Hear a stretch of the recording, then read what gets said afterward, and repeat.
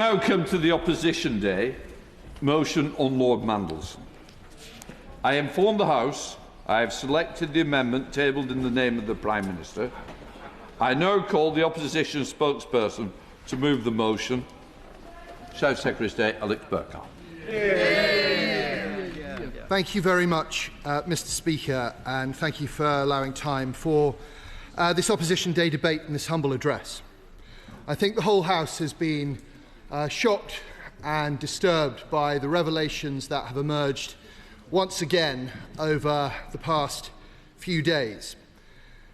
Peter Mandelson, it seems, helped Jeffrey Epstein and his associates make money. And that money was used to run his paedophilic prostitution ring.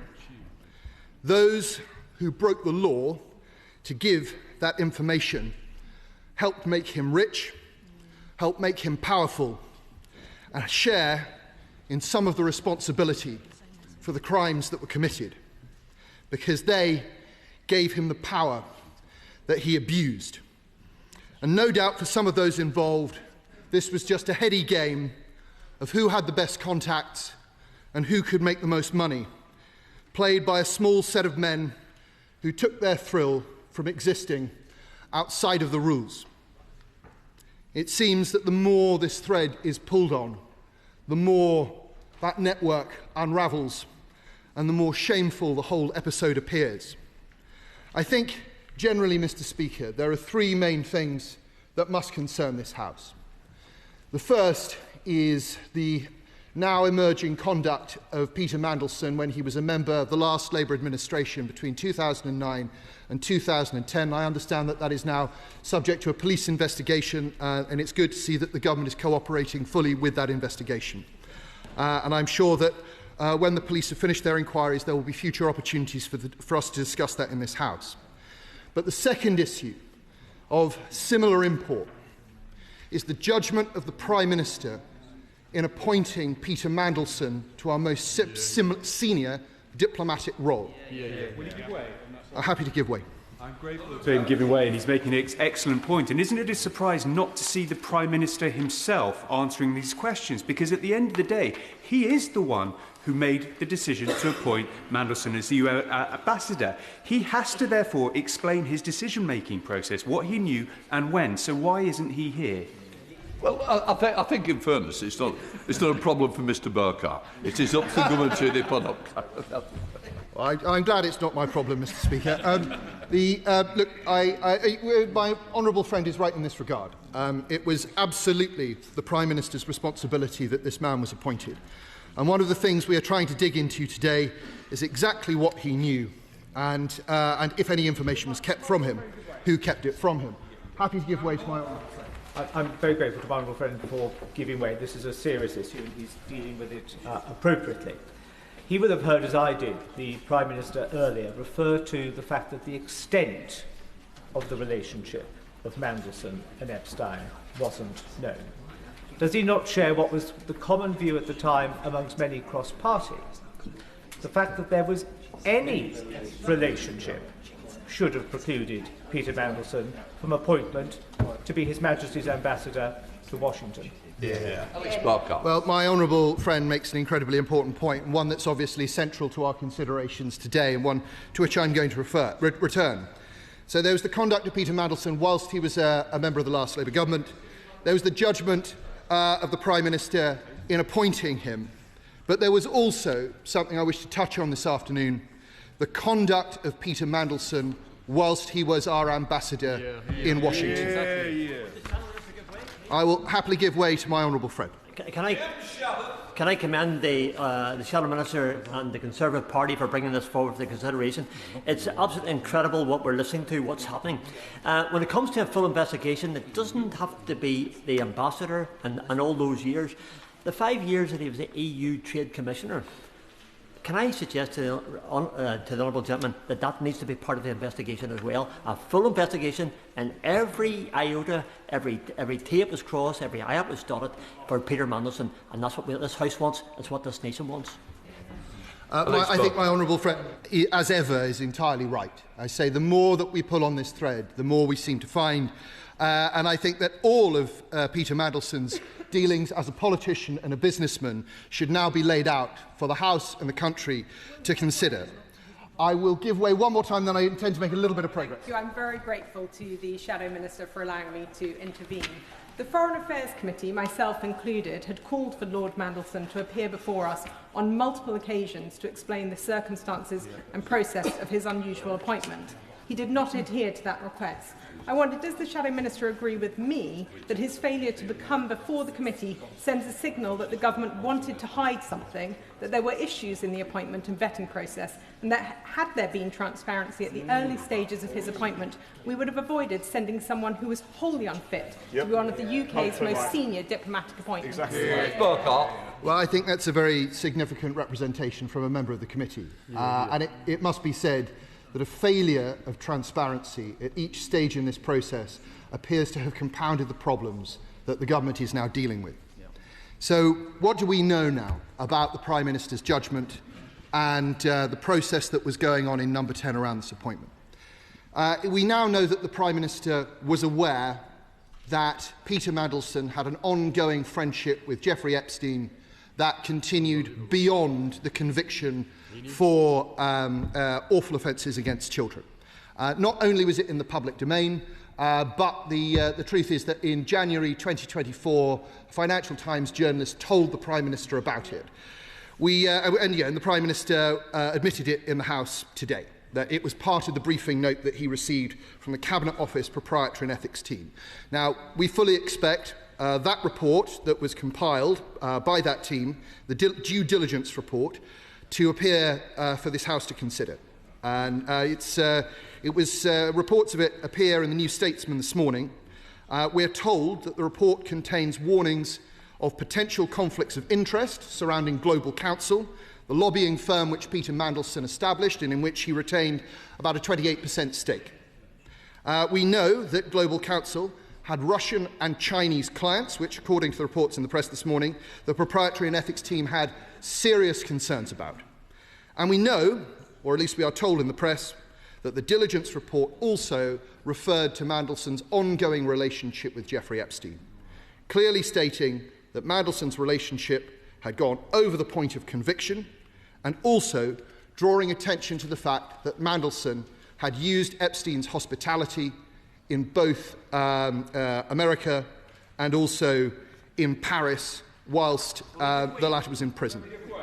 I'll give way to the Honourable Gentleman. He's absolutely right in his summary of all the misdoings of Jeffrey Epstein. But we heard some shocking revelations during Prime Minister's questions. In fact, the Prime Minister knew about Mandelson's relationship with Epstein when he was appointed as ambassador. Does he agree that the Prime Minister's position is now becoming increasingly untenable? I think that there is no doubt that the Prime Minister's judgment is being called into the sharpest question at this moment.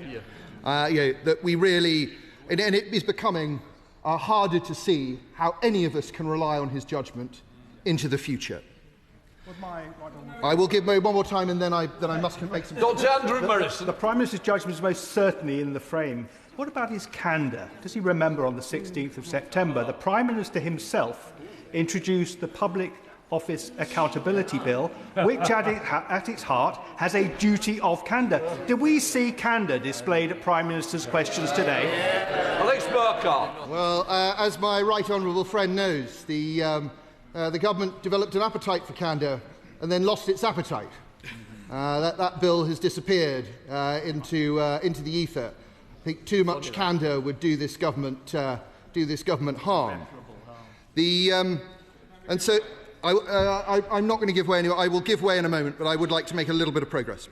It was also reported this morning in the press that in September, following Peter Mandelson's sacking, that there was a Cabinet Office investigation into any further wrongdoing.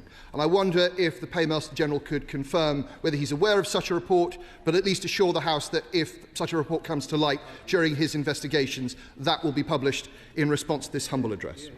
Now, I fully understand, on this side of the House, we fully understand that the government has a duty to protect national security and our international relationships. Of course it does. But it must also understand that security and our international affairs are completely entwined with this issue. And the Paymaster General will have seen this morning that the Prime Minister of Poland, Donald Tusk, has announced that Poland, one of our strongest allies in Europe, will examine the paedophiles' links with the Russian intelligence services. As he said, more and more leads, more and more information, more and more commentary all relate to the suspicion that this unprecedented paedophilia scandal was co-organised by the Russian intelligence services. Thousands of the documents released over the weekend refer to Putin, thousands more to Moscow. We know that Epstein recruited young Russian women. We know that he held parties in Russia.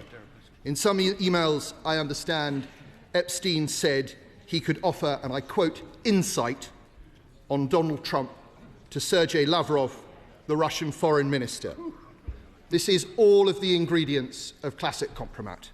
And it cannot, consideration of these issues, cannot be deprived of this House in the case of the Mandelson papers. And I will happily give way to my right honourable. Julian Lewis.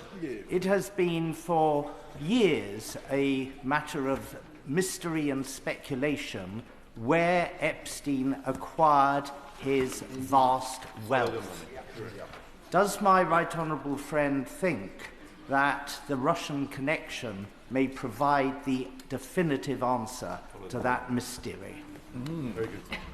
My right honourable friend is quite right that this is exactly one of the issues that must now be investigated, and investigated very seriously, not just by this government, but by our allies in other jurisdictions. Because whilst we don't yet know for certain where the money came, how the money came to Epstein, we do now know where some of it went. And understanding its ultimate source will help us construct a picture of this very complex and devious web. Will my honourable friend give way? I will give way to my right honourable friend. Oliver Dowden. I thank my honourable friend for giving way. And I think at the heart of what we're talking about here is, do we accept this amendment from the government opposite about national security and international relations? And he and I have both served in the Cabinet Office, and I'm sure he shares my sympathy with the need to protect national security. But there is a vast difference between protecting national security, for example, in direct intelligence reports from agents on the ground or intercept, and subjective judgments made about things that may embarrass national security or may embarrass international relations. And that's why the Leader of the Opposition was precisely correct to say we need some independent mechanism. So why on earth can't we agree that the ISC should look at each of these exemptions, and if they feel it passes that threshold, fine, we'll accept it because we need to protect national security, but it can't be to spare the party opposite's blushes. Well, my right honourable friend, who was Chancellor of the Duchy of Lancaster and who knows more about national security than almost anyone in this House, is absolutely right. Because what is happening here is that the government's judgment and its behaviour is what is under investigation. It cannot be the case that the government can then decide what is disclosed. Fortunately for the House, there are mechanisms available to us, not least the ISC, which would do a very good job on behalf of the government of working with them to decide what information could and couldn't be released. But I must say, on the issue of humble address, built into the humble address mechanism itself is an understanding that national security is protected. There is no need for this amendment. I promise to give way to my old adversary from Islington North first, and then I will happily give way to the Honourable. Jeremy Corbyn. I thank the right honourable member for giving way, and I compliment him on the content of the speech he's made so far. This inquiry will have massive ramifications. It's an inquiry into the gilded circle surrounding Mandelson, which extends very broadly around this House and the civil service, business community, media and internationally. Isn't it time we had a novel form of inquiry which is not undertaken solely by Parliament or the civil service, but a much broader, more public inquiry which can look into the whole issue, because this is a basic corruption of our political system that we're looking at in the behaviour of Peter Mandelson. Alex Barker. Well, the right honourable gentleman appears to be correct in that there is certainly an indication that serious corruption may have taken place. And in the light of that, the House must consider very closely what the best means of getting to the bottom of all of these relationships and all of these influences will be. I promise to give way to the honourable lady.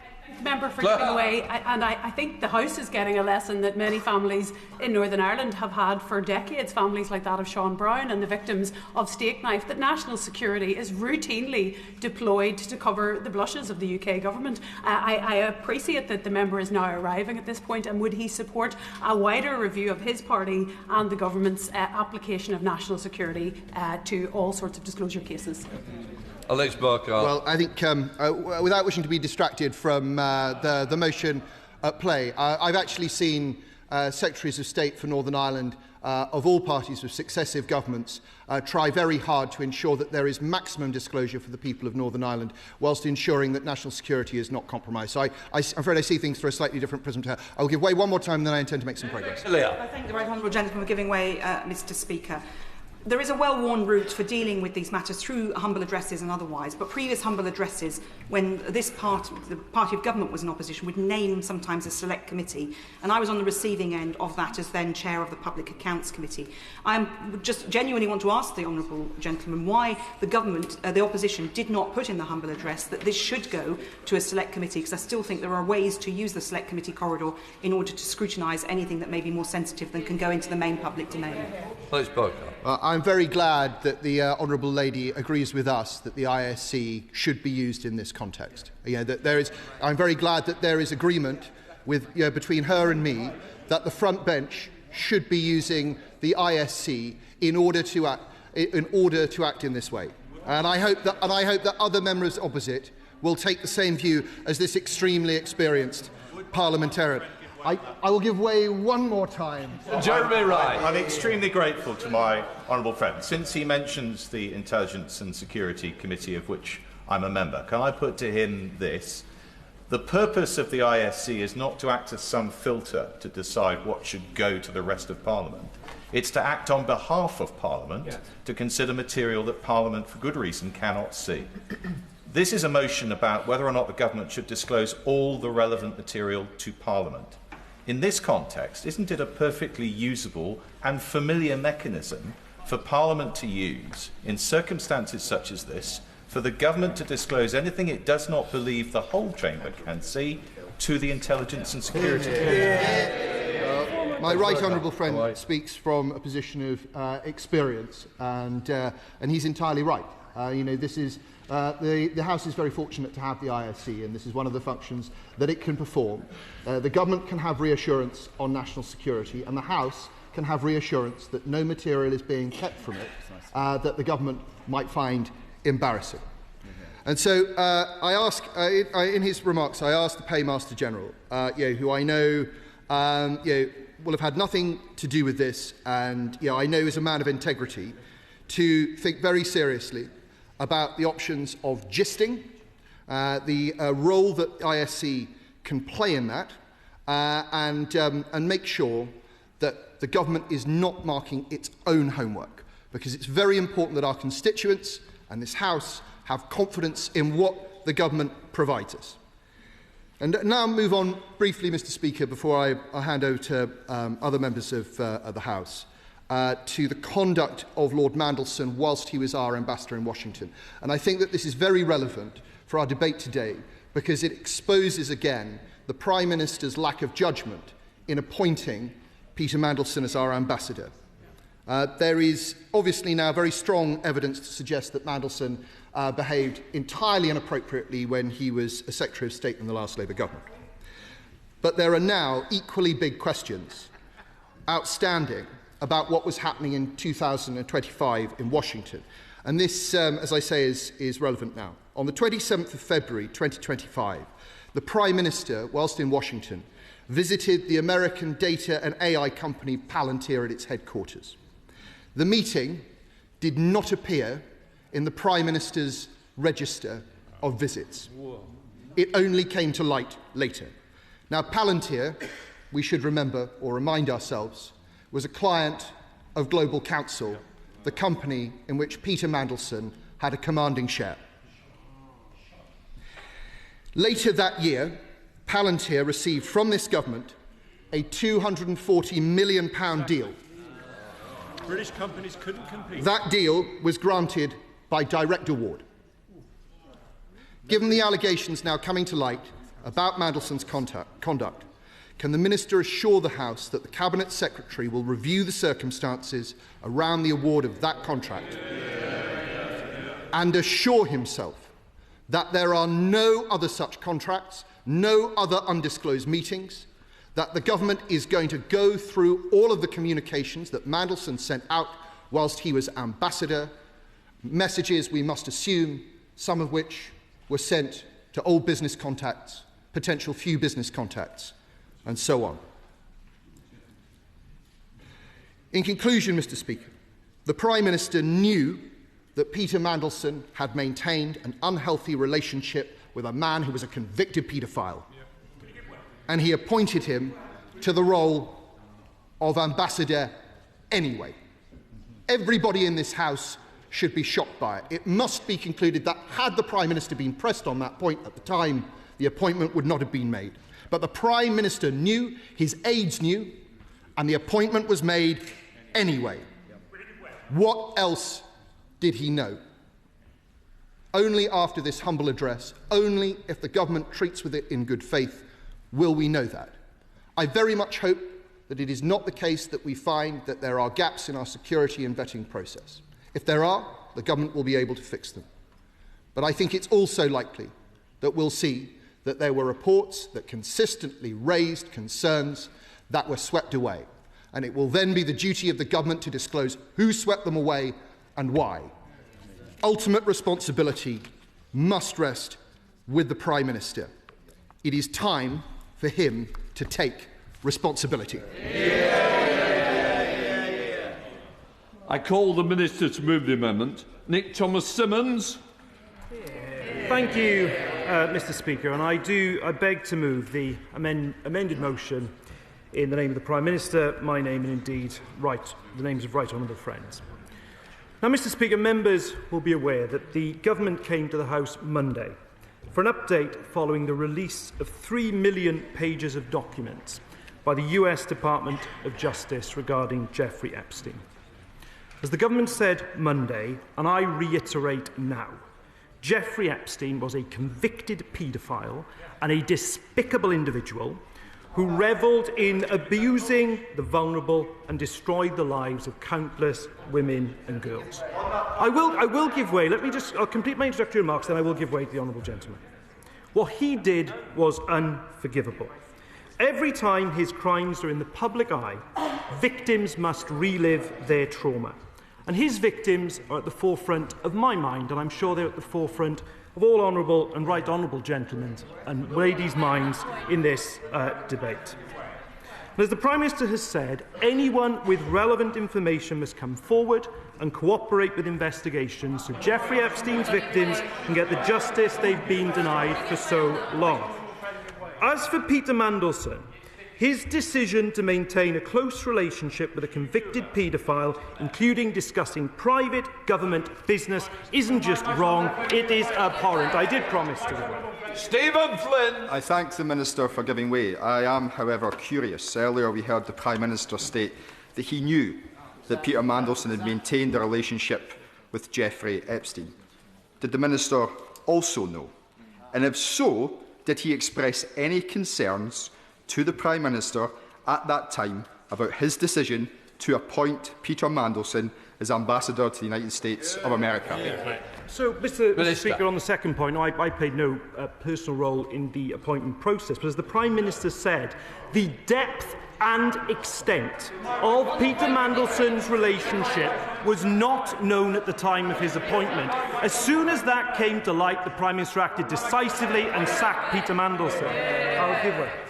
Councillor Rayner. I thank the Minister for giving way. And given the public disgust and the sickening behaviour of Peter Mandelson and the importance of transparency, in 2022 I proposed a humble address seeking information about PPE, which the party opposite resisted, and my honourable friend, the member for Hackney South, mentioned just before. Should we not have the ISC not have the same role now in keeping public confidence in the process? Minister. I'll pick up this point, Mr Speaker, because I know a number of right honourable members have raised this. I think, in the first instance, let me say that this process now is going to be conducted and led by the Cabinet Secretary, unimpeachable integrity. And I mean, the honourable gentleman shouts cover up at the Cabinet Secretary. He really should consider that remark, I think. But secondly, it will be conducted by Cabinet Office lawyers. Now, the House is asking, quite fairly, a broader question, as is my right honourable friend, about scrutiny. There's a role as the chair of the Public Accounts Committee, around House Select Committee scrutinise this. There's existing powers for the ISC in terms of scrutinising this. I am hearing what the House is saying, and I will take that point away. I'll take one more intervention, and I'll come to the right, and then I have to make some progress. Well, friend, can I say it's disappointing that neither the opposition or the government had a reference to the important role that the ISC could have in this basis. Can I say to him, as a member of the Intelligence Security Committee, I've also spoken to the Chair, the Lord Beamish, and we've heard from the Deputy Chair before, that we feel the Intelligence Security Committee should be involved in this and help this process, not on behalf of Parliament. So I would urge my right honourable friend to speak to Number 10 to ensure that we get that and that happens quickly. Minister. I think I've already said I'll take the point away. I think he knows from our personal dealings on a different matter my respect to the Intelligence and Security Committee and its work. I'll give way to the former Deputy Prime Minister, then I'll have to make some progress. Thank you. I thank the Minister for giving way. The point here is not about impugning the integrity of the Cabinet Secretary. The point here is about confidence in this House. And I think the temperature in the House seems to be that most people feel that involving the ISC will give both this House and, more importantly, the public confidence about this process. Now, it sounds as if the Minister is sympathetic to this point. Can he just confirm that he is sympathetic at that point and he will be making the case to Downing Street for this tweak? Minister. Mr Speaker, I wasn't accusing the right honourable gentleman of impugning the Cabinet Secretary. The point I was making was that the process is being official-led and indeed then being decided upon by Cabinet Office lawyers. The broader point that the House is making, I can do no more than say I hear what he's saying, and I will take that point away. But can I just come back? I'll give way once more to the chair pack-up, but I really must make some progress. I'm grateful to the Minister, and he knows that this House knows that he's an honourable gentleman in every sense of that term. Right. But the mood of the House is very clear, and my right honourable and learned friend has set out, as have others, the role of the ISC and the expectation that it discharges these serious and sensitive matters on behalf of the House, and that the government has confidence. During the course of this debate, can I invite him to go back to Number 10 and to take advice and to not move his amendment this afternoon? I think that would reflect the will of the House and would allow people to start moving these issues forward. To move it today would, I would suggest, be a retrograde step for the government and its reputation. Minister. On the first point, as I said to the former Deputy Prime Minister, I'll take the point away. But where I disagree with the right honourable gentleman, and I'll come back to it in a moment, is the importance of the amendment, because there are really important public policy issues I want to deal with in respect of that. But let me just return to the thrust of my... I will give way in a moment. No government minister, let's be clear, of any political party should have behaved in the way Peter Mandelson did, and it was absolutely disgraceful. The alleged leaking of crucial documents to help millionaires profit in the middle of the global crash.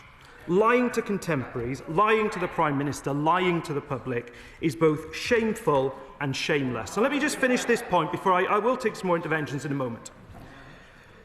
Peter Mandelson will now account for his actions and conduct. That is why the Cabinet Office has referred this matter to the police.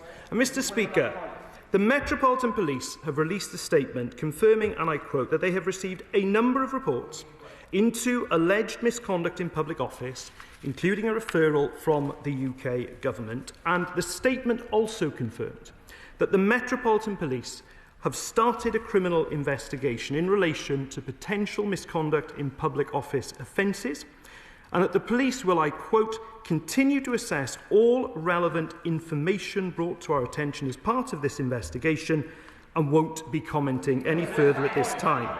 Now, the House will understand that on that particular development, it would not be appropriate for me to comment further, but I'll take one intervention. Order.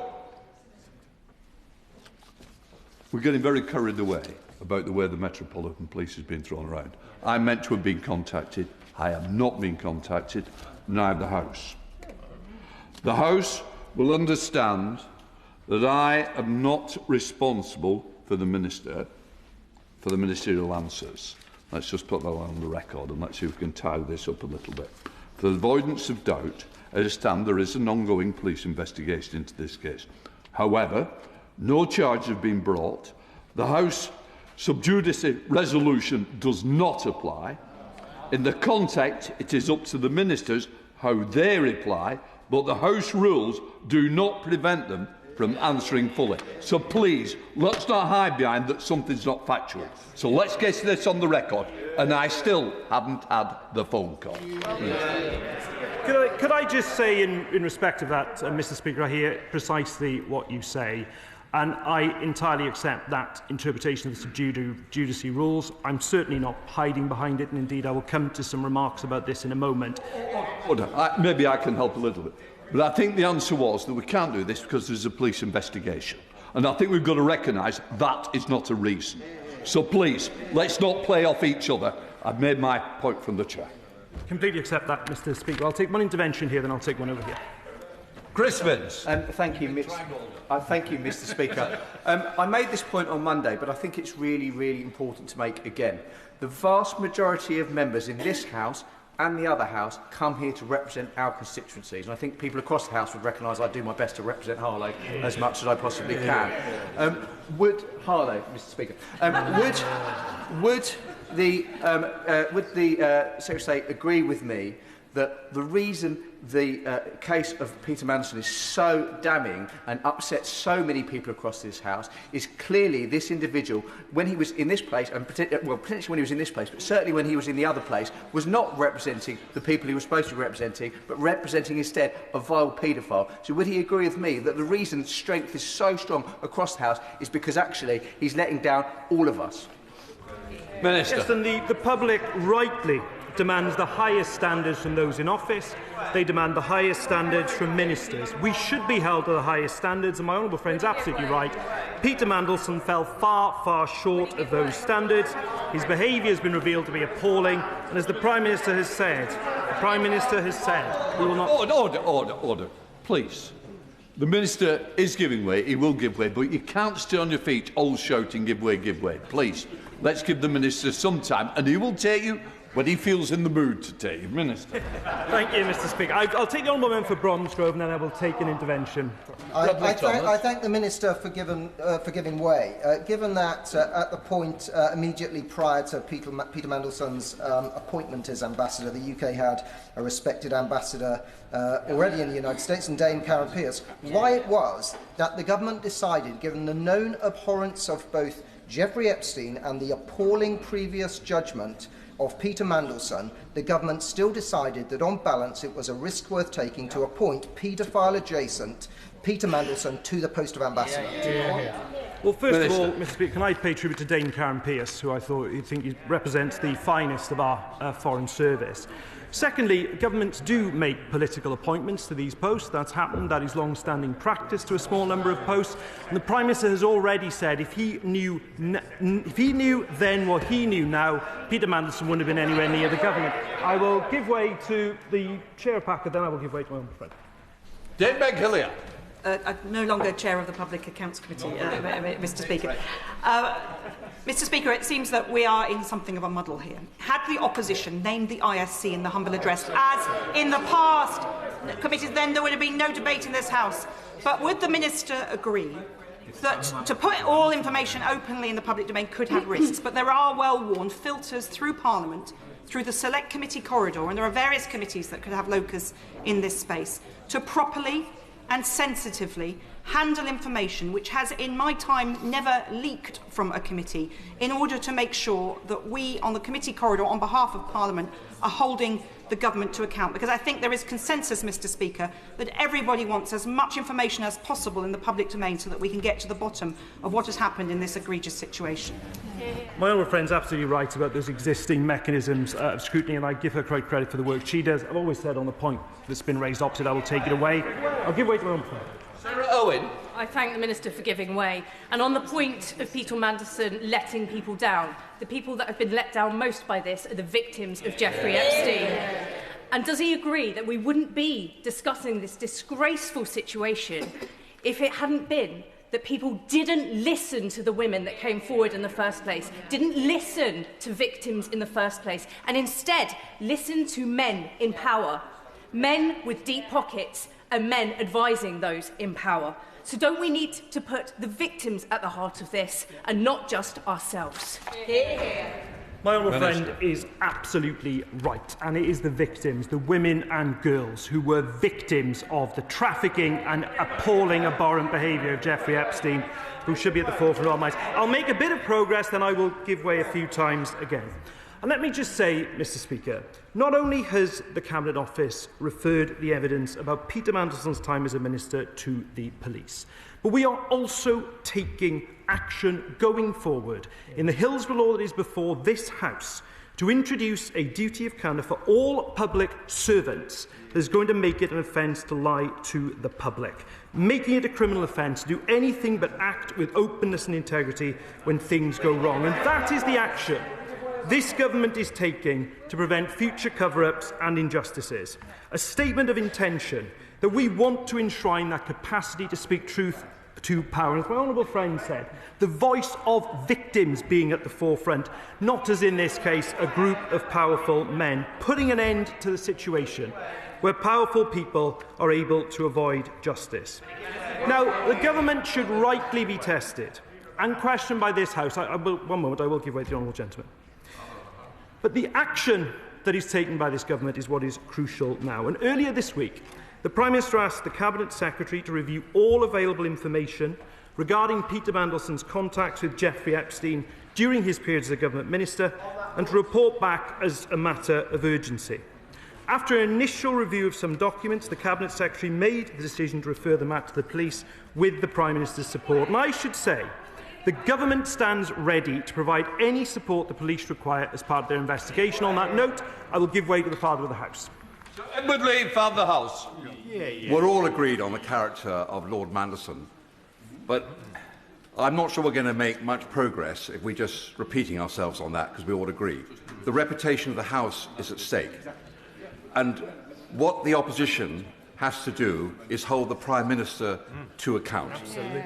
Now, I've listened very carefully to the Prime Minister today, the Leader of the Opposition. I listened to the Minister. He's been asked, the Prime Minister has been asked on repeated occasions whether, when this appointment was known, the Prime Minister knew that Mandelson had continued his relationship with Epstein after the first conviction. It's a very direct question. The reputation of the House is at stake. Will the Minister now answer that question? Prime Minister answered this to Prime Minister's questions. He was lied to about the depth and extent of the relationship. Jonathan Brash. Thank you, Mr. Speaker. I stand here acutely aware that I am the Member of Parliament for Hartlepool. And I think today I speak for Hartlepodlians when I look at the evidence before us and say undoubtedly that Peter Mandelson is a traitor. And on that basis, it is important that the public have confidence in this process. Would he agree?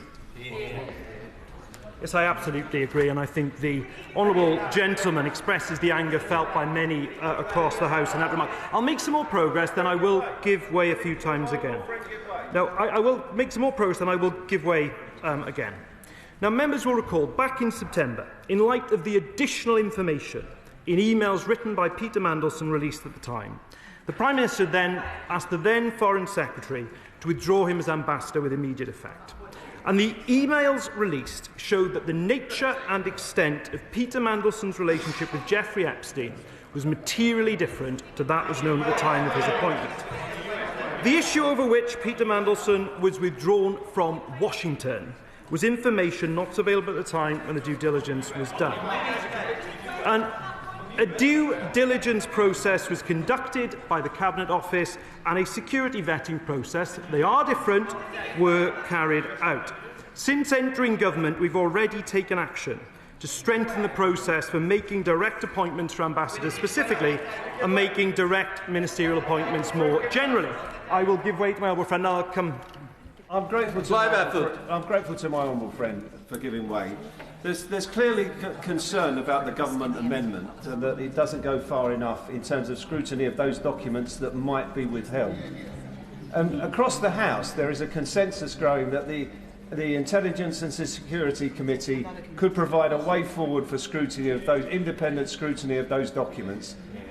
Is there a possibility that we could have a manuscript amendment to that effect that we can all join together and vote for, so that we can take this serious matter forward? The manuscript amendment will be a matter for the Chair, and the Chair will be sympathetic to what the House will need to ensure that we get the best. Well, I hope, Mr. Speaker, that the House always takes me at my word when I say that I will take these matters away. So, the Cabinet Secretary will be taking independent advice on the decisions he is taking through this process. The Cabinet Secretary intends this to take two forms. Firstly, having the advice of an independent KC throughout the process, and secondly, scrutiny of the approach he is taking by the ISC. I hope that will give the House the reassurance that it needs. Now, let me come to. I will in a moment. Let me just make a bit more progress. I will give way again. Let me just take the opposition motion. And I have some experience in the past of drafting humble addresses on different matters in this House myself. Of course, there is an extensive nature to it. I think the House recognises that. It's imperative that the government protects sensitive information that could damage national security or relations with our international partners. I will give way to I thank the Minister for giving way, and I remember the humble addresses that were tabled in this place during those Brexit years. He will know that in opposition, we never felt the need to put national security or international relations on the face of the motion itself, because that was an implied protection. So can I ask the Minister two things? One, he's just said, quite helpfully, that the ISC will be involved in scrutinising the process. Does he mean the process that the Cabinet Secretary looks at documents, or will they themselves be able to see documents? And I think we all understand what he means by national security, but could he give a definition by what he means by international relations? Because that's quite a broad term. Having some clarity around that would be welcome. Minister.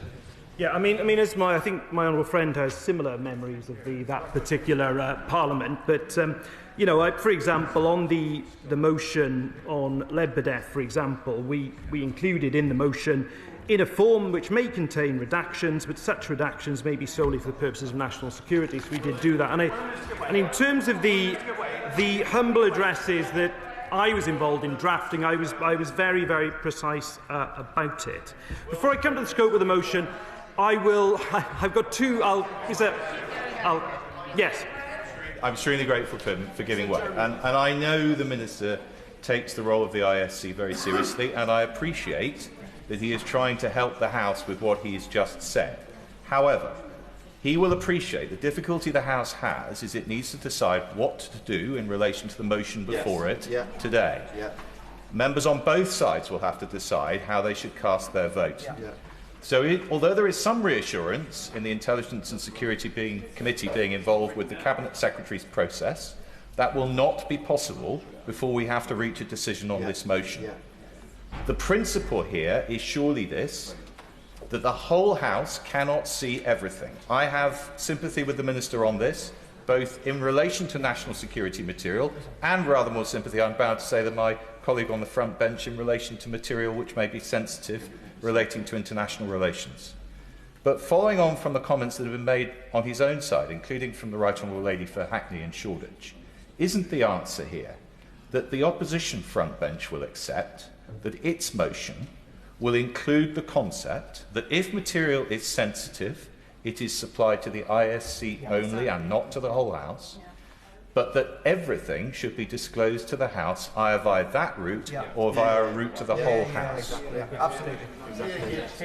Beyond the deadline to amend the motion, which is a familiar situation he and I have found himself in before, but what I just want to say very clearly, and I hope the House takes my previous answer on this as good faith, that I have... The deadline has passed for amendment. Can the Speaker just confirm what you've just said to the House, that you would be sympathetic to a manuscript motion that wouldn't be subject to that deadline? The Chair is able to select a manuscript amendment, and that will be a high bar, but there is a lot that we need to clear up, and I recognise that I think things can move forward, and I'm sure, just to let you know, the answer is yes, in a nutshell. But could I hope that the House takes in good faith what I have sought to do in the course of my speech, let alone the course of the debate. And I think that scrutiny of the process is very important. No. The scope of the motion could also include thousands of documents. It is obviously both in the national interest to protect national security, but also in the national interest to be transparent and act with urgency. I completely accept that. And it is important now we do take time and care balancing those elements. And look, to the government amendment, let me make some progress, I might come back. Look, that's why the government has tabled the amendment it has. For publication of documents unless they prejudice national security. I know I've been asked a specific question about international relations. Because, of course, such documents might contain information about our relationship with our international allies, how we have approached them. That is obviously important for governments to keep, of course, confidential, because it's in the national interest. There's also the issue that I am very conscious of not at all hiding behind the cloak of the Met Police investigation. I'm definitely not seeking to do that. But of course, we will also have to bear in mind documents that might prejudice that investigation, and that's something we will continue to speak to the Met about. Now, Mr. Speaker, we will, of course, do all we can to comply with the motion as amended, and we will also update the House accordingly. And indeed, on this moment, I also want to say to the House that whilst that process of going through a significant amount of documents might take a little time, it is also important that the government starts that process of disclosure to the extent it can do today. And that is what the government will do in response to the debate and the very reasonable questions that are being put across. I am someone who rewards effort, and as the honourable gentleman has put in such effort, we'll allow it. Can I return the compliment by just saying to the Minister how much I admire his ability and generosity in giving way. I think he's doing an exceptional job. In relation to the government amendment, Amendment A, I understand where he is coming from, and can I just describe perhaps a thing which he may wish to see pass through the ISC but can't be made publicly available, and that is which of our foreign allies had something to say about the appointment of Peter Mandelson to Washington. I appreciate the Minister is never going to say precisely who that ally might be, but the nature of that correspondence surely is a matter of public interest and therefore of interest to this House, but is not something that can be bruited abroad.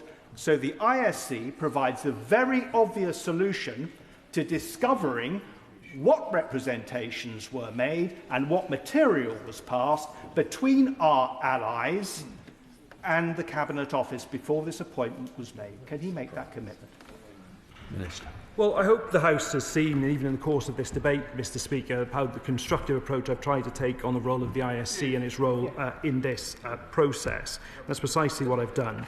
I want to turn now to another issue of this matter, which is the peerage. Because another action the government is determined to take is to strip Peter Mandelson of his title, as the Prime Minister has set out. And frankly, I think people watching this will be bemused, because there is no other walk of life where you are unsackable unless a law is passed. So we will introduce primary legislation. The Government has written to the Chair of the Lords Conduct Committee to ask the Lords to consider what changes are required to modernise the House processes to remove Lords quickly when they brought either House into disrepute. And the Government stands ready to support the House in whatever way it is necessary to put any changes in effect. Now, Mr. Speaker, being in office is a privilege. It is a privilege. Every day is a privilege. And that is why there is anger across this House about Peter Mandelson and his actions. The test for the Government in these circumstances is the action we take to respond. And as I think has also come through this debate, our utmost thoughts are with the victims, the women and girls who suffered at the hands of Jeffrey Epstein. Behind the emails, the photographs and the documents are many victims who are exposed to this network of abuse. They should be our priority in this matter, and I'm sure they will be for the rest of this debate. Thank you. The original question was as on the order paper, since when the amendment has been proposed as on the order paper. The question is that the amendment be made. Lisa Smart, Liberal. Thank you very much indeed, Mr. Speaker. We are having this debate today solely because of the women and girls who found the courage to come forward about the abuse they had endured over years at the hands of rich and powerful men. Without these women's bravery in speaking up about their experiences at the hands of a paedophile sex trafficker and his friends, none of these shocking revelations would have come out. We owe these women justice, and we owe it to them to make changes to create a system that works. I will. I thank the honourable member for giving way. Victims, she is right, should be at the heart of this process. The allegations against someone the Prime Minister and ministers put full trust in is absolutely shocking. Jeffrey Epstein was a sick child predator and a sex offender. He visited Hillsborough Castle on at least one occasion. Does she agree that this House and the Government should have a full review of his activities whilst there and an audit of visitors to him during this time? The victims deserve answers. So I agree with the Honourable Lady's characterisation of some of the individuals we're talking about today. I think we will be supporting the Leader of the Opposition's motion to request the amount of information that is sought, and we would go further. We would look to a public inquiry to look at the detail that I think the victims deserve. The revelations about Peter Mandelson's conduct raise profoundly serious questions about judgment, about national security and about accountability. The leaked emails suggest that while serving as a Cabinet Minister, he shared sensitive government information, sharing details about the 2008 financial crisis, market-sensitive bailout measures and potential asset sales. These allegations point to potential misconduct in public office aimed at helping those involved enrich themselves. They certainly warrant the police investigation that was announced yesterday, but also reveal catastrophic failures in the systems meant to protect our national interest. The emails highlight a fundamental lack of accountability that exists within our current system. The Prime Minister has rightly called Peter Mandelson's conduct a betrayal. He submitted material to the police, requested draft legislation on removing peerages. These responses are necessary, but it has taken the government far too long to get to this position. Mandelson was appointed ambassador to the United States by this government and this Prime Minister, even after his links to Epstein had been extensively reported by the Financial Times and Channel 4 News. I will give way to my honourable friend. I thank my honourable friend for giving way. The Cabinet Secretary, in evidence to the Foreign Affairs Committee after Mandelson had been withdrawn from Washington, said that a summary of the developed vetting and conflict of interest report was given to the Prime Minister prior to Mandelson's appointment, something which the Prime Minister appeared to confirm at the dispatch box earlier. The Government and the Prime Minister has repeatedly said that it was the extent of the relationship that changed and somehow altered the appropriateness of his appointment. I wonder what message she thinks it sends to the victims of Jeffrey Epstein, to the many victims of rape, of paedophilia, of sexual assault, of sex trafficking, that anyone with a relationship with Jeffrey Epstein should be deemed appropriate to be our representative in Washington. I completely, Mr. Speaker, I completely agree with my honourable friend. I am not sure what extent of friendship is appropriate with a known convicted sex trafficker to put somebody in our most senior diplomatic position. I will in a minute. I'll make a tiny bit more progress if I may.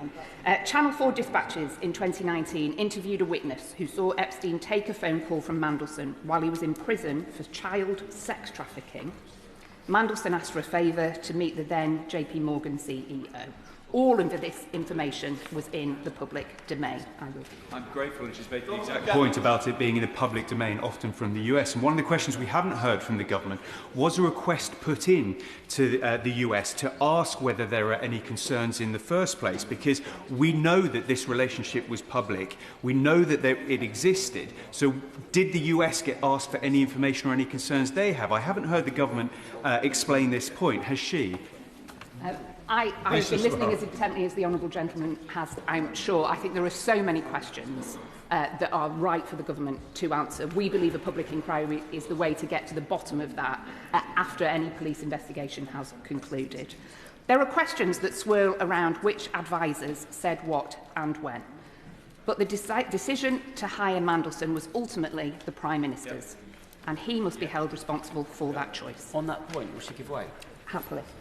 I thank you for giving way. Earlier, the Minister said that Jeffrey Epstein's crimes were unforgivable.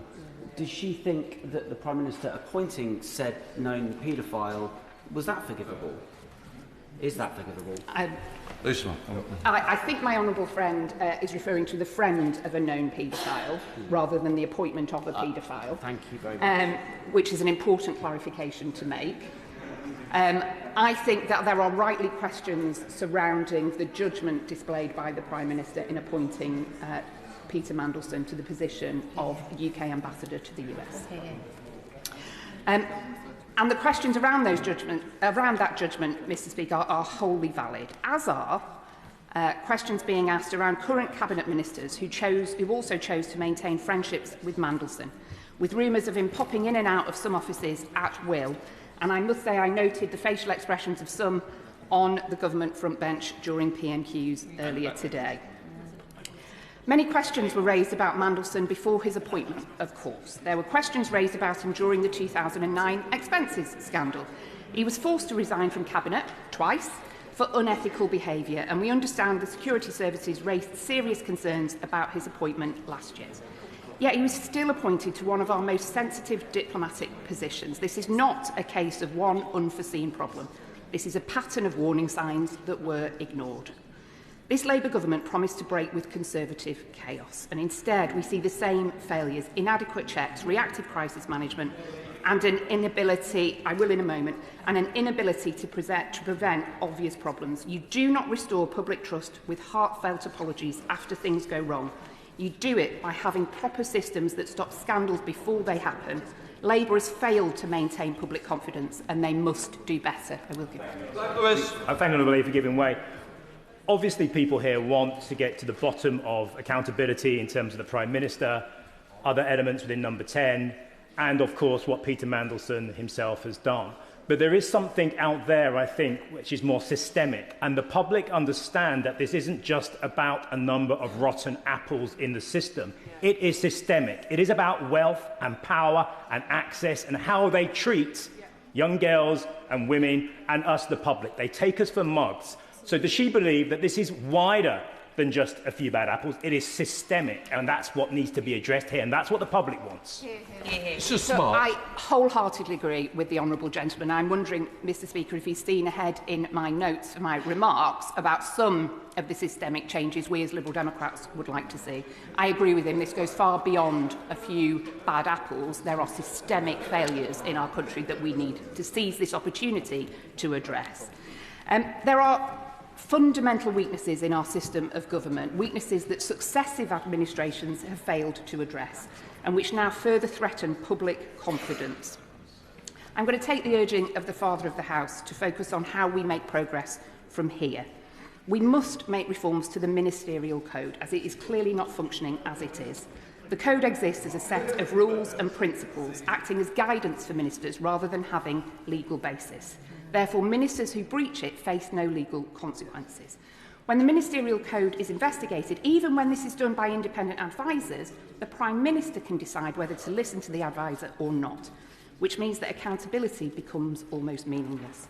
And I wonder if, in his winding up remarks, the Minister might consider this and using this troubling episode in our national story as a catalyst for bringing about the much-needed change by enshrining the Ministerial Code in law.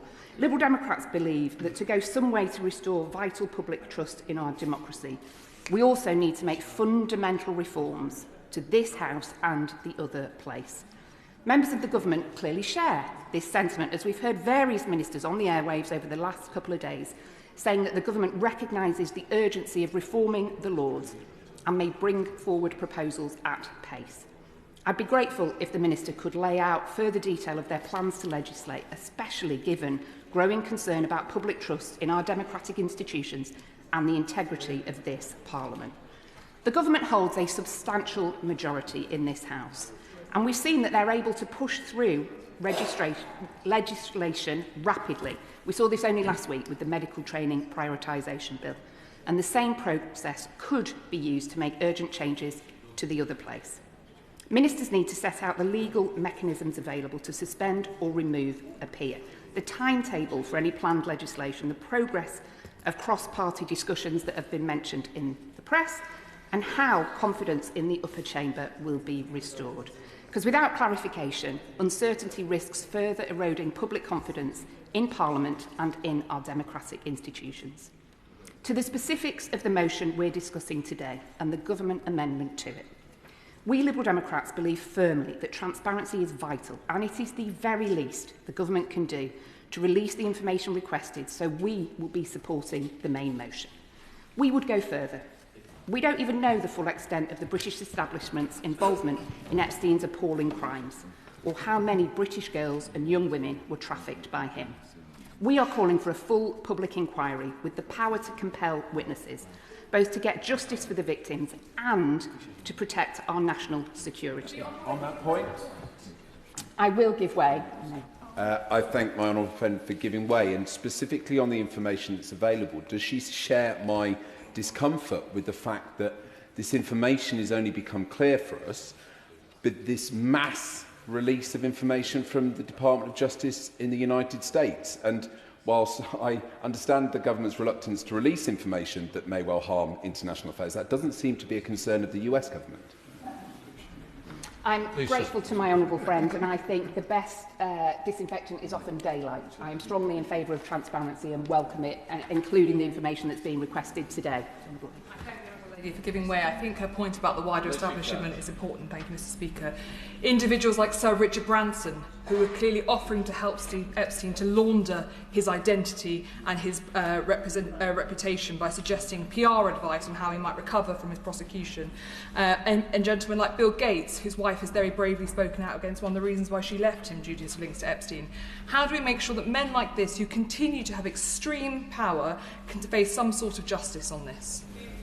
Lisa Smart. She's entirely right to talk about some of the very well-known men, and it is men, wealthy, powerful, greedy men who we are talking about today, who should be held accountable for their actions.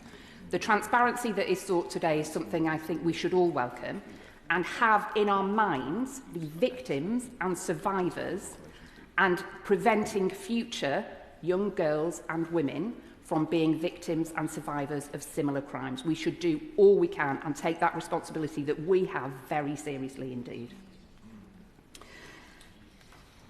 My right honourable friend, the member for Kingston and Surbiton, mentioned earlier in questions to the Prime Minister, and indeed the Shadow Minister mentioned from the dispatch box today, that the Polish government thinks Epstein may have been spying for Putin. The British public and Epstein's victims deserve to know if a UK Cabinet Minister was leaking secrets not only to a convicted paedophile and sex trafficker, but also a Russian agent. We Liberal Democrats recognise the vital importance of safeguarding national security and genuinely welcome the openness displayed by the Minister in looking at the ISC as a way of getting to the bottom of some of this that he expressed earlier. However, safeguards are already in place to protect national security. These include the National Security Act, which restricts the disclosure of information where this would harm the safety or interests of the UK. And in tabling the amendment they have, including international relations, as a reason to keep secret the information they have, the government is trying to wriggle out of their obligation to the truth, and we will not support it. Willingly. The Honourable Lady for giving way. I think the transparency point is really important. Peter Mandelson was a Labour politician. This is a Labour government. It may be that Peter Mandelson was an isolated bad apple and really no one knew anything about anything that he was doing until this release of these documents last week. But public will wonder and they will question, and if a Labour government covers up by being anything less than fully transparent, they will wonder who they're covering up for and why. Lisa Smart.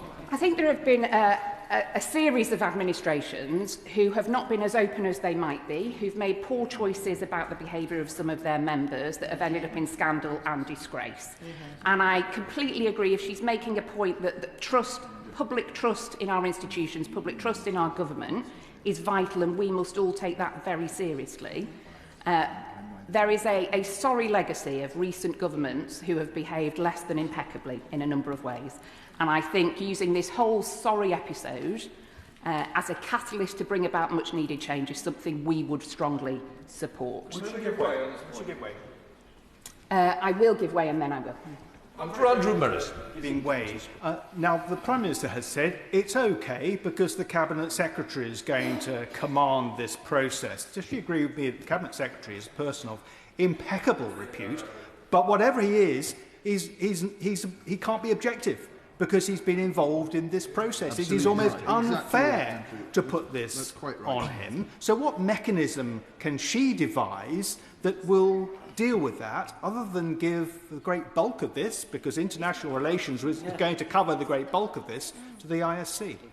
Well, he's clearly been reading Liberal Democrat press releases, Mr Speaker, because we believe a public inquiry is a far more effective way of getting to the bottom of this, and I'm delighted that he made that point. I said I'd go to the back and then I'll... Corbyn. I thank the member for giving way, and she's making some excellent points. Would she agree with me that all of the inquiry systems that have been discussed so far in this debate are actually influenced or participants in of people who've been within the golden circle of Peter Mandelson in the past? Don't we need something very novel and very different, such as an independent judge-led inquiry or judicially-led inquiry that examines the whole thing in the round in the way that perhaps the Chilcot inquiry looked into the Iraq War? Lisa Smart. I'm always delighted to get agreement from across the political spectrum, Mr Speaker, and I very much agree with the right honourable gentleman that an independent judge-led inquiry would be the right way to go. I'm grateful. And in terms of the shortcomings of what the Prime Minister proposed from the dispatch box at 12:30, the Cabinet Secretary told the Foreign Affairs Committee back in November on this very subject. The only information which was not already in the public domain at the time is a reference to official records which have since been disclosed.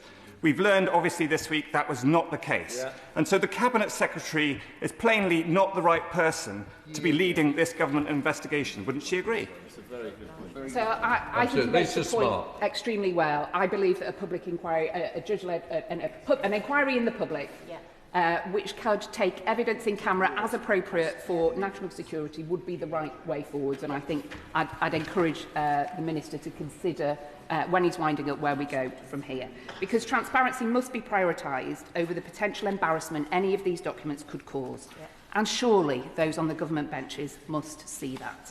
The intentionally broad wording of the government amendment would permit the government to keep any correspondence hidden that they think might embarrass our government, our allies. This means Trump and his cronies, or that might paint the Prime Minister somehow as weak.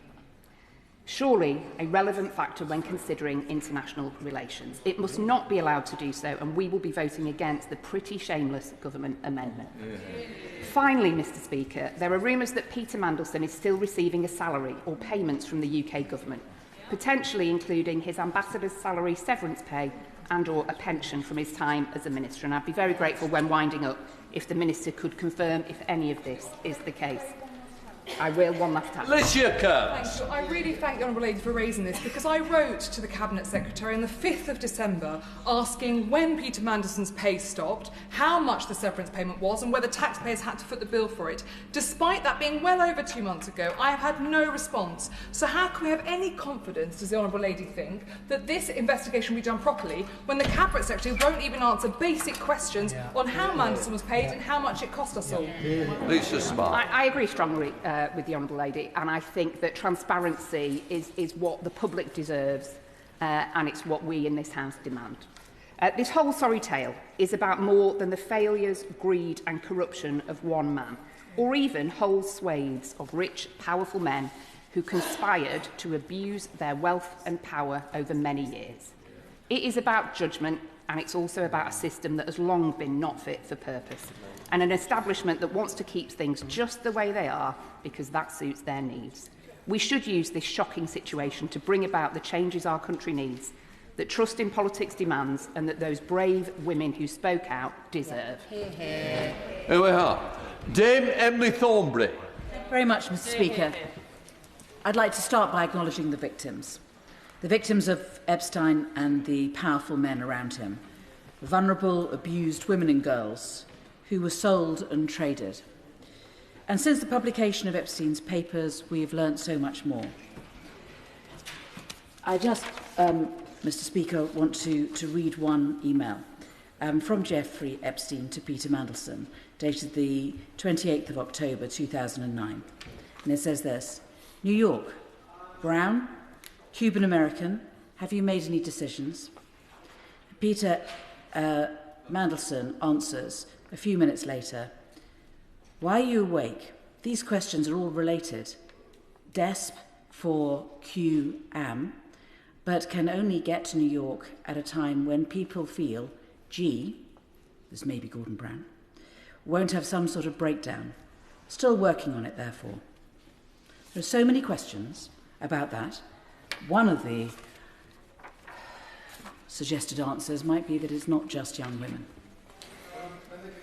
Yes, I can. Chair of the Foreign Affairs Thank you, Mr. Speaker. Does the Chair of the Foreign Affairs Select Committee regret describing the appointment of Peter Mandelson as inspired? And did she know his ongoing relationship with Epstein prior to his appointment? I will come to that because it's important, and it's important to put it in the context. So let me just move on. So since then, we've seen not just that, but we've also seen treachery of the worst kind. And the question is, how did we get here that a man like that became ambassador to the United States from Britain?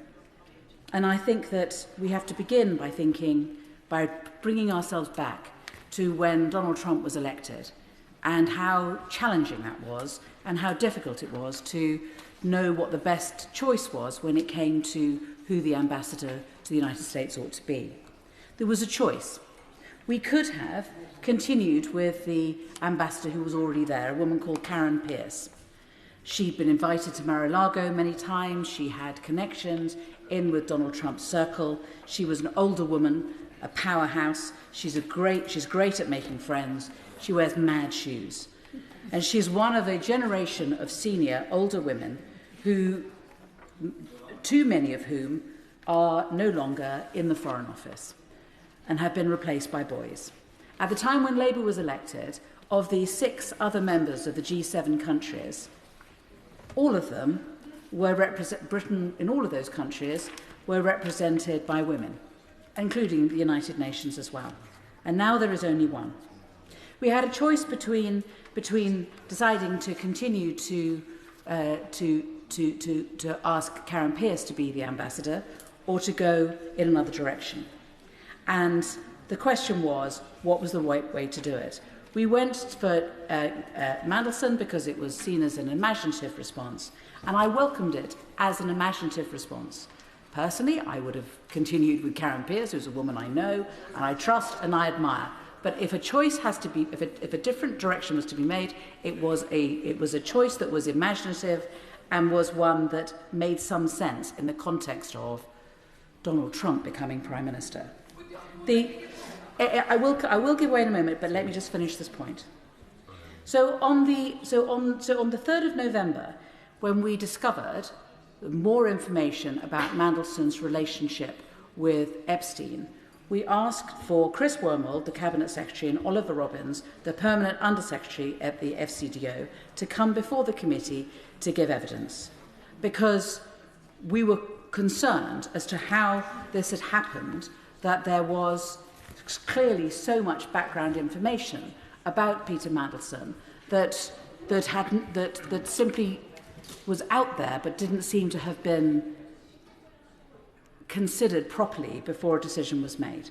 And so we asked how it had happened, and we were told that the first thing that happened was that there is due diligence. And due diligence means that fast-stream civil servants are given the opportunity of going to open sources, so they go onto Google and they look, and that's how they do the due diligence, and that threw up reference to Peter Mandelson's relationship with Jeffrey Epstein.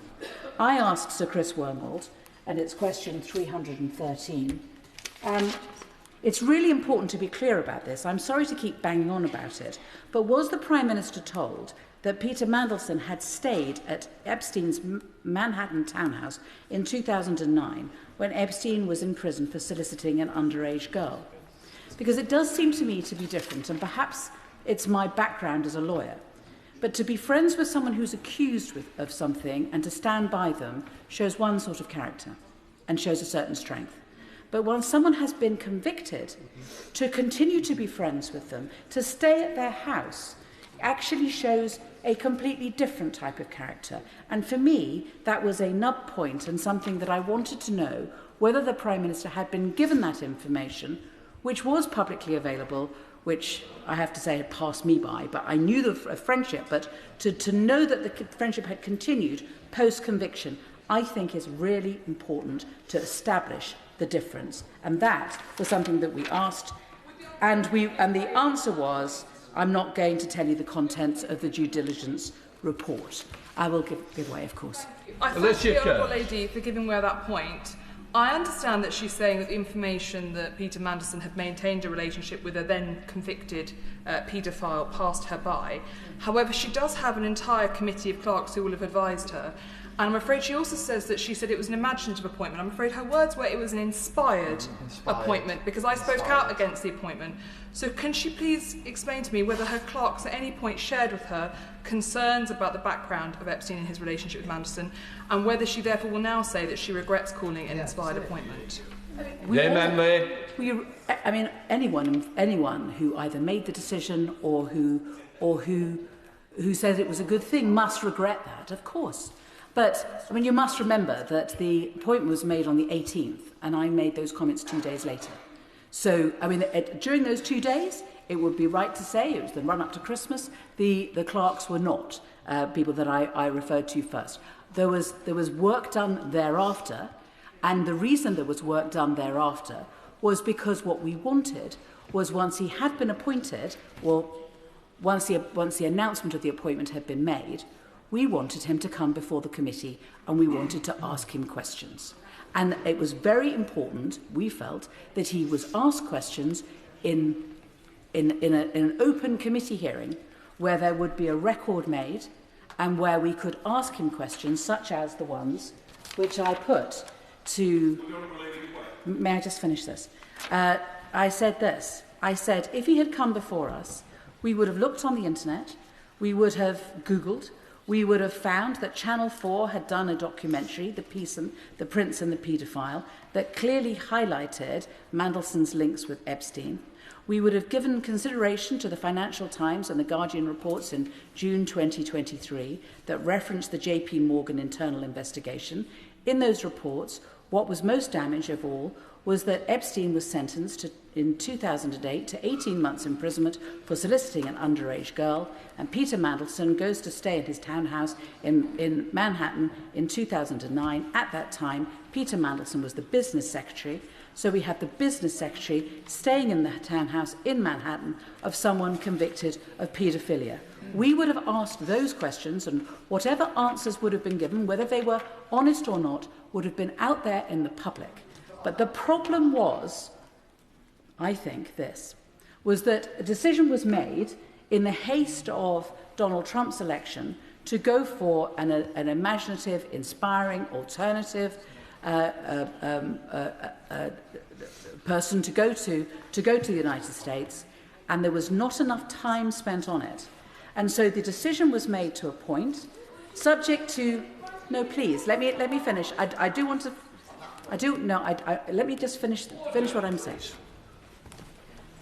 So, the decision is made to appoint. There is supposed to be some due diligence before that happens, and I can help the House with what the due diligence meant. I've already explained that it's given to these people from Fast Stream, they look, and again we were asking, when you did the due diligence, what detail was given to the Prime Minister about what the results of that due diligence was? Because, I said, it was very important that we were given the information as to what the Prime Minister at that point was told. Because a friendship with Epstein was one that was generally known, but the specific point about the ongoing friendship and the staying as a member of the Cabinet in Epstein's New York townhouse, to me, was a very different matter, and what I wanted to know was had the Prime Minister been let down by not being told that particular point? Because in the end, we can't expect the Prime Minister to do all the due diligence himself. He does have a country to run, and he relies on those who are around him to give him proper advice and to then work on that advice and to be able to make decisions on that basis. I have 7 people wanting to intervene. If I may, perhaps I will take 2. I will take this one. I'm most grateful to the Honourable Lady giving way. This whole debate is centred around the judgment and the trust in the judgment of our Prime Minister of this United Kingdom when he decided to appoint the monster, when he decided to appoint Mandelson as US ambassador. And yet the Honourable Lady has just confirmed that the Cabinet Secretary refused to answer questions about vetting when the Prime Minister is asking us to trust the Cabinet Secretary to make decisions about the release of documents and information. So does the Honourable Lady agree with me that it must be right that the Intelligence and Security Committee makes those decisions as opposed to a Cabinet Secretary within whom we no longer can have trust? Dame Emily Thornbury. Again, for the record, I asked the Cabinet Secretary why he wasn't prepared to give this to us, and he said 2 reasons. First of all, because he felt that he had a duty of care to the candidate, and the second was because he was not going to give information of the advice that he was giving to Number 10 and put that into the public realm. So they were the 2 reasons that he gave. I think that the proposed amendment is one which has a great deal of sense, and I hope that we can see a lot of bustling around going on in the background of the chamber at the moment, and let's see what comes from that. I will take one other intervention. I'll take. Right Honourable Lady for giving way. She's making strong and clear points about the relationship between Epstein and Mandelson. The Prime Minister was clear at Prime Minister's questions that he knew that the relationship was ongoing, and he knew that at the time he appointed him. What sort of ongoing relationship with an unrelated convicted paedophile is acceptable to the Honourable Lady for someone who is out to represent our country on the world stage? I think I've made clear that for me, there is a difference between being a friend of someone who is accused of something and then having putting distance between yourself and that person if they are then convicted. I think that a decision should be made at that point and that goes to, I think, a matter of conscience and the right way to proceed. That's my view. If I may make some progress, and I won't take any more interventions. So I've got to the point of I've explained what we were told about due diligence and how that happened. And then normally what would happen is that there is then an interview, and it's done with a panel. And so questions that would have arisen during due diligence would be put to the candidate during that interview. And that didn't happen in this case because it was a political appointment. And so if anyone had any concerns about Peter Mandelson and his background and any of the things that people are now concerned about, it would not have been formally put to him during any form of interview process where there were minutes taken and where we could now look at what the conversations were. And that, I think, is a really important piece of information to put before the Chamber so that people understand how this happened. So we have due diligence, fast stream looking at the internet, nothing being put to Peter Mandelson, and then the decision is announced, and the decision is announced in the middle of December, as we've heard, and then the question is, they want to do it really quickly because they want him, presumably, to be in the swearing-in of the President, and once he's been announced as being the ambassador, Karen Pierce loses power and influence because she's now known not to continue in that post. And so it's important to move as soon as possible. The question, therefore, is the next stage has to be vetting, and that is done by the Foreign Office. And the question I would want to ask the front bench is this. Given that the announcement has been made, given that there is speed needed, was there pressure put on the Foreign Office to get through the vetting quickly? Was there, to coin a phrase that I've heard, a need to, quote, get on with it? And that, I think, is an important question to ask, and one that we would need to have an answer to, because the vetting is an... But we also have to be realistic, which is once it is known that Peter Mandelson is going to be the ambassador for Britain, could it really be at that point that people would seriously... There would need to be a huge amount of bravery and potential risk. So at that point, once the vetting has happened, to withdraw him from being ambassador if anything was to come up at that stage. I will. As the chair of the Foreign Affairs Select Committee, does she know what the then Foreign Secretary, now the Deputy Prime Minister, the member for Tottenham, does she know what he knew at that time? And does she think that that should also be brought to the attention of the House in this release of documents? I think the point is that the due diligence and the vetting is done by civil servants and is not supposed to involve politicians. And the decision was made at number 10. And that is how it works, as I understand it. And so the views of the Foreign Secretary may not be as directly relevant in this sense. Yes. I think she's been very generous, and thank you for giving way once again. But what's the point in civil servants doing due diligence if that information is not given to politicians to make decisions?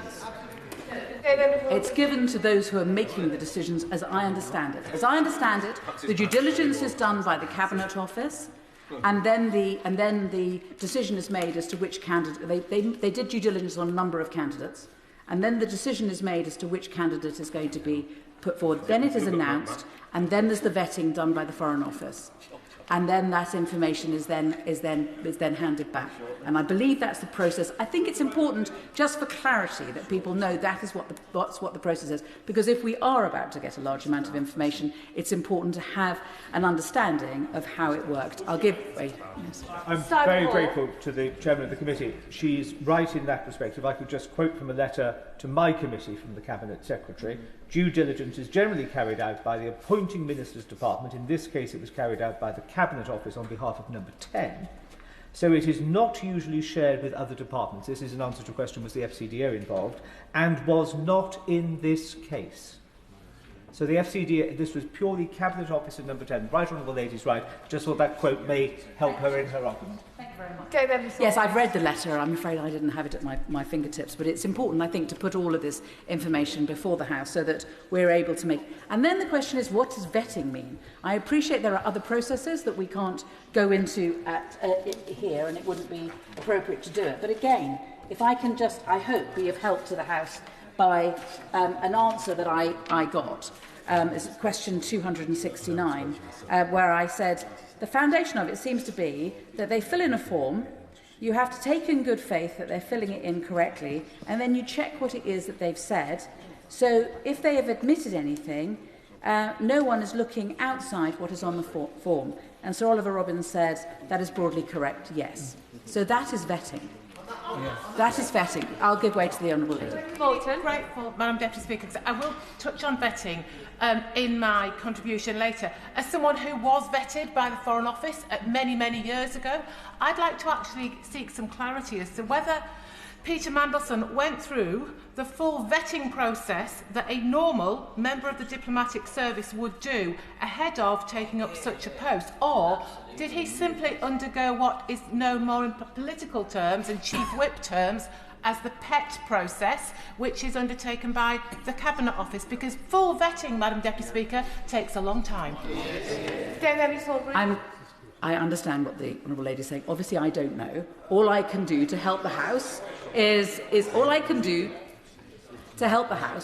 point out when the announcement was made of Lord Mandelson to be the ambassador, which was in mid-December, and when it was that he began to take the post up, and the pressure that was being put on in order to make sure that we were all clear that that's what he was going to be the ambassador in time for the swearing in of the president a month later. And the committee did everything that we could to try to get to the bottom of how many questions were asked, what the questions were, and we did our utmost, all of us, to try to get to the truth of this. But I think to say, if you read the transcript, that we were mandarined would be a good one. I appreciate the explanation this is given to the process, because I think for many people outside of it, we do wonder what information is shared and what process has gone through. But it would be hard to believe that the information held by the Department for Justice in the US wasn't shared with our security services, and that wouldn't have been disclosed in a process for a post of this nature with a security clearance that would be required. On that basis, and to eliminate any accusation of cover-up or conspiracy, isn't the right path to have the Intelligence and Security Committee look at this and fin the evidence that is then coming forward? Before the member responds, we've got a very healthy number of members wishing to contribute, so can we make sure interventions are short? And I assume, Dame Emily Salisbury, you'll be coming to your conclusion shortly. So I hope that, I've throughout my contribution, what I've tried to do is explain the attempts that the Foreign Affairs Committee have made, and I think the most important thing is that we asked several times. We asked straight away in January, we asked in February, we asked many times to have Lord Mandelson in front of the committee, because we would have been able to ask those questions, and I do think that we perhaps would not be in the mess that we are in now if the Foreign Affairs Committee had been able to do its job properly.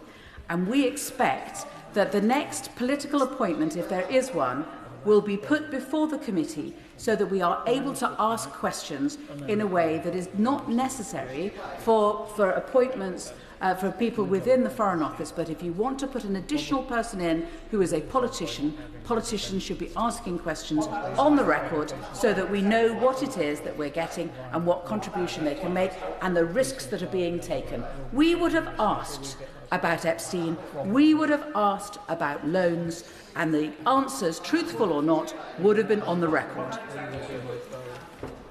Sir Julian Smith.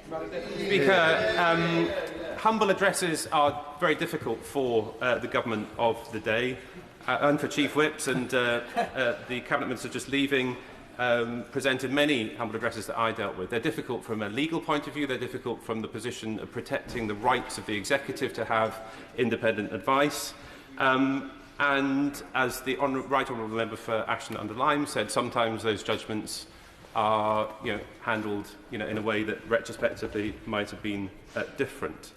The national security element is obviously extremely important, and I pay tribute to all of our intelligence services and the protection that they bring to our country. But this, Madam Deputy Speaker, this humble address is quite different from any other humble address I believe that has been presented to this Parliament, because this humble address is about corruption at the very heart of our democracy. It's not corruption, in my view, relating to the current government. There's obviously differing views on the judgment, etc. But for me, this humble address is the route that we will start to get to the bottom of what looks like a corruption that we have not seen in this Parliament probably in recent times. And how we handle that and how we move forward now is critical to all of us, and it's absolutely vital for the issue of public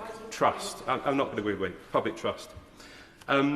We've heard a discussion earlier between members of the ISC, the government, and I know there are conversations taking place amongst usual channels, but I just want to say to the front bench, what I heard from the House today was that the House wants the government to cede control of those documents either to the House or to the ISC, whether those documents relate to national security or whether they relate to foreign policy.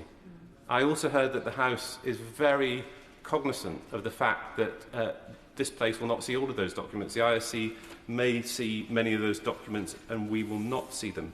But the issue for the government is, can it make the next step to cede control of these documents to this House and to the ISC?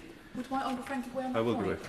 Can I thank you for the point he is making? And from my perspective, and I wonder if he agrees with me, if the amendment said that anything that was secret or top secret need to be withheld, that for me would be a very different argument. But the use of this very vague terminology around national security, which has never been used in a previous humble address by the opposition, as I made clear in point of order after PMQs, is a nonsense, not least the idea of international relations, which is completely vague. Yeah. I agree with her on that point. I am aware that one of our Five Eyes allies gave a warning about Peter Mandelson. I don't know whether that's true, but I know that as a humble backbencher. The House now needs to know, because this is a House matter. If we don't deal with this satisfactorily, we are all going to be condemned with what has gone on. So I would urge the front bench to ensure that in the next hour or so, the discussions focus on not just ISC involvement, but ISC oversight for all sensitive diplomatic or security-related documents. Second brief point, Madam Deputy Speaker, is the nature of the address itself. It's very tempting for the government of the day to take a narrow view of what the opposition has asked it. But as we heard from the front bench, opposition front bench, there is evidence, or at least allegations, about Peter Mandelson's time in Washington. That relates to who attended embassy parties. That relates to how UK government contracts last year came about. And in my view, we should address now all of these issues, get them out, so we can fully understand not just what happened, not just the judgment of the government, but also what is behind the threats and what were our allies worrying about. China, Russia, many more things than just the Corrupt Act itself. Madam Deputy Speaker, this humble address is and should be regarded by the House and by the government particularly as a vehicle. It is a vehicle for protecting our democracy, and it's a vehicle for beginning to unpick exactly what happened on behalf of Jeffrey Epstein's victims. Pat Bishop. Madam Deputy Speaker, I do want to begin by saying I remain extremely supportive of the government. I'm proud of what we've achieved together in a short space of time, and we've delivered massive investment into NHS and schools. These are all positive steps, and we're taking meaningful steps to reduce inequality, lift people out of poverty, support families through a cost of living crisis in an increasingly uncertain world. We've also committed ourselves to tackling violence against women and girls with a seriousness and ambition that was very long overdue. Just yesterday, members across the House came together to vote to lift hundreds of thousands of children out of poverty, including members from Reform, Lib Dems and other parties. I was proud to walk through the eye lobby, and I was proud of this House overall. And yet, Madam Deputy Speaker, that moment, that real tangible progress, has been almost entirely overshadowed by the growing scandal surrounding Mandelson. That should concern every one of us in this House, because we stood on a promise to do politics differently this time. We said that we would turn the page on the scandals, the secrecy, and the sense that there was one rule for the powerful and one for everyone else. We said that we would restore trust in public life, and trust once lost is extraordinarily hard to rebuild. Will the member give way? I will give way. I'd like to thank the honourable member for giving way. The member will be aware that earlier on today the Prime Minister made a concession in that spot that he knew. And on that question, is this not a question about trust in the Prime Minister because of the decisions that he knew about, and that's what makes it so serious for this government? Here. I thank the member for his intervention. I think we're talking about trust across the House, as I've said, so that includes every member of this House and across both houses. The government's violence against women and girls strategy is one of the proudest achievements of this Parliament. It's the product of years of tireless campaigning by survivors, by advocates, by frontline organisations who have fought to have their voices heard. But that work and that trust is fragile, and it risks being profoundly undermined when we appear unwilling to apply the same standards of transparency and accountability to those closest to power as we demand elsewhere. How can we stand in this chamber and say to victims that we believe them, that we will stand with them, while refusing to release full documents relating to serious concerns about one of our own? How can we ask victims to trust the system if the system appears unwilling to scrutinise itself? The files released last weekend further highlighted what many already fear. There exists a despicable elite network operating with proximity to power, entangled in international criminality and shielded for far too long by status and influence. I thank you for my honourable friend for giving way. My understanding is that there's information coming out daily, new information, and that other members of this House currently may or may not be directly linked to the Epstein and Mandelson scandal. Do you agree with me that they should be fully investigated as well? I thank my honourable friend for his intervention. Anybody linked should be investigated. Simple. If we are not fully transparent about how we vetted the ex-US ambassador in the face of such scandal, how on earth can we expect victims to come forward in future? How can we expect them to trust institutions that seem designed to protect the powerful rather than the vulnerable? I think of the survivors I've met in my constituency and since being elected. I think of the advocacy groups who have worked alongside all of us across the House. Organisations like the Holly Gazard Trust, Sarah Taylor from PIPSA, and campaigners who have poured their lived experience into shaping the Vogue strategy. How can I go back to them, look them in the eye, having voted for an amendment that has the potential to conceal the behaviour of powerful people and their potentially criminal relationships? I will give way. Just on that point, there's been quite a lot in disclosures that obviously raise, naturally, questions about probity. But the issue about power and control and having information that could compromise is, once you are compromised, you are compromised. And every decision there can be compromised. And in that basis, it does really bring into question the importance of an independent oversight on the evidence that's coming forward. And so I hope when the Minister returns to his batch box later, he does reflect that in the response. I thank my honourable friend for the intervention. Yes, I completely agree. The ISC, I'll get onto that in a second. What would I say to those victims, though? That transparency matters, except when it's inconvenient. Accountability applies, except when it's uncomfortable. As a party, we have promised to halve violence against women and girls, and we promise to put victims at the heart of everything we do. And yet today we're being asked to accept an internal review into how the close friend of a known paedophile was vetted, an internal review carried out by the very structures that failed to prevent this in the first place. I will give way. Thank him for giving way that point, and I actually wish to credit him for the speech he's giving today. Very early in my career, I voted for something where I could not sleep that night. And never since have I voted for something that has made me feel ashamed of myself, and I will never do it again. But the bravery it takes so early in your time in this current term to do that is really important. And I hope that your colleagues on your benches, particularly new intake, stand behind you and supporting you for the decision you've made and do not criticise you, because you are doing what you believe to be right. And I just have to say all credit to you, because we know how difficult that is from having governed for so long. So thank you to the gentleman for what he's saying and what he's doing today. I thank the member for her words. Madam Deputy Speaker, how can we mark our own homework on matters of this gravity?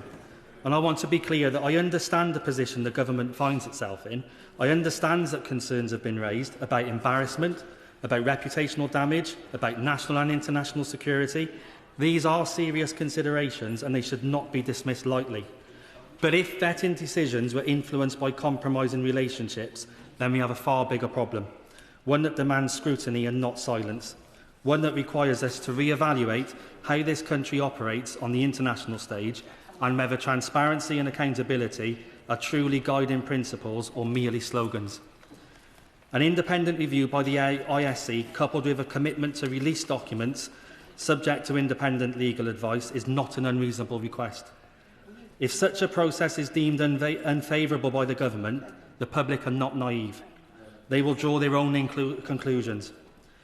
I'm not making any accusations today. I'm asking reasonable questions on behalf of my constituents and victims who are watching this debate closely. Will number 10 be candid? Will it show humility? Will it choose transparency over defensiveness? And let me be equally clear about something else.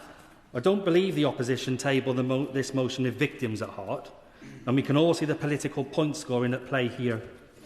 But the motivations of the opposition do not absolve us of our responsibility. Given the strength of feeling among victim and survivor groups, and frankly given my own conscience, I cannot in good faith support a position that risks further eroding trust in our commitment to justice. Power and trust go hand in hand. The responsibility that comes with holding public office must never be understated. We are entrusted, all of us, with shaping national policy, representing our communities, safeguarding the most vulnerable, and that trust must be earned every single day. And so today, Madam Deputy Speaker, not because it's politically convenient to me, but because it's morally necessary, I am voting with the victims, I'm voting with the survivors, and I'm voting with the principle that no one, however powerful, should ever be beyond scrutiny. Simon Hoare. Thank you very much indeed, Madam Deputy Speaker. And it's a pleasure to follow the honourable gentleman, the member for the Forest of Dean, and I will return in a moment to a point that he was just making. I have the great privilege, Madam Deputy Speaker, of being the father of 3 wonderful teenage daughters. And any parent or relative will feel their stomach turn and churn at the thought of vulnerable young women being trafficked and used as playthings for the sexual gratification of warped and twisted minds who thought they were above the law, to whom the rules did not apply, and who thought that they could get away with it because of who they were. And I suppose, Madam Deputy Speaker, the surprise as it relates to Peter Mandelson is that we are surprised. He was a man who seemed magnetised to money like a moth to a flame, who had caused considerable and significant embarrassment and discomfort to previous leaders of his party, and where the current Prime Minister decided that in some way or another it was only the extent of a relationship that should be the determining factor, whereas in actual fact it was the existence of the relationship at all that should have precluded Peter Mandelson from an appointment to be our ambassador in Washington. Now, I want to pick up a point which the honourable gentleman from the Forest of Dean raised, and which I believe my honourable friend from Stamford and Grantham was also referring to. And my conscience, I don't say this in particularly smugly, my conscience is a little bit clearer than my honourable friend's if she's referring to the same vote. There was a vote in this place, and government, the Treasury bench needs to just remember this, because there are certain votes and motions in Parliament that become a thing, with a capital T, that become an event, that set the scene, that make the atmosphere for the coming months and weeks of a government. And I think that this issue, and how the Treasury bench respond later, is one such one. Owen Paterson was and is a friend of mine, as well as being a former parliamentary colleague. We were asked to vote for something which effectively would have got him off a very painful hook. And I, along with 12 other Conservative MPs, against a lot of whipping, voted against the then government amendment to effectively, de facto, exonerate him.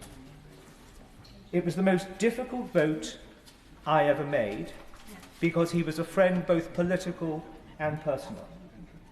But it was a vote that I never have ever regretted, because it was the right thing to do.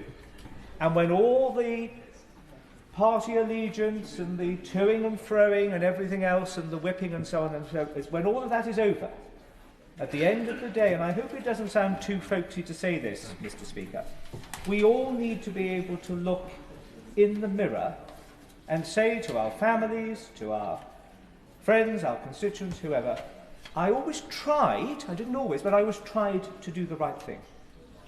Now, I think the right thing for the government to do is to withdraw its amendment.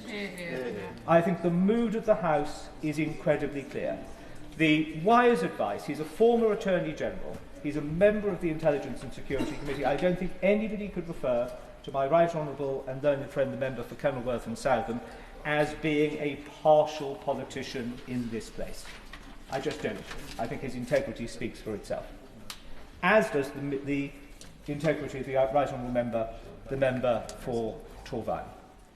But anybody with a partial hearing of political interpretation will have gleaned the mood of the House, which is that the vehicle here, whilst respecting the national security and other issues, which is a perfectly legitimate concern of the government, is that this House vests within the Intelligence and Security Committee to discharge by senior members of this House and the other place, Privy Councillors all, those duties which those of us who are not Privy Councillors or on that committee cannot do for potential security issues. We vest our faith and trust in that committee, and it has never leaked. So the government can follow that path in good faith and with trust. I will in just a moment. I just want to finish this point, if I may. So I hope that either a manuscript amendment will be both forthcoming and, Mr. Speaker, accepted by you. But I pray in the interests of this place, because the Honourable Gentleman for the Forest of Dean mentioned party politicking in this, and I'm afraid I disagree with him. I don't think there has been. I agree far more with my right honourable friend, the member for Skipton and Ripon. Because take away the party tags and the labels and the rosettes, etc. This is something that the vast majority of our fellow citizens speaks to the operation of the state. It speaks to the effectiveness of this place. It speaks to the reliance that the citizen can put upon it for us in difficult times to do the right thing, even when it is difficult to do. So I say to members opposite, talk to your whips, talk to the usual channels, ask the government not to press its amendment and or to withdraw it. And I give way to the honourable gentleman. Very grateful to the honourable member for giving way. I wonder, would he agree with me, given what he said, that the amendment as drawn would in effect just throw a cloak over the very issues that many people in this House, many members, right honourable members, want to see dealt with? And the way to resolve those sensitive issues is simple: to engage the Intelligence and Security Committee. Isn't that the best way forward? Is absolutely right in that respect, because why else would we have an Intelligence and Security Committee with that remit? It's not as if we're retrospectively trying to establish a committee of this House to do a specific job. It exists to do this sort of job amongst other things. So I hope that the Treasury bench has listened. On Monday, the Chancellor of the Duchy of Lancaster told this House, and in response to a question from me on his statement, that it was much better to deal with the removal of the title of Lord Mandelson by the procedures and standing orders of the House of Lords than it was by legislation. And he told the House, I'm sure in complete enough of sincerity at the time, that it would require a complex hybrid bill, Mr. Speaker. That was not an analysis that I shared. My understanding is that a simple bill to amend section 1(2) close bracket of the 1958 Act, which would effectively apply a cessation date to the honour of a life peerage, is all that is required. We have passed legislation, important legislation, for Northern Ireland and other issues in a day's sitting. The mood of the House was very clear. So in his summing up, I had asked the Minister, because I think the Prime Minister indicated today at Prime Minister's question that he tasked his team, his officials, for drafting legislation. There is an appetite for urgency in this place. Allowing it to suppurate and drip is not going to be the answer. So if the Minister, in his summing up, or if he wishes to intervene on me, could give us a timetable as to when this House will see the bill and the government time will be found to take it through in one single day, that would be very helpful. Of course, I'll give way. I'm very grateful to the honourable member for giving way, and there are many questions that are unanswered and need to be answered on the behaviour of Mandelson, but it is right, and I welcome that the government have promised to remove the peerages from Mandelson. But would he also agree with me that a bill should come before this House to remove Andrew Mountbatten Windsor from the line of succession? Here. I think, Mr. Speaker, we usually prefer that matters relating to those sort of things are not dealt with on the floor of the House. On this, because it is now a person, not a member of the royal family, it's completely different. For the help of the House, Sam Hall. Thank you, Mr. Speaker. Hospital pass. My hospital pass has just gone through the shredder.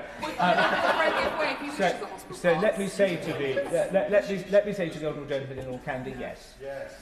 The likelihood of Mr. Mountbatten Windsor ever putting a crown on his head is so remote as to be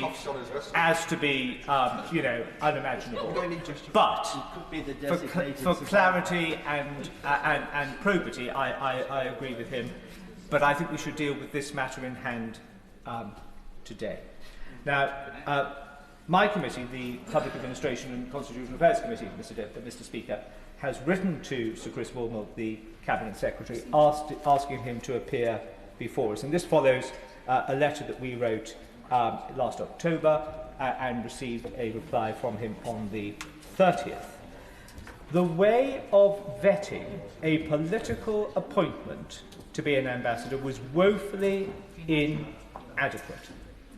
Now, I welcome the fact that Number 10 have put in place new procedures, but that is shutting the stable door after the horse is bolted.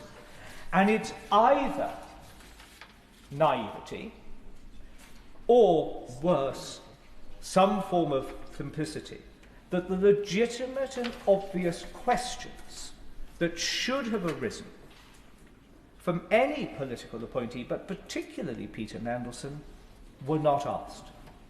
I think it is extraordinary that the views of the Foreign Secretary were not invited on this appointment.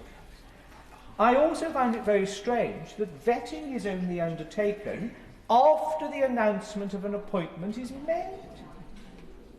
That is the most bizarre way of dealing with things. So I'm pleased that the government has realised that things need to be changed. Would my honourable friend give way? Of course I give way to my honourable friend. Grateful to my honourable friend, and he's right to look at the process, but I don't think the process provides any cover for the decision by the Prime Minister. If the New Statesman story today is true, that the Prime Minister was directly sent a report that, and I quote, clearly stated that Mandelson's relationship with the paedophile continued after his conviction for soliciting a minor for prostitution, and it contained links to photographs of Mandelson with a paedophile and drew particular attention to evidence that Mandelson had stayed at Epstein's apartment while he was in prison.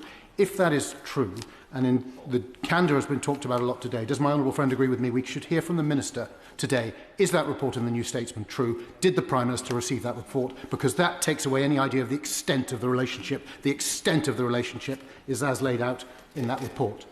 Well, my right honourable friend is right. But if this motion is passed unamended this afternoon, all of those papers will be available either to this place or to the ISC. And then we will know. Because we're all aware, on these sorts of things, somebody will set a hair running at some point and will say, oh, well, I think this, that and the other. So I've heard, for example, Peter Mandelson was in Labour Party headquarters each and every day in the run-up to the general election. He was intimately involved with the selection of candidates. I can see a couple of Labour members nodding as if to say, yes, I know exactly what was going to happen. And in essence, the ambassadorial position was a thank you present. Thank you for getting us back into number 10. Here's your sort of, final gift from the public purse to go and be our ambassador to Washington. Now, in the general scheme of things, that's perfectly fine. But I think we deserve to see the paperwork that shows the paper trail. And it is not unusual for political appointments to be made in that way for thanks. But, and that is in the abstract. In this specific case, it is unconscionable, and it does speak. It does speak, and this is, I think, the surprising thing, given the fact that the Prime Minister flaunts with some degree of credibility his previous role as a senior lawyer, his ability to tell right from wrong, and by God didn't we hear that when he was leader of the opposition. Any minor misdemeanour made by a Conservative, they put the plastic thing in the paper recycling box. By God, that was a hanging offence. They should all be taken outside, hung, drawn and quartered, etc. Now, being in government is obviously different, but why the appointment of Mandelson befuddles everybody is that the argument that the Prime Minister has deployed is the full extent of the relationship and friendship with Epstein wasn't known. The fact that there was any relationship post-conviction of Epstein should have precluded him. Why? Because an ambassador is not a representative of the government. It's His Majesty's ambassador to the United States of America. So it brings in the impartiality of the Crown as well. So there are serious questions to ask about the operation of Number 10. The operation of Number 10 and how the Prime Minister exercises his judgment. I'll give way and then I do. Can I thank my right friend for giving way on that point? It does seem that there seems to be an amnesia happening about this, because this is the point. When he was made ambassador, it was well known that he continued the relationship with the convicted paedophile post his conviction, and there were simpering emails already in the public domain saying, "Oh, darling one, you should be all should be forgiven." And so the suggestion that it's only recently that it became unacceptable for him to be ambassador is wrong. Yeah. And if colleagues want to suggest on the other benches that it was not well known, colleagues like me raised it the day he was appointed in this chamber, and I was greeted with cheers and boos from that side. Yeah. No one saying, absolutely, maybe there are concerns. Yeah. So should that amnesia perhaps be reconsidered? Just one second. I'm bothered about time, and it's not me that's going to say it's 4 o'clock. All I would gently say is it's the opposition day. The opposition may want to extend the time available. So I'm very bothered not many people are going to get in at the rate we are. So I just leave it with members to take care of time. Simon Hall. Conscious of that, I agree with my honourable friend. Let me conclude with my two asks of the government to confirm when a bill will be introduced and that it will be passed speedily in both houses, preferably before the Easter, it has to be before the Easter recess. And the second is, I think on behalf of, if I may, it's not my job to speak on behalf of the backbenches of the government benches, read the room, read the chamber, I say to the Minister. Let the government chief whip and others to move this amendment send such a bad message, as the honourable gentleman for the Forest of Dean said, to our constituents, to victims not just of Epstein and Mandelson, but to the wider victim community, that when push comes to shove, officialdom somehow or another circles the wagons and finds a vehicle to filter and to protect. As the Honourable Lady for Hazel Grove said, the best thing that we can have here is transparency. The best disinfectant is sunlight. We need as much sunlight on these papers as possible. We can start to make some progress this afternoon. Don't move the amendment and publish the bill. Holly Billings. Thank you, Mr. Speaker. First, let me take a moment for us to remember those women and girls. Silenced, marginalised, degraded, objectified, discarded. Collateral damage in the pursuit of pleasure for a network of men who thought the rules don't apply to them. The correspondence between these men from across the political spectrum, from Steve Bannon to Noam Chomsky, is soaked in misogyny. The misogyny we as women don't actually hear on a day-to-day basis, the casual, relentless women hatred shared between men. We know well the misogyny directed directly at us There are many of us here in this House who work hard to expose this misogyny as we are witness to it. But the misogyny hidden from us needs exposing. That is why the transparency the government says it is committed to is so important. If we say we believe in tackling power imbalances, if we believe in ensuring the law works for everyone, we cannot stay silent, and the hatred and the offences must be seen so that they can be tackled. Now, one man in particular is apparently guilty by association rather than actually involved in these particular acts, and he is the one who is the focus of the debate today. But it is also true that what has been revealed from these documents is that there appears to have been, over a number of years, horrendous breaches of trust and potential criminal activity amounting to misconduct in public office. Now, I would like this government, this House, and our political class to take this moment to acknowledge that while this is an extreme and egregious example of an individual believing that the rules do not apply to them, such behaviour cannot continue without the consent, active or passive, of others.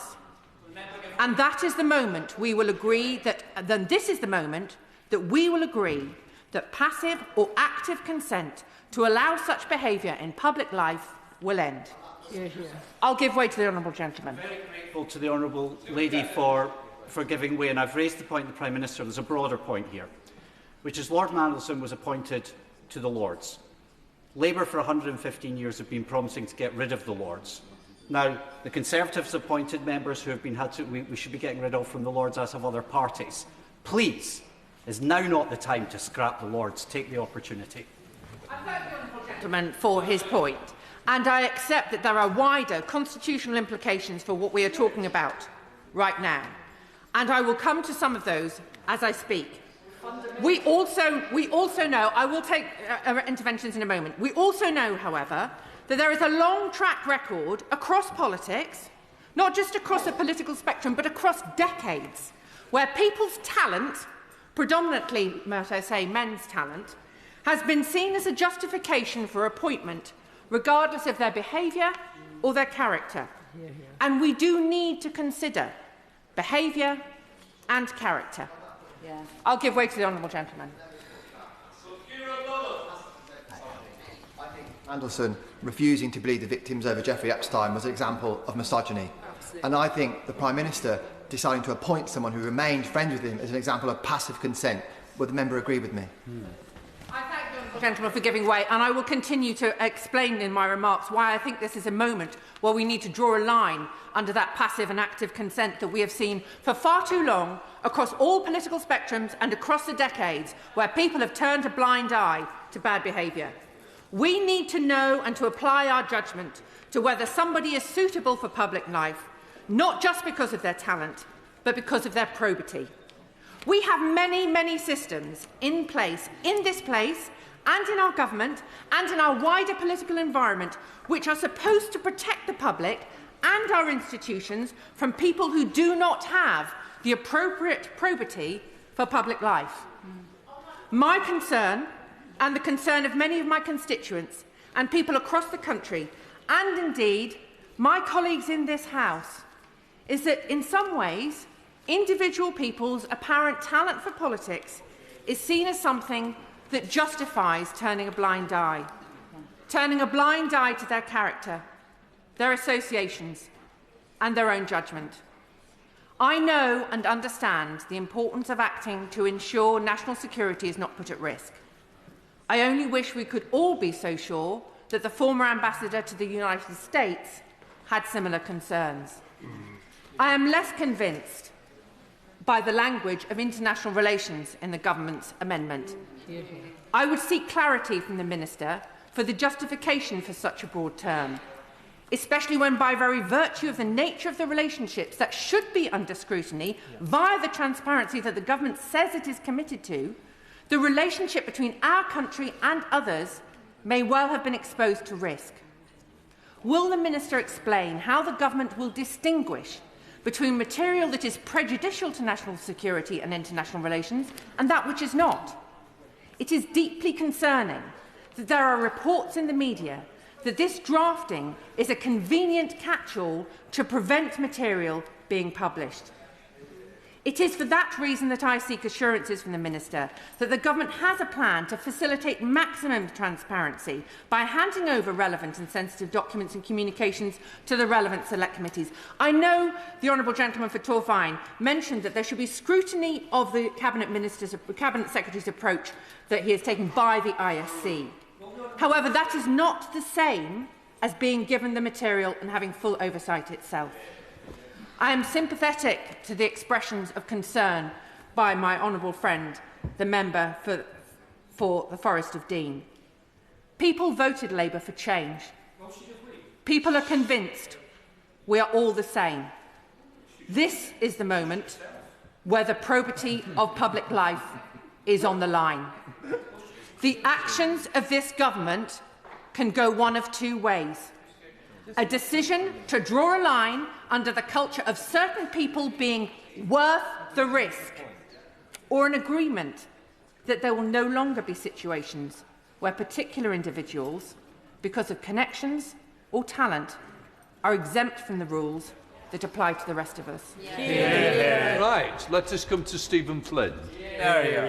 Mr. Speaker, in this chamber, just under 3 hours ago, the Prime Minister of the United Kingdom made a long overdue and welcome admission, because for months the Prime Minister and various members of the Labour Party, various ministers, members of the Cabinet, have told us all to ignore our eyes and our ears, that he did not know, that he was not aware of the relationship that existed between Peter Mandelson and Jeffrey Epstein. And today he admitted at that dispatch box that he did.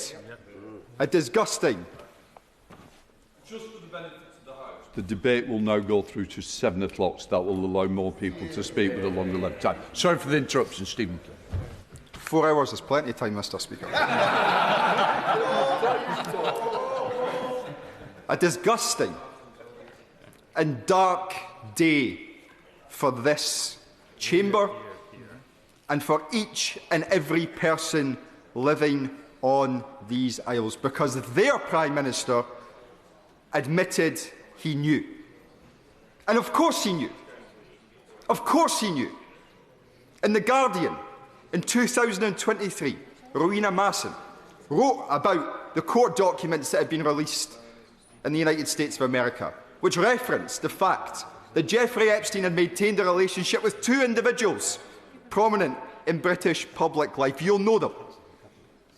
Andrew Mountbatten-Windsor and Peter Mandelson.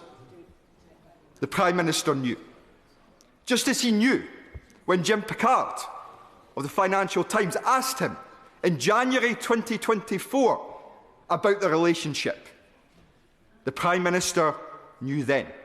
He's seen the photos that each and every one of us in this chamber seen of Peter Mandelson in the luxury accommodation in New York alongside Jeffrey Epstein. He knew, I'm not going to give way, I'm afraid, he knew that they had a relationship, and yet he ignored it. He ignored each and every victim of Jeffrey Epstein when he chose to appoint him as the ambassador to the United States of America. And this debate, I will not give way. And this debate today is important. It's important because we get to the bottom of what Peter Mandelson did, and I will come to that. But we cannot, in this chamber, forgive nor forget the judgment of the Prime Minister when he chose to make that political choice. A choice that members opposite have told us repeatedly was a political risk. It was not a political risk. It was a betrayal of the victims of Jeffrey Epstein, because Peter Mandelson, when he continued that relationship, knew that that man was a convicted sex offender. I said I will not give way. The member can sit down and listen to my speech today, as his colleagues should have done on many occasions in months gone past. The reality is, Mr. Speaker, the reality is that this Prime Minister has not only let himself down, he has let his office down and he has let the public down, a public who he promised change to. He said that he would tread lightly on their lives. Do any of them believe that today? Do any of them have confidence in his judgment? Are the Labour Party seriously saying to the public that they still have confidence in his judgment? That we can trust him to make the big decisions when he can't even accept that a relationship between Peter Mandelson and Jeffrey Epstein should have stopped him becoming the ambassador to the United States of America? He's going to answer it. I thank you for giving way. I really do think he's misreading the mood of the House. We're trying to find consensus on what's being debated. Yeah. But he talks about articles in The Guardian and what was in the public domain. But he will know that John Swinney stayed in Peter Mandelson's house last year in Washington. He doesn't always stay with ambassadors, but he chose to. So if he knew this was in the public domain, why did he stay with Peter Mandelson? And why did he not answer the questions on this yesterday when he was asked 5 times? And foolish intervention from the member opposite. I should have let him in, Mr. Speaker, earlier if I'd known that that was going to come, because he knows fine well that the First Minister of Scotland does not appoint the ambassador to the United States of America. The Prime Minister of the United Kingdom does. Yeah. And I've thought for once that we did have consensus in this House that the Prime Minister lacked judgment by appointing him in the first place, unless he disagrees that the Prime Minister should have appointed him. This is thank you, Mr. This is what this debate is about. We're trying to find an agreement on how the information can be released into the public domain. It's not. We're not grandstanding for social media or the front page of the National. We're trying to take the country forward. Thank you. Yet another one, Mr. Speaker. He excels himself. And on Monday, Mr. Speaker, in this chamber, the Prime Minister was sat at the dispatch box, and I asked him a question. I asked him 2 questions. I asked him, firstly, to make an unreserved apology to each and every victim of Epstein for his decision to appoint Peter Mandelson. He chose not to do so. I then asked him if he agreed with me at that moment in time that Peter Mandelson should be subject to a police investigation, because I, of course, had just reported him to the police. He chose not to. Indeed, Mr. Speaker, what he said was only the SNP would go about this in this way. Here we are, 2 days later. Peter Mandelson is being investigated, but importantly, the Prime Minister has still not said sorry. Yeah. An abdication of his responsibility. And he has had numerous occasions to do so. Another betrayal of those victims. And, Mr. Speaker, we must move this motion here today and support this motion to ensure that the treachery of Peter Mandelson is not ignored, to ensure that we properly understand why the Prime Minister took the decision that he took. But let none of us be in any doubt that any of this, any of the discussions about manuscript amendments or motions, or how we decide on anything, will matter as much to the public as the Prime Minister's lack of judgment in the first place. And that for him will lead to his departure from Number 10.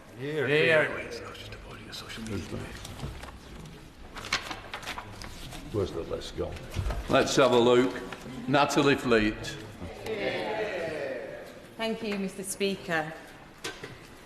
Being a Member of Parliament is a huge privilege that brings with it a huge responsibility. Responsibility that Peter Mandelson made an absolute mockery of, letting down our benches, this entire House and the country more widely. His arrogance, sense of entitlement and abuse of power is disgusting to see. But what I'm really worried about now is this story that is the story of women and how they are let down, is being watched by women across the world. And they're seeing their story of abuse being told through the lenses of powerful men, prime ministers, former princes, politicians. Women victims must be at the centre of whatever happens next. I am so glad that we are seeing paedophile Epstein files released. And I'm glad that I'm hearing cross-party consensus that more information should absolutely be public, and anyone who knows anything should declare it. However, I will not lie, I am angry that victims and survivors have had their anonymity ripped away because of careless way their information was handled. I am angry that men trafficked, exploited, raped women, at best turned a blind eye, and at worst covered it up. However, I am also unbelievably, incredibly grateful. We are here today because women used their voice. They were brave. They are not alone, and they were never alone in their abuse. At the time they were being trafficked in the most horrendous way. My community had the highest teenage pregnancy rates in Europe, often by older men, who thought that young, vulnerable women were absolutely fair game. I feel a huge responsibility to use my voice, and I encourage others to use theirs too. But what stays with me is while speaking up is so important, sometimes it is so difficult that the cost is life itself. I therefore want to use my platform to share the words of Virginia Giuffre. I am sorry to say that for all that's happened, more action is needed, much more, because some people still think that Epstein was an anomaly, an outlier, and those people are wrong. While the sheer number of victims Epstein preyed upon may put him in a class by himself, he was no outlier. The way he viewed women and girls as playthings to be used and discarded is not uncommon amongst certain powerful men who believe they are above the law. Many of those men still go about their daily lives enjoying the benefit of their power. Do you know why the world is as bad as it is? It's because people can only think about their own business and won't trouble themselves to stand up for the oppressed, nor bring the wrongdoers to light. My doctrine is this, that if we only see cruelty or wrong that we have the power to stop and do nothing, then we make ourselves share the guilt. I hope for a world in which predators are punished, not protected. Victims are treated with compassion, not shamed. And powerful people face the same consequence as everyone else. I yearn, too, for a world in which perpetrators face more shame than their victims. Yeah. And when anyone who's been trafficked can confront their abusers when they are ready, no matter how much time has passed. We don't live in this world yet.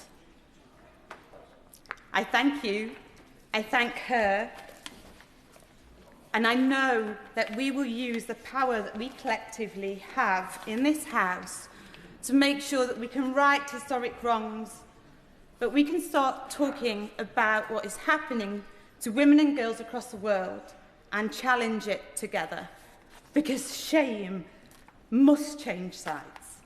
Thank you. Yeah. Dr. Kira Mullen. Thank you, Speaker. It's a pleasure to follow the speech by the member for Bolsover. And actually, in writing this speech, I had people like her in mind, the Labour MPs on the other side of the benches, who I know are genuinely passionate about the issue of violence against women and girls. And they use that passion to criticise us and what we did or didn't do in government, and I respect that. And they sometimes use that passion to criticise their own government. And it's those MPs the Prime Minister is trying to throw under the bus today. Absolutely. It is those MPs who I think would never have agreed to the judgment the Prime Minister made that it was worth the risk. This isn't some hidden or secret position that the government took. Ministers on the record, and Minister on the record in an interview, that they decided that appointing Peter Mandelson was worth the risk. What does that mean? What are we talking about here? What is it worth? It's worth disrespecting, denigrating, betraying the victims of Jeffrey Epstein by appointing someone who chose to associate with a convicted paedophile. That is the risk that the Prime Minister chose to make, and I don't think it's the risk that the member for Bolsover would have made, or perhaps the former Deputy Prime Minister would have made, or many of those members. I think you would have made different judgments. And there's a pattern here, and those of us, not yet, those of us on these side of the benches know what it's like. When Prime Ministers are weak, when Prime Ministers are struggling to maintain their authority, they go further and further in doing things that the members opposite don't want them to do to save their own skins, and you can come to regret supporting that. On that point, I will give way. I thank my honourable friend for giving way. When he talks about it being worth the risk, it's not just about denigrating those victims. It's also talking about those backbenchers that he's marching up the hill. It is worth the risk for him to march them up the hill and then do a U-turn later, or finally admit after so many months that he knew all along.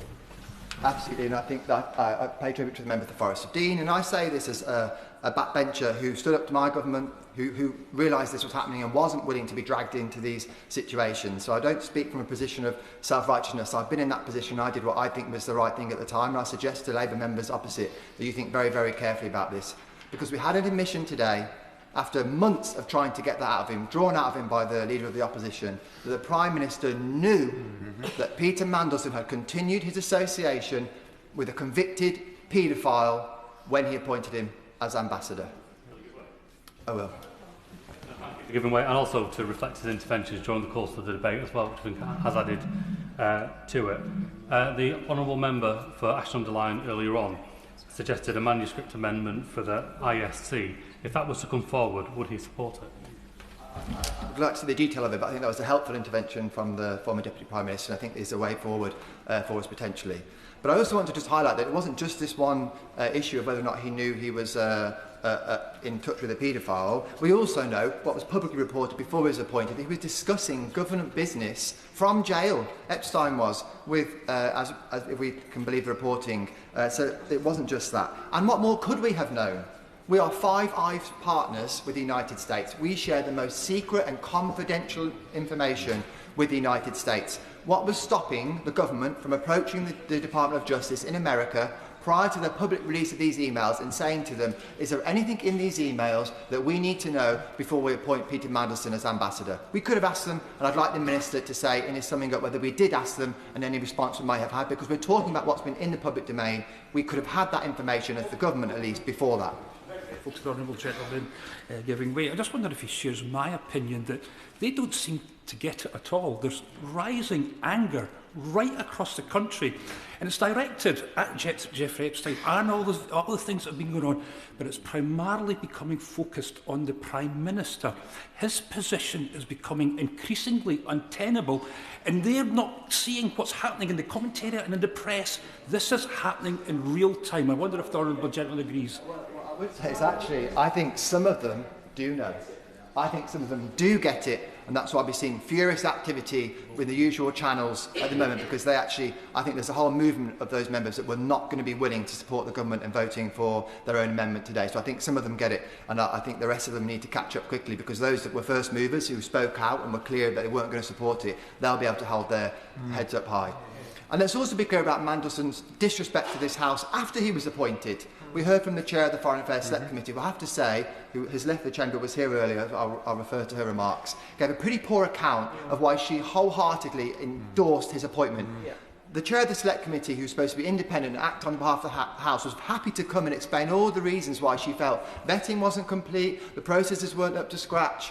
Well, why then did you not say this person should not have been appointed at the time? Yeah. We know other members of the committee said the same thing, and actually they were similarly thrown under the bus by a chair of the Foreign Affairs Select Committee who endorsed his appointment. I think that is also a disrespect to this House. I'm grateful to my honourable friend for giving way. Does he agree with me that this boils down to judgment? And whether it's the Prime Minister or others on those benches, there was so much known about Peter Mandelson even before he was appointed. Surely someone should have got their head out of the sand and said, hang on folks, this isn't right. Yeah. Dr Ciaran Mullen. And as I've said, they decided it was worth the risk. Yeah. Both the Prime Minister and, as we understand it, his Chief of Staff. And there was lots of distraction today at PMQs from a Prime Minister who didn't want to accept it was his judgment on the line. A lot of distraction around further police investigations, other things that Mandelson had done, things that we didn't know about. What we all knew and what the Prime Minister knew is that Peter Mandelson continued a friendship with a convicted paedophile when he made him the ambassador to the United States of America. Grateful to my honourable friend giving way. Does he agree with me that the Minister needs to tell us at the dispatch box whether the New Statesman report today is true, that the Prime Minister was directly told that Mandelson stayed in Epstein's flat while he was in prison, and therefore the extent of that relationship was absolutely clear to the Prime Minister when he made the decision to make that appointment. And I know so many members opposite, because I spoke to some of them at the time, were uncomfortable with it but felt obliged to go along. Dr Ciaran Mullen. My right friend is absolutely right, and there are many other questions that we want from the government, and that's why we're passing this motion today, a humble address rather, Madam Deputy Speaker, so that we have access to all the information. And we've heard from the members of the ISC and from other select committee chairs previously about how we can do that in a way that protects national security. So the idea that we can't do that without breaching national security is complete nonsense. And again, I would just say to members opposite, what will the public think? How will this look to ordinary members of the public? They may well put forward technical arguments, and the government might brief various reasons on the technicalities of why they can't pass this motion, how it's all too difficult.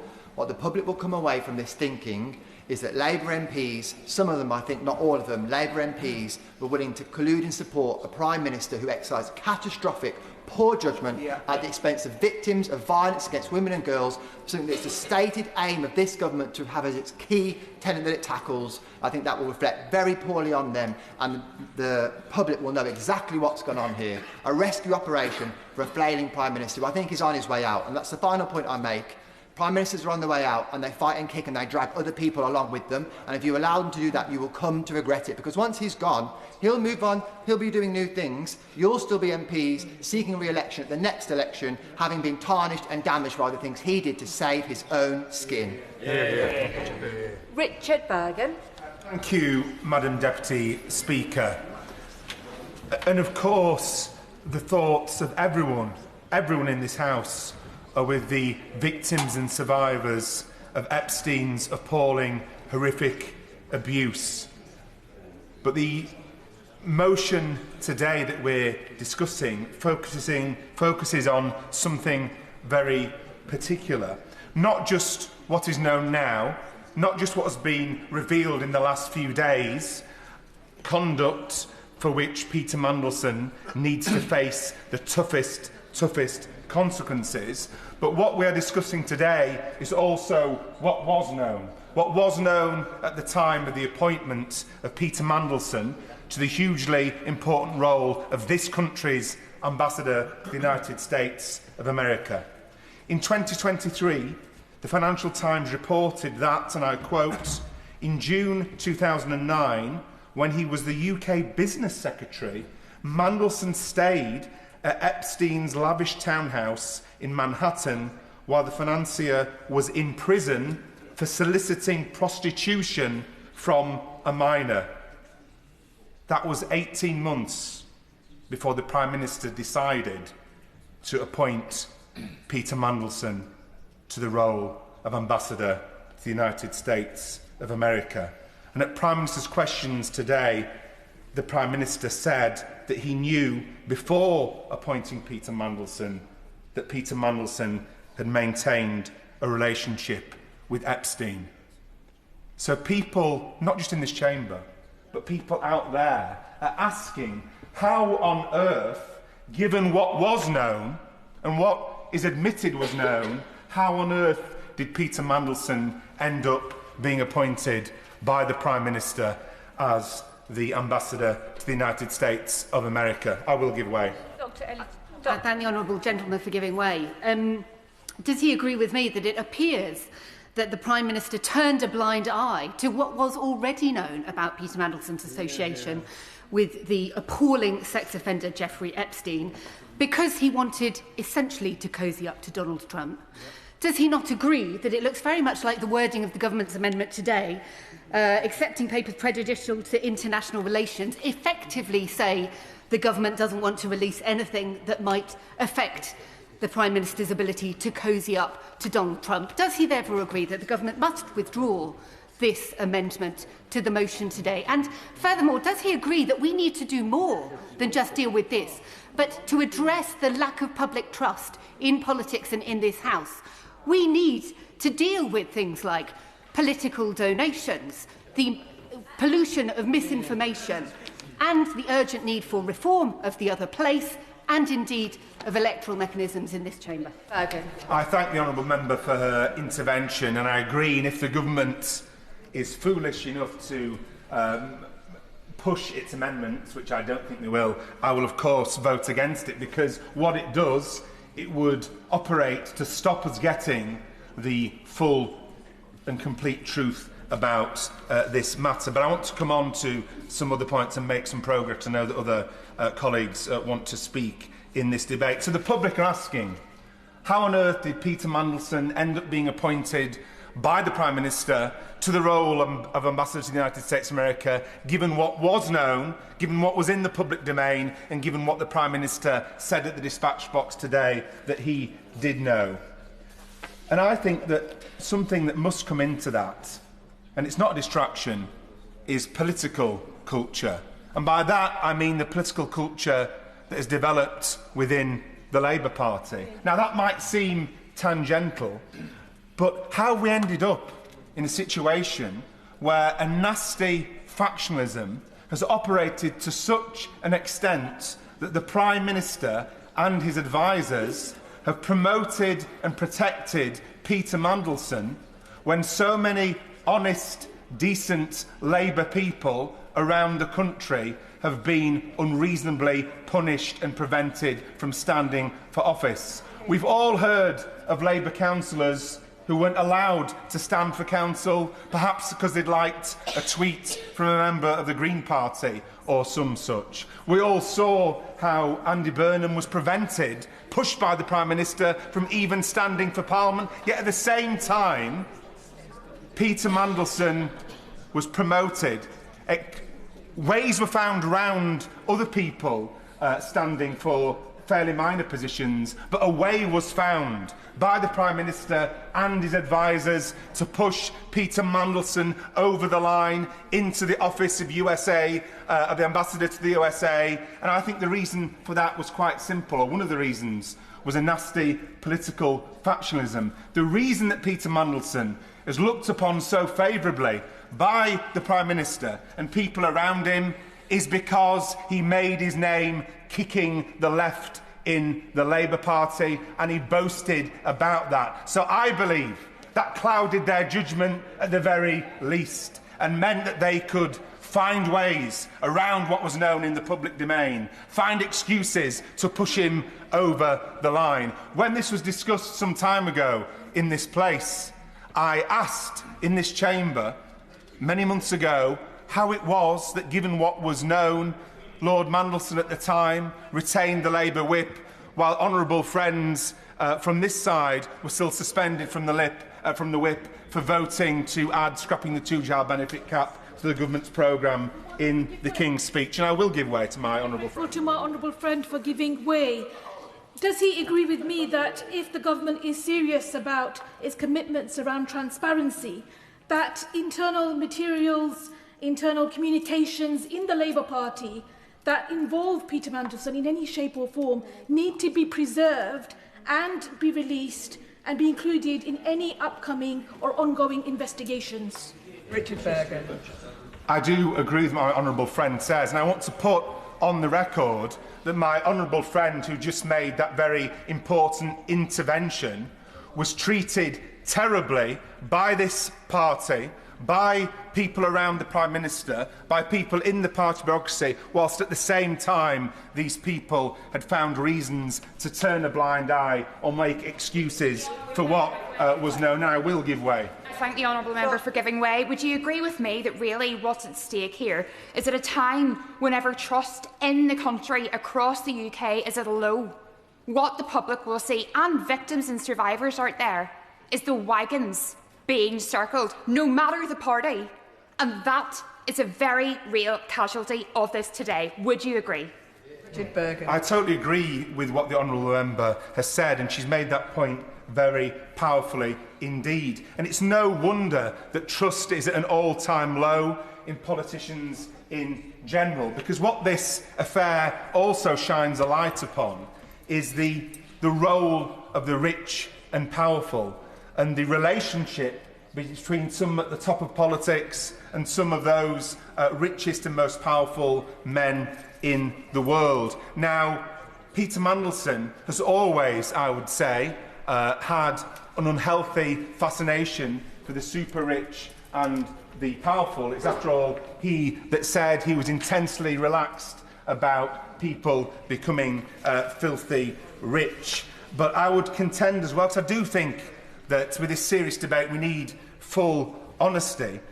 As I alluded to before, one of the main reasons that Peter Mandelson was let off the hook and eased into one of the most important offices he could be given by the Prime Minister was because of his role in internal Labour Party factional affairs. And that is just completely wrong. I mean, I'll quote Peter Mandelson, who said, "I work every single day in some small way to bring forward the end of his term in office," referring, of course, to the Right Honourable member for Islington North, and that comment was made whilst he was leader of the Labour Party, and Lord Mandelson was a Labour Party member. And I would say that that is a reason he was so grateful for the job that Peter Mandelson did, kicking the left again and again in the Labour Party, that they turned... I will give way shortly. I think the Prime Minister would be really delighted if I did give way, because I'm trying to come to an important point. The point I'm making is that the reward for that factional role that he boasted about, that he revelled in, the reward for that was that a blind eye was turned to the fact that the Prime Minister knew of the relationship between Peter Mandelson and Jeffrey Epstein. The reality is, and I will give way in a second, the reality is that Peter Mandelson wouldn't have made it onto a panel of local election candidates in the Labour Party. Yet he wouldn't have made it into the parliamentary Labour Party as a candidate for the general election. Yet, because of his factional role and his relationship with the super-rich that, quite frankly, stinks, he was eased into the position of Ambassador to the United States of America. And that's the truth, whether or not people choose to admit it, and I will give way. Mike Martin. I thank him for giving way, and this is an important debate that deals with corruption on an international scale. It deals with victims, women and girls who've been victimised over years. And could I just ask the honourable gentleman to lift his eyes above factional Labour politics and focus on the issues at hand? Point I'm making. He may not have understood. Maybe that's the Liberal position to these things, I don't know. What I'm talking about is the fact that victims of sexual abuse were put second to factional politics. The point I'm making is that this dirty, grubby, internal factional behaviour overrode these considerations. So, in fact, I don't disagree with him. That's the point I'm making, that these things, the lives of survivors, should have been put first. The risk that Peter Mandelson posed to national security and his deep inappropriateness for the role of USA ambassador should have been put first. So it may be that he misunderstood me, but that's the very point I'm making. And the public deserve the truth. They need to know the full truth. They need to know who argued for Peter Mandelson, despite what is known about his relationship with Epstein, who argued for him to be pushed over the line and put into the role of Ambassador to the United States of America, who warned against it, and what was the role of the advisers around the Prime Minister. And I think that is fundamentally important. We can't have a situation that the public quite rightly view as totally unacceptable, because we need to know, and nothing should prevent it, exactly how this happened, because the public are completely baffled and completely disgusted. And the point has been made that we need to clean up our politics. And of course, that means no jobs for the boys when they're completely, deeply inappropriate and deeply unsuitable for it. Of course, that means looking at the role of big money in politics. Mandelson was infatuated by the rich and powerful in the same way that he was infatuated by the factional politics within the Labour Party. And these things resulted in him being appointed to that position despite what was known. And so I'll finish on this. A manuscript amendment may be brought, I don't know. It may satisfy members on this side of the House and on the other side of the House, I don't know. But no manuscript amendment will rub away this crisis. No manuscript amendment, nothing that can be said in this House will remove the fact that the appointment of Peter Mandelson as an ambassador to the United States of America, despite what was admitted was known at the time, is literally indefensible. Literally indefensible. And I think it is really, really telling that not a single member on any side of the House has tried to defend that today, although they have defended it previously. And so I'll just end on that. And I just want to come back to the point that my honourable friend tried to make. We can't have appointments in this country suborned to people's friendships or the role that they have played in the factions in an internal party. That puts a national interest at risk. It can put national security at risk. The Prime Minister has said country first, party second. What we can't have is faction first, country second. And I think that's what happened with the indefensible decision to appoint Peter Mandelson to this important role, despite the fact it was in the public domain that he'd continued his relations with Epstein when Epstein was in prison for soliciting child prostitution. John Lamont. Thank you very much. No matter which party we represent, no matter what deeply held differences we have, no matter how different our beliefs are, everyone in this chamber, and indeed anyone who serves the public, does so in the interests of this nation. We all signed up to serve our country, to do the best by Britain. Peter Mandelson has broken that vow. From politicians to civil servants, we all commit to the Nolan principles of public life. We promise to serve the public with integrity, objectivity, selflessness, accountability, openness, honesty. These principles state without qualifications that holders of public office should act solely in the terms of public interest. They state that holders of public office must avoid placing themselves under any obligation to people or organisations that might try inappropriately to influence them in their work. They state that holders of public office should act and take decisions in an open and transparent manner. Peter Mandelson has broken every one of these principles.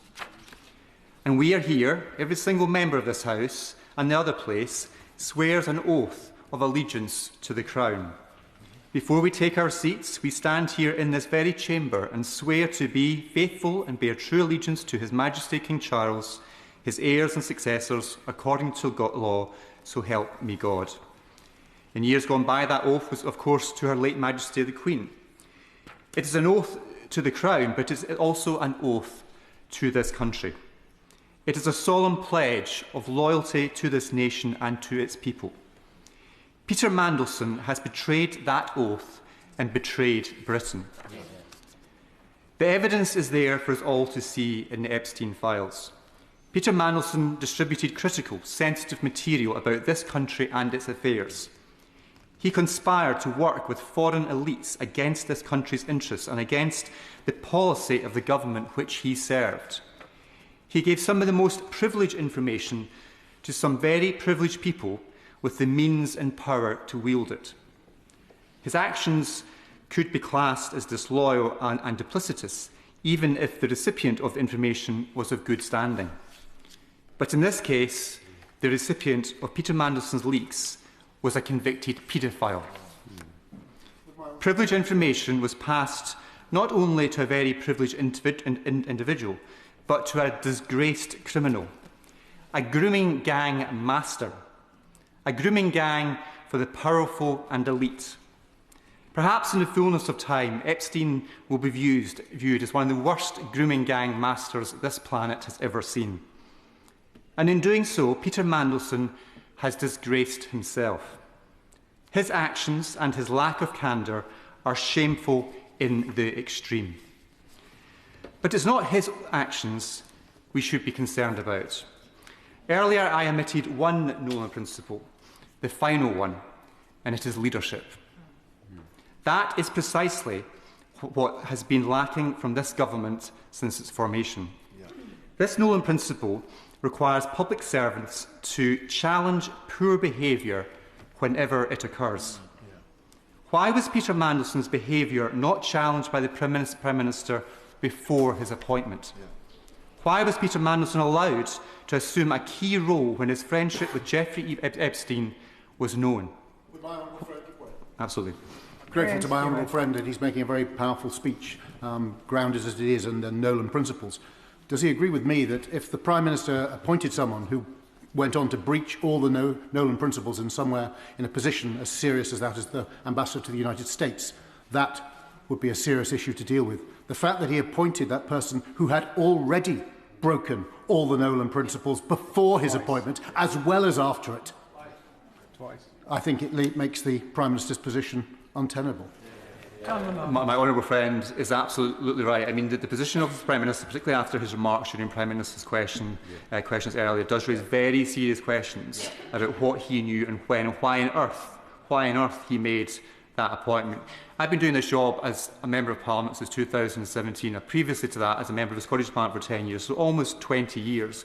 Throughout that time, I've been aware of the rumours and the speculation about Mandelson. Indeed, he was sacked from Cabinet on 2 occasions for misconduct. Throughout his political life, there have been question marks raised about his credibility, his conduct and his scruples. So why was Peter Mandelson able to get away with distributing sensitive, privileged information while in office? Questions over Peter Mandelson's character and his loyalty to this country have to be answered. I'll give way to the honourable member who... Yes. I thank the honourable gentleman for giving way. Like him, I have been a member in this place for longer than I care to remember, and throughout that time, I have seen powerful men go unchallenged and cause havoc with our country as a result. He and I will want to change that for good, because this is well beyond any partisan concern. Does he agree with me that now is therefore the time to revisit the role of this House and this place in appointments, in scrutinising, particularly with select committees, and their capacity to object? Too many people have known for too long about a number of controversial characters that they are not fit for public office. It's time to bring back the disinfectants of democracy into that process. Does he agree? I think the obvious question from the Honourable Lady's point is why on earth did the Prime Minister make that appointment when there was so much information about the toxic nature around Peter Mandelson? What on earth was the Prime Minister doing? And when you have Honourable Member, the Honourable Member for Hove, the Secretary, Honourable Member for Hove, the Secretary of State doing the rounds, a Cabinet member doing the rounds, saying it was worth the risk. So clearly, even within the higher echelons of the Cabinet, not least the Prime Minister, there were concerns about this appointment, yet nobody did anything about it. This individual who had this association with this predator, with this grooming gang master, who was sharing information, who subsequently was caught sharing information with him, sensitive information, should never have been anywhere near that important office of our ambassador to the United States. So there are so many questions from the government that need to be answered, but there's crucial questions that the Prime Minister has to answer. And for me, the Prime Minister's conduct on this is completely unforgivable. Paula Barker. Thank you, Madam Deputy Speaker. Firstly, I want to place on record that my thoughts are with the women and girls who were victims of Epstein and his cronies. I'm also deeply concerned with those who suffered incredible loss through the financial crisis in 2008. Madam Deputy Speaker, this House is at its best when we can find common ground and put aside party politics for the good of our country. And I believe that we are seeing that today.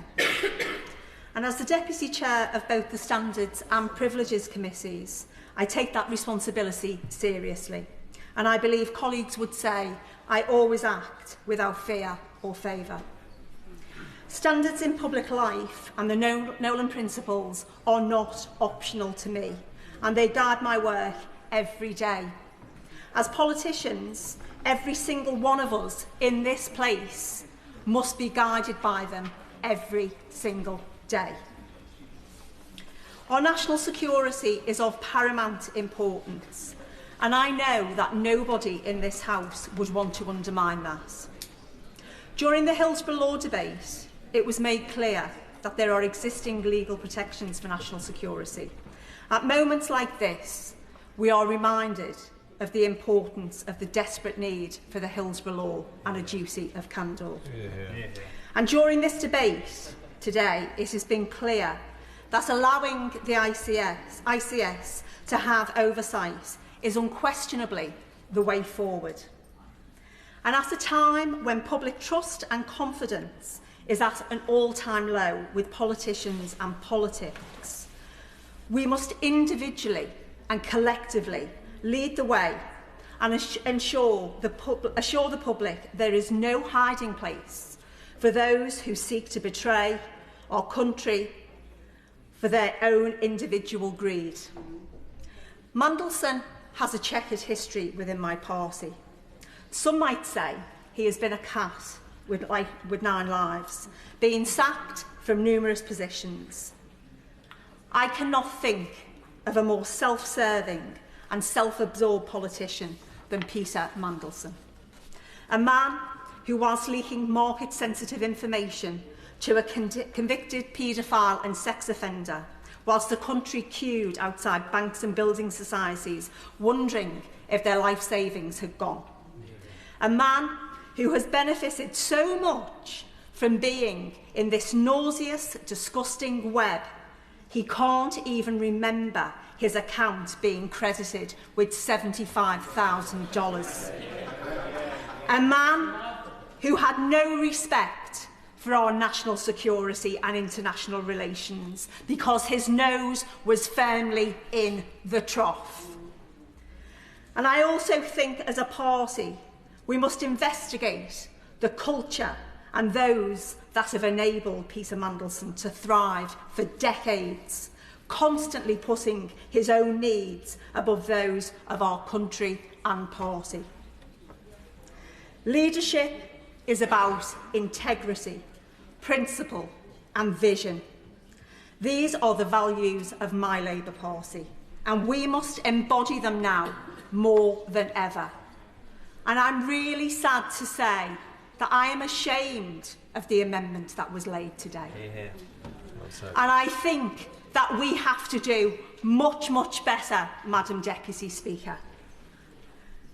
So I implore my government to withdraw their amendment and let the ICS deal with the issues, because that is the right thing to do.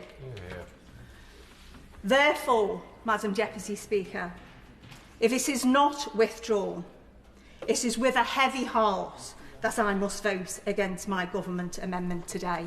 And I have written to the Chief Whip earlier today to let him know of my intentions. I will give way. There are rumours about that there may be some kind of manuscript amendment that brings something forward that members opposite do feel they can vote for. But does she agree with me that the fact that the government were willing to try and make Labour members opposite vote for the original amendment is something they should not forget? Paula Barker. I thank the Honourable Gentleman for his intervention, and I think I've made it clear what I think of the government amendment. I will end by saying, as my honourable friend did, the Prime Minister said consistently during the general election campaign that we must always put country before party. He promised the country that this Labour government will put country before party. I implore my government to ensure that that is what they do today. Well said. Well said. Jeremy Corbyn. Thank you very much, Madam Deputy Speaker. And this debate is crucial, it's seminal, but first of all, it's got to be, first and foremost, about the victims of the horrible web that Epstein created, the abuse of women, the abduction of women, the raping of women, the secret imprisonment of women, and them apparently flown in and out of major cities around the world for the convenience of rich and powerful men. Utterly disgusting, depraved and abominable behaviour at every single level. And every member that's called that out is absolutely right to do so. Epstein wasn't revealed yesterday, he wasn't convicted last week, he wasn't convicted last year, he was first convicted 18 years ago. It's not as if his record wasn't extremely well known. And it seems that we're now only debating it because of the inclusion of Peter Mandelson in all of this ghastly, nasty, vile, horrible web that was created by them. And so I think we do have a duty to do something important today, and I, for one, support the opposition motion that's been put forward, and I hope it is voted on and we don't come to some crabby deal between the government and the opposition today to get a manuscript motion that kicks the whole thing into the long grass, long way away, on the pretence that we cannot discuss it because it might affect security or might affect international relations. Almost anything can affect international relations, and that to me sounds like a way in which the government would simply try and get out of it. The question is fundamentally one for the Prime Minister, and it's a bit odd that he's not here for the debate. It's a bit odd that he hasn't spoken in the debate. It's a bit odd that all he's done is said what he did today at Prime Minister's question time. I cannot believe that when he was about to appoint Peter Mandelson as the ambassador to Washington, he wasn't made fully aware of all of Peter Mandelson's record.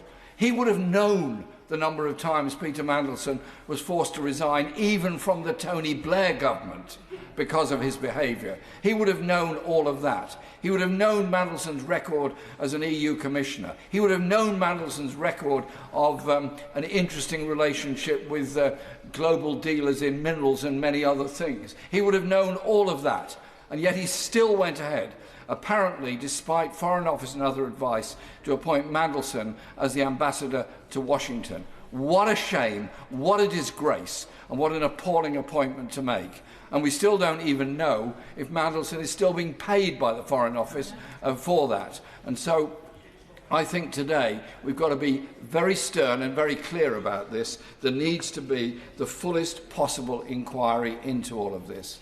Parliament is not competent to undertake this inquiry. The Cabinet Secretary is not competent. The civil service machine is not competent, because they've all been ensnared into this gilded, friendly web of Mandelson, the business contacts, the political contacts, the social contacts, under which favours were done, contracts apparently awarded, this ghastly company Palantir trying to get hold of our National Health Service, apparently at the behest of Mandelson and others. None of us here are competent to have that inquiry. That's why I intervened, and I thank those members that did give way earlier on how the inquiry should be conducted. I think it has to be on the basis of something judicially led, independent, and for the most part in the public eye, rather like eventually the government was forced to undertake the Chilcot inquiry into the Iraq War. That's the nearest parallel I can find, because it needs to expose the whole web that Mandelson created and the power play that he operated on within the civil service, within the political establishment, within the media, and so much else. The member for Leeds East made a wonderful and very, very powerful speech, and I thank him for the reference he made to what Mandelson said and did about me when I was leader of the opposition and leader of the Labour Party. I can just confirm to the House, under my leadership, Mandelson had no role, no influence and no part to play, because I do not trust the man, I do not believe the man, and we need to make that very, very clear, because his role in British politics has been basically malign, undermining and essentially a very corrupting influence altogether. And so when we look at our politics, we need to look at the role that big money plays, the role that patronage plays, the role that turning a blind eye to crime plays, because that is what we end up with, the national embarrassment of Mandelson being the ambassador to Washington, apparently on the basis that it was a risk worth taking in order to please Donald Trump, which I don't know if that succeeded in pleasing Donald Trump, but I did notice that at one of Donald Trump's endless press conferences, he couldn't remember who Mandelson was. So I'm not quite sure how big the impact had been on the president. And so today is a day of shame for our politics. It's a day of shame that we've got to this situation where it's now been exposed. Epstein was very, very powerful and very, very wealthy. Obviously, there needs to be more and more examination into that. They've uncovered more files than even Julian Assange managed to uncover in WikiLeaks. And these are going to be read and studied for a long time to come. And there are lots of people all around the world that were dragged into this ghastly web based on dishonesty, based on lies, based on corruption, and based on patronage. It's up to us as MPs, to fess up to what's happened and make sure there is a genuinely open, independent inquiry into all of this, and we look ourselves in the mirror about the standards of democracy we have in our society, the standards of patronage that continue within our society. Yes, of course. I'm extremely grateful to the Right Honourable Gentleman who's making a powerful speech, and he referred to his colleague opposite's speech on factionalism, and he made the point that we need an independent inquiry. One of the reasons for that will be the number of staff from Labour Together, a factional group within the Labour Party, who were appointed to civil service posts directly after the general election, including one, I believe, Jess Sargent, to the Cabinet Office's Propriety and Constitution Group. So we shouldn't have anyone opposite on the front bench trying to suggest, oh, don't question the impartiality of the civil service. They undermine the impartiality of the civil service, and we need an independent inquiry if the public are to know we're going to get to the truth. I think that's a very fair point that the member makes, and of course the role of factions within parties is enormous. We've seen the role that Mandelson played, that Morgan McSweeney has played, and others have played in sidelining, silencing and getting rid of very good active people within the Labour Party, and ultimately it's the Labour Party that loses as a result of it. And I was extremely grateful for the role that Peter Mandelson played in the last election in Islington North. He came along and canvassed and we won with 50% of the vote. And so that's the only useful thing he's done for a very long time that I can remember. But the point the member makes is actually a very fair one, that it is right that ministers and governments should be able to bring political advisers in with them into government. And I remember discussing all this with Tony Benn in the 1970s about his view that the civil service was intrinsically conservative, intrinsically reactionary, and you did need voices in there that were prepared to speak up for an alternative policy. And I think I understand that point. But there has to be a limit somewhere about the role of the political advisor in running the civil service. That's the Rubicon they must not cross. They can advise the minister, that's reasonable, and they may have a very strong view, they may have a very different view to the civil service, that's fair enough. But they should not be there running the civil service, because if we believe in an independent civil service, then we must practice it, even though it's probably quite uncomfortable for ministers at various times. And so I conclude my contribution with this. I say to the government, don't come to some deal today to get past today.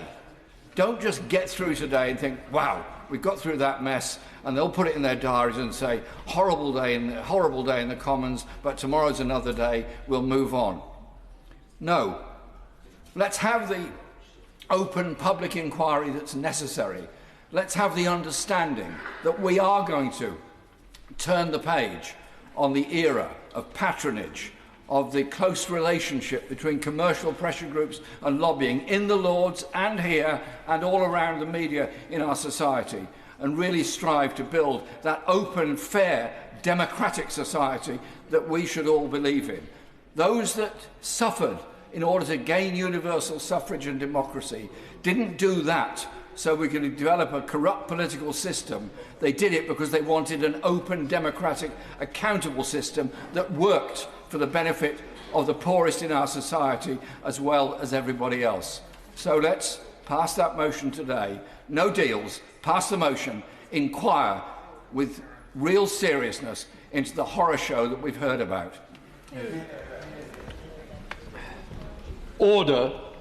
I must inform the House the manuscript amendment to the Amendment A has been tabled by the Prime Minister, and I have selected that amendment. For the convenience of the House, the manuscript amendment adds the following words to the end of the current amendment, which shall instead be referred to the Intelligence and Security Committee of Parliament. Copies of the manuscript amendment are now available in the Vote Office. I will call the Minister to move that amendment formally when winding up the debate. The debate now continues with Dr Scott Arthur. Thank you, Mr Speaker. I've been waiting for 3 hours to speak in this debate, and I was wanting to talk about consensus, but it seems that my speech is just one place too late. And I want to start by following on from the member from Islington North and the point he made about recovering Mandelson's pay, or at least stopping the pay being awarded to him. I have to say, constituents in Edinburgh South West want to go further and recover his pension as well. But I do want to start by thanking the opposition front bench for bringing this debate today. I think it's right that we do debate these issues, and I think certainly people in my constituency expect that to happen. In terms of consensus, though, I think where we're at is that the SNP, Greens and Lib Dems back their original humble address. I'm not sure if your party backs it or not, or perhaps the gentleman was just speaking on his own behalf. The Conservatives seem to accept that their humble address was a little bit reckless, and they want to support the involvement of the ISC. And now the government is showing leadership and brought that in. I think that's where we're at. I mean, feel free to correct me. Do you want to correct me? Sorry. They may want to correct me. I'm happy to take an intervention. But I did expect to come here today, Mr. Speaker, and hear a little bit more about what Mandelson may or may not have been getting up to during the era of Alistair Darling and Gordon Brown trying to save our economy. Gordon Brown's a man I have huge respect for, a man of real integrity, and Alistair Darling is a predecessor in my seat. Again, he was a man of great integrity and someone who I really respected. I think Mandelson, I think we can all agree, was the complete opposite of these two great men, these two political leaders of my era. And I don't doubt that once that criminal investigation is completed, there will be a public inquiry that some people are talking about. But I think it's right that we have focused on Mandelson's links with Epstein today, and I think the member for Bolsover made that absolutely clear about why that is so important. Very happy to. I thank the honourable gentleman for giving way. He's just said that he thinks it's absolutely right that this House focuses on Peter Mandelson's links with Jeffrey Epstein, and I welcome him for suddenly coming to that conclusion. Can I ask him why, then, the Prime Minister felt it necessary to appoint him as the US ambassador when he, after this afternoon's revelation, knew that he still had a relationship with him? Dr. Arthur. Thank you, Mr. Speaker. I mean, that's why I'm here in this debate this afternoon, because I want to see these documents released so we can understand what decisions were made. You might not guess it, but you might not guess it. Go for it. Andrew Snowden. Thank you, Mr. Speaker. I thank the honourable member for giving way. We know the decision that was making. He was appointed ambassador whilst knowing that there was a relationship with a convicted paedophile, and it was worth the risk. So what is worth the risk? What is the level of relationship that is acceptable with a paedophile? Is it coffee in the morning or dinner at night? What is that level? There should be none with a convicted paedophile. Scott Arthur. Hopefully the documents will explain what has happened. Hopefully. I mean, can I just expand on one point? You know, so I know I don't look at it, but I've been around for a long time. I can remember Mandelson's first lap, then his second lap, then I'm going to the Lords, and now this third lap. So my general perception of him is not someone I would trust. I wouldn't buy a. I'll come back. I wouldn't buy a second-hand car from him. But that's based my perception of the media. I've not seen the vetting they went through. When the chair of the Foreign Affairs Select Committee went through what the selection procedure was, and I accept that's a procedure that this government's inherited, I thought it was an absolute shambles the way the steps they went through. Nothing what I would expect. I expected much more detail. So hopefully these documents will give us a bit more detail. Happy to give way. I'm grateful for the honourable member for giving way. He's just said that he wouldn't have bought a second-hand car from Mandelson. So would he have made him ambassador to the United States? Based on my knowledge of him, absolutely not. But I've not seen the vetting documents as insubstantial as they appear. I've not seen them.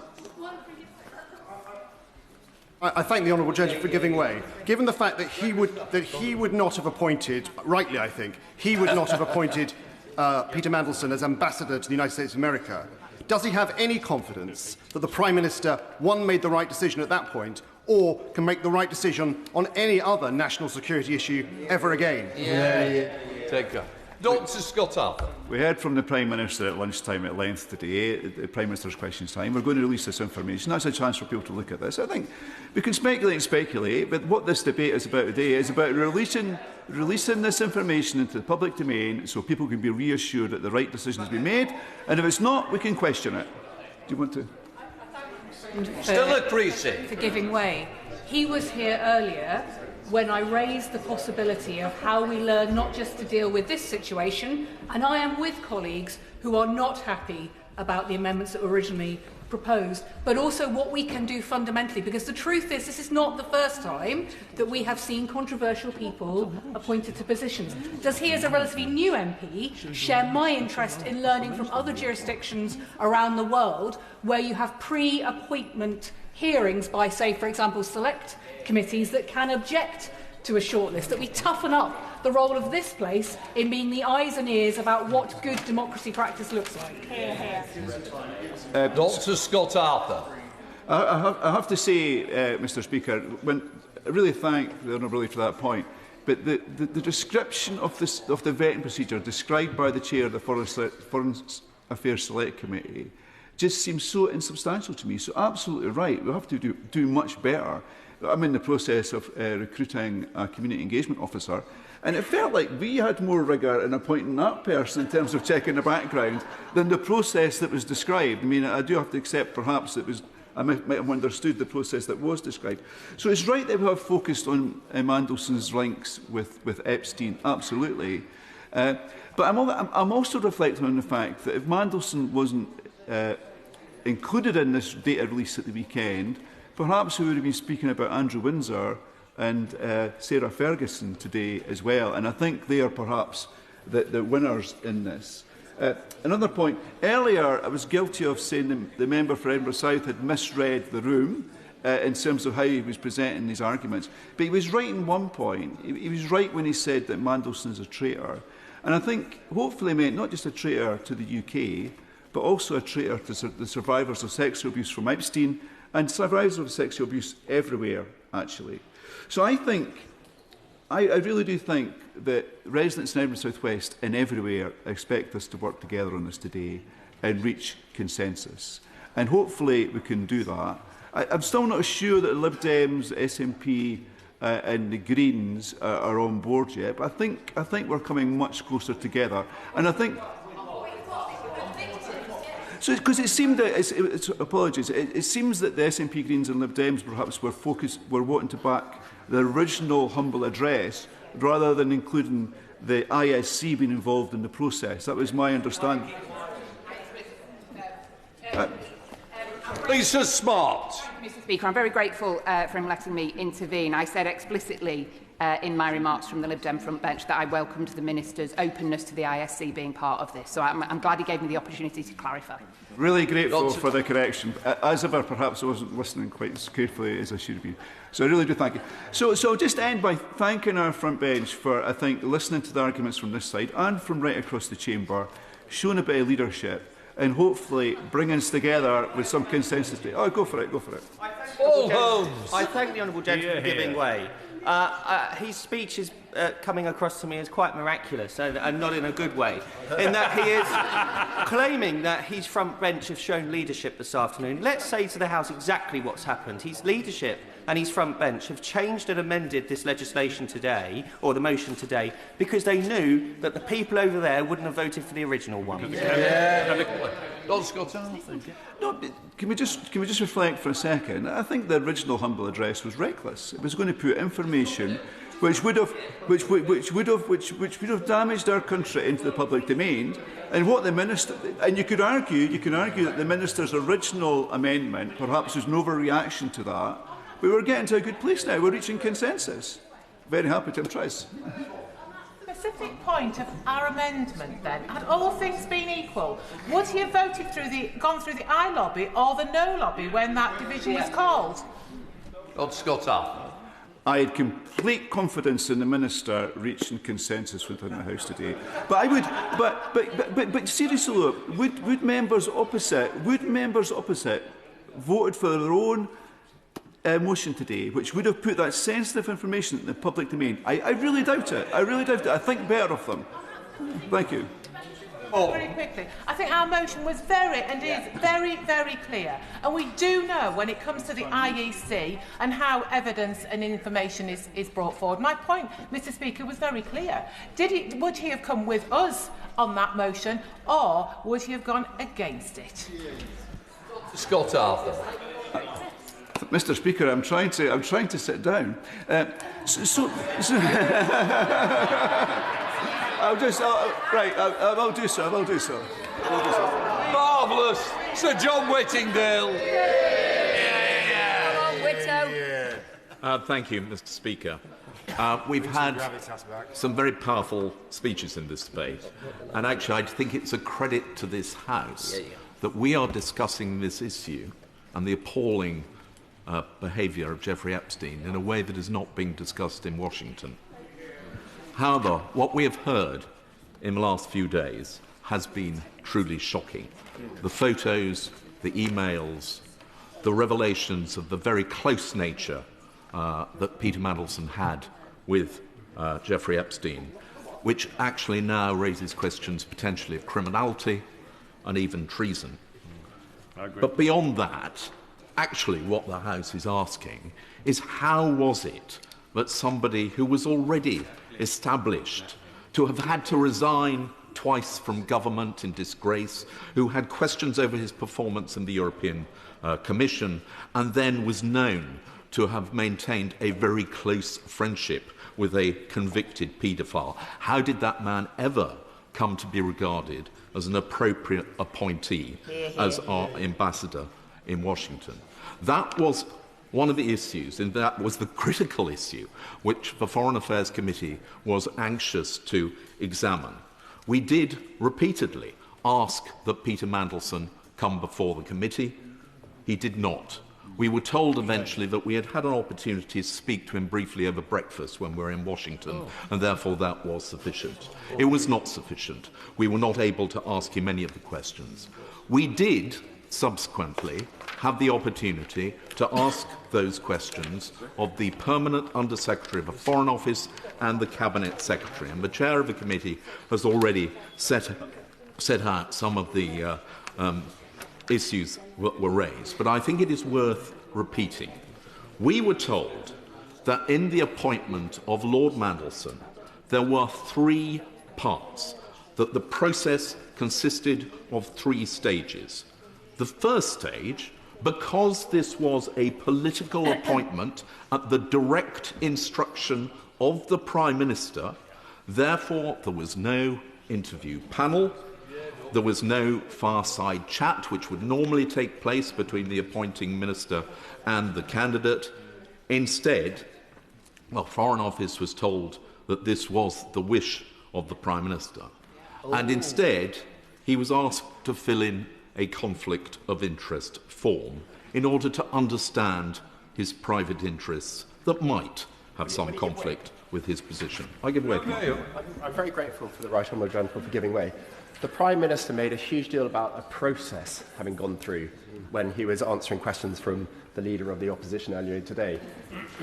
If I understand him correctly, is it that the process was the Prime Minister wanted Peter Mandelson? That was made absolutely clear right from the start. Indeed, the Permanent Under-Secretary described this as a political appointment which was the direct instruction of the Prime Minister.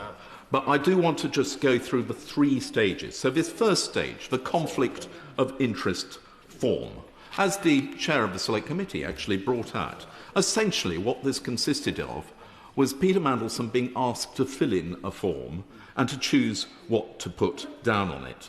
And there was no subsequent questioning about anything that did not appear on his form. The form, of course, is something that we have not seen, and I hope that as part, indeed, I believe that as part of the motion which we are likely to pass today, that form should now be made public. Also, as a part of the potential conflict of interest, I did raise with the Permanent Under-Secretary the question of Lord Mandelson's continuing shareholding in Global Council. The Permanent Under-Secretary replied to me, "This was honestly the hardest bit of the process for both of us. Lord Mandelson was a founder of the company. While he was confident that he could conduct his role as ambassador without giving rise to a conflict, we wanted to make sure we mitigated that possibility in some ways."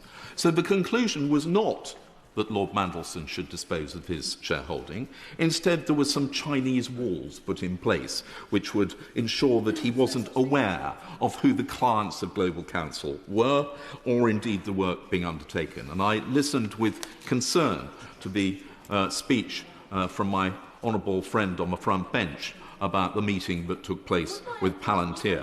I think that that raises real questions about the effectiveness, just one second, the effectiveness of the so-called undertakings that were put in place by the Foreign Office, and we need to understand that. Of course I get it.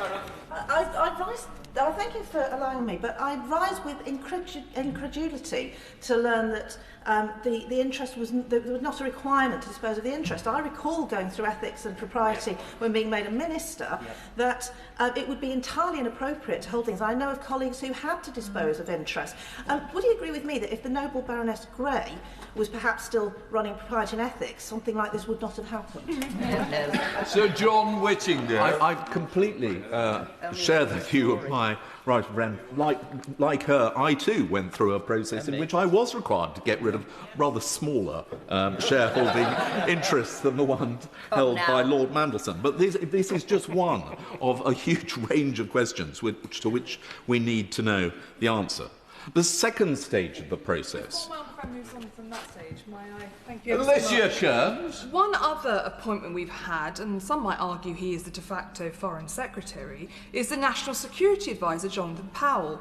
How can we have confidence that he went through the appropriate vetting, not least when he's running around having secret meetings with Wang Yi and other Chinese senior officials, when we cannot have confidence it was done in the American ambassador, our ambassador to America? John Whittingham. Well, I mean, I think once we get the revelations of the documents as to precisely what occurred in the case of Lord Mandelson, that is bound to raise questions about what procedures were followed in the case of other appointees, and particularly the one that she raises, Jonathan Powell, who in many ways is the Foreign Secretary of this country. The second stage of the process, we were told, was the due diligence carried out by the Cabinet Office. The due diligence consisted of identification of information and a second part of it, which was judgment about it. However, all of the information that was obtained in the due diligence was actually in the public domain already. There was no additional investigation take place.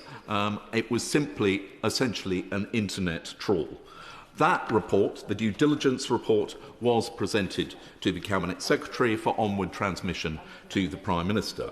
However, even at that time, actually, due diligence through an internet trawl would have already shown up the fact that Peter Mandelson had been to stay in the townhouse belonging to Jeffrey Epstein after his conviction. So the continuing association after his conviction had already been reported in the press and therefore was bound to form a part of the due diligence process.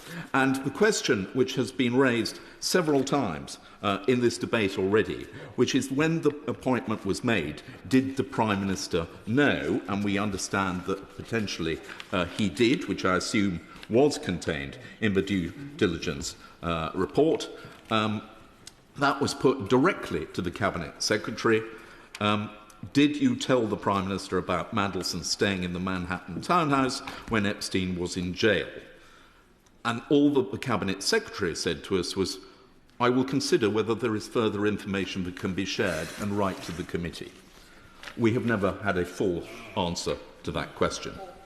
And then the third part of the process was the developed vetting, which we are told is a usual process for very senior appointments. It consists of a wide range of different investigations. We're told it's staff files, company records checks, check of spent and unspent criminal records, credit history, a check of security service records, and an interview not just of the candidate but also of the referees that have been supplied by a trained investigating officer. I think we will need to see the outcome of that report, even if it can only be provided, as the government has now conceded, to the Intelligence and Security Committee. But taken together with those three processes, the Prime Minister still decided there was no obstacle to the appointment of Peter Mandelson as ambassador to the United States. We then come to the question put to him, a Prime Minister's questions, following the Bloomberg report of the large number of emails. The Foreign Office learnt of those emails the night before Prime Minister's questions, and I pressed the Permanent Under-Secretary as to whether or not Number 10 had been told that these emails contained material evidence which could potentially change the whole perception of Lord Mandelson's relationship. He said that he had a duty of care to Lord Mandelson and therefore he needed to make checks. He essentially told us that Number 10 had not been informed. I find that very hard to believe. As somebody who used to prepare the Prime Minister for answering questions, the idea that something was not told to the Prime Minister of that order seems absolutely extraordinary. But there is another question which I think needs to be asked. The British government say that they discovered of all these emails which proved that the relationship was very long-standing and much closer than had ever been admitted by Lord Mandelson. They discovered them because Bloomberg obtained copies in a leak. They were held by the US government in the Department of Justice for months. The US government knew all about them, but it was only when we're told Bloomberg obtained them that the British government found out. Will you give way on that point? Of course I will. Do you believe it's conceivable then that the government did not ask, is there any compromat on the US ambassador, the British ambassador, to become the US ambassador on that basis? Because it seems incredulous that this has been known about, as he rightly pointed out in his speech, for years. My honourable friend is absolutely right, and I think there are two possible questions. The first is, why didn't the British government ever ask the US government, who they knew had all this material from Jeffrey Epstein, whether it contained any additional information that might be relevant to the appointment of Peter Mandelson? Or equally, our relationship, we are told, with the United States is so close. We share intelligence. Is it really the case that they didn't feel it necessary to tell us? Either way, it is an appalling breakdown of communication, and I have to say I find it very difficult to believe. These are all questions which we pressed the Permanent Under-Secretary on, that we pressed the Cabinet Secretary on, and we failed to obtain any answers. And I have to say that my confidence in a further investigation by the Cabinet Secretary is actually influenced by his failure, really, to answer any of these questions when he came before the Select Committee the first time. Would my right honourable friend give way? Of course I can. I'm very grateful to my right honourable friend for giving way. Once the Bloomberg leak had been done, I'm sure my right honourable friend remembers that many of us asked the government, surely now that these things have turned out to be true, surely we should now turn Lord Mandelson, Peter Mandelson, inside out, as if he had become outed as a spy. And surely the things which have now been released over the weekend would have come out. Is he surprised, like I am, that the government did not seem to do the investigation into Peter Mandelson subsequent to him being fired? I completely share the astonishment expressed by my honourable friend. And as further revelations come out about the behaviour of Jeffrey Epstein, particularly in relation to his links with Russia and other hostile powers, you'd have thought then again the government would say, please, if there is anything involving Peter Mandelson, we wish to know about this. The potential damage to our national interests that may have occurred as a result of Lord Mandelson's continuing to feed information to Jeffrey Epstein is huge, and that is something which has not yet even begun to be properly exposed. With my honourable friend, I'm grateful to my honourable friend. In his interrogation of the Permanent Under-Secretary of the Foreign and Commonwealth Office and the Cabinet Secretary, was he able to shed any light on another part of our motion about whether there was any severance payments made to Lord Mandelson, how much they were? Because if there were payments made, we should be seeking to get them back for the taxpayer. My honourable friend is absolutely right and actually anticipates my exact next point, in that I asked the question. Well said. I asked the question to the Permanent Under-Secretary whether or not he was still on the civil service payroll. I was told he was not. I was asked whether or not a settlement payment had been made, and I was told that he had resigned, but that his contract would be honoured. And when I asked whether or not that included a payment, I was told it was a confidential matter between him and the civil service, but that I will see if I can actually find it, because the exact wording is worth my just quoting again. So I said, so the Foreign Office is not going to give any information as to whether the payment was made to him, to which the Permanent Under-Secretary said, any implications of his termination will be reported in our annual report and accounts, but termination payments below a particular threshold, which I think is £300,000, do not get itemised. So I think the quick answer is no. However, I hope that, again, that is something which the government has now indicated will be made public. Yeah. I want to conclude my remarks by saying, of course, I recognise that... Could he give way just before he concludes? Yeah. Just before I do, yeah. I'm really grateful for the right honourable gentleman for giving way. And I'm just thinking about the response that he got from the Permanent Under-Secretary. Do you think that was a Permanent Under-Secretary trying to be helpful to his committee? Or do you think that was obfuscation and telling elected members of Parliament to get their nose out of his business? Say to my old friend, I regarded the whole session as a sort of masterpiece in Sir Humphrey's speak. It was an awful lot of words conveying very little substance. But I just want to come back to this point. I absolutely understand the necessity of not revealing information that may be damaging to national security.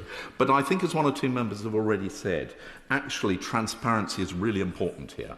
And therefore, I hope that the government will make public as much as is possible. And certainly as a member of the Foreign Affairs Committee, I will be pressing that the committee look at this, all the information that is published and follow up on the rather unsatisfactory session that we already had.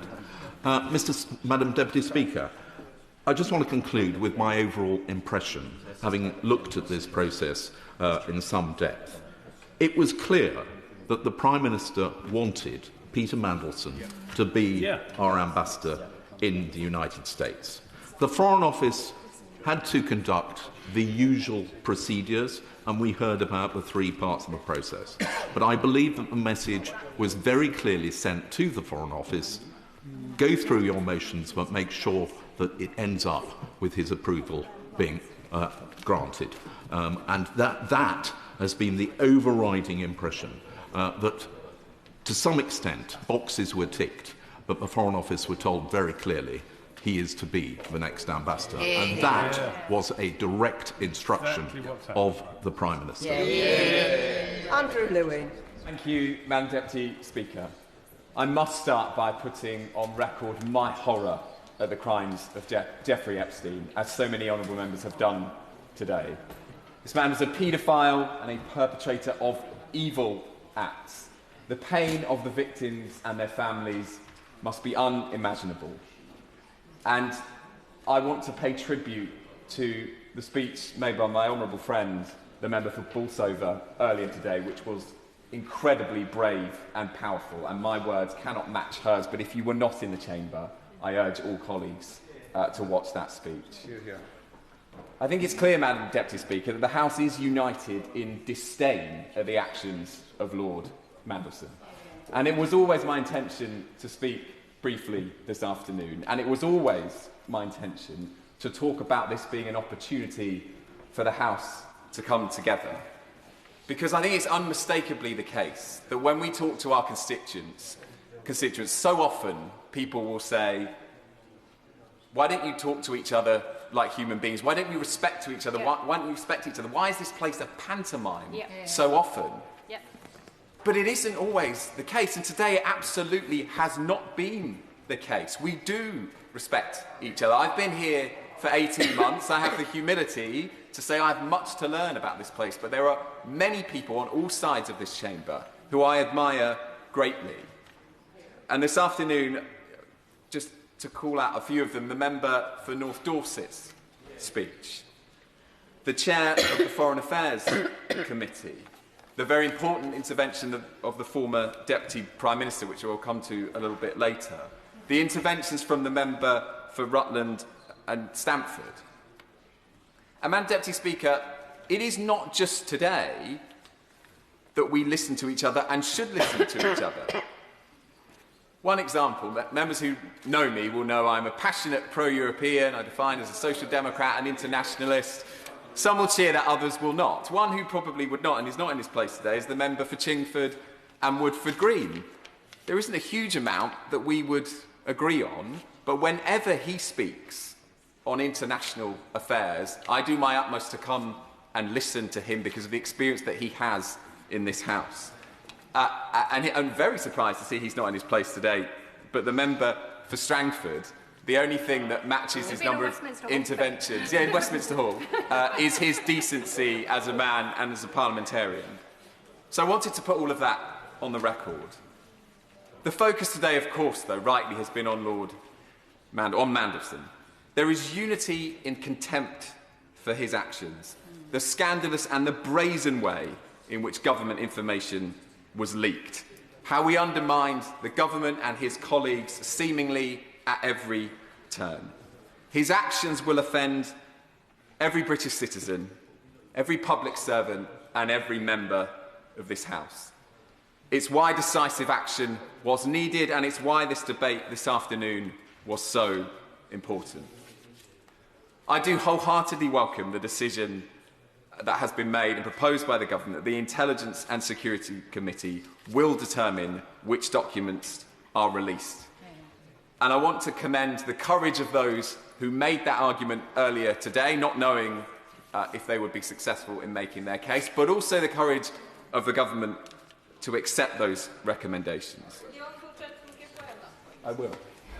I thank the honourable gentleman for giving way on that point, and he has articulated very eloquently how we have come together in this House, both to roundly condemn the role that Mandelson has played in the corrupt web around Jeffrey Epstein, but also that we have come out to say together we must have all the full facts laid bare, and I hope that he will join me in congratulating the government on conceding and putting forward the amendment for independent scrutiny by the ISC so that they will oversee the disclosure of the appropriate documents. Thank you. I wholeheartedly agree with my honourable friend, and that's why I began my remarks by saying this has been an important day for this House, because I sincerely believe that we are collectively in a much better place now than we were when we started the debate. I will. I thank the honourable gentleman for giving way and for the tone of the speech that he is giving. He talks about us having moderate language and being representatives of our constituents, and I agree with him. But in addition to that, we are elected to this place, hopefully because of our judgment and the trust of our electorate. Now, whatever the outcome of this debate and whatever the outcome of those documents, we already know that the public knew, the media knew, our constituents knew, we all knew, and we discovered at about 12 o'clock today, the Prime Minister knew that Lord Mandelson had a close personal relationship with a convicted paedophile. Does he think the Prime Minister can still command the trust of this House and the public? Very well. I think there are unquestionably things that we did not know. And I listened incredibly carefully to the Prime Minister in PMQs today, and he was clear, and it was a personal statement for him, that he has felt lied to at every single stage of the process. And the precise reason why I think everybody in this House wants to see every single document published that we possibly can is to get to the bottom of that. But I believe the Prime Minister. I'll make some progress. All of us in this House deserve the truth. Everyone in the country deserves the truth. And most importantly of all, so does every victim. Mandelson's time in public life was a very dark chapter. It is the duty of this House to shine a light on it and give the public the answers that they absolutely deserve. Thank you, Madam Deputy Speaker. This situation stinks. Peter Mandelson maintained a relationship with Jeffrey Epstein after he had been convicted. This wasn't before anyone knew about his grotesque crimes, not when it was being whispered about, but after his conviction, when the world knew exactly who and what Jeffrey Epstein was. Yet before his appointment as ambassador to the United States, senior Labour MPs went on television and social media to praise him, members sitting opposite today.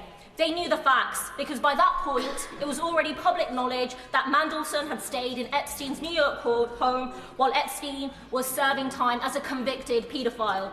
When asked about this last September, the Prime Minister told this House he had full confidence in Peter Mandelson, despite knowing about his close relationship with Epstein. That's right, the leader of the Labour Party and the Prime Minister had full confidence in a man that was besties with a convicted nonce. What a disgrace. And what we are witnessing is not accountability, it is the Westminster Club protecting its own. Madam Deputy Speaker, this is not just about this Labour government. Large sections of the media also play their part. Mandelson didn't simply drift back into public life. He was rehabilitated, rebranded, presented as respectable.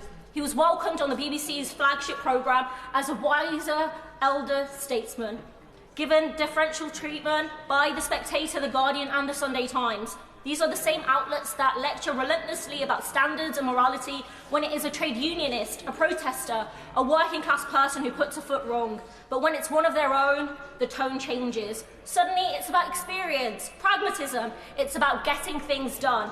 This is how power protects itself. And what about the victims, the girls and the young women abused by Epstein? They received an apology by Mandelson only after sustained pressure. It was not freely given, not offered because it was the right thing to do.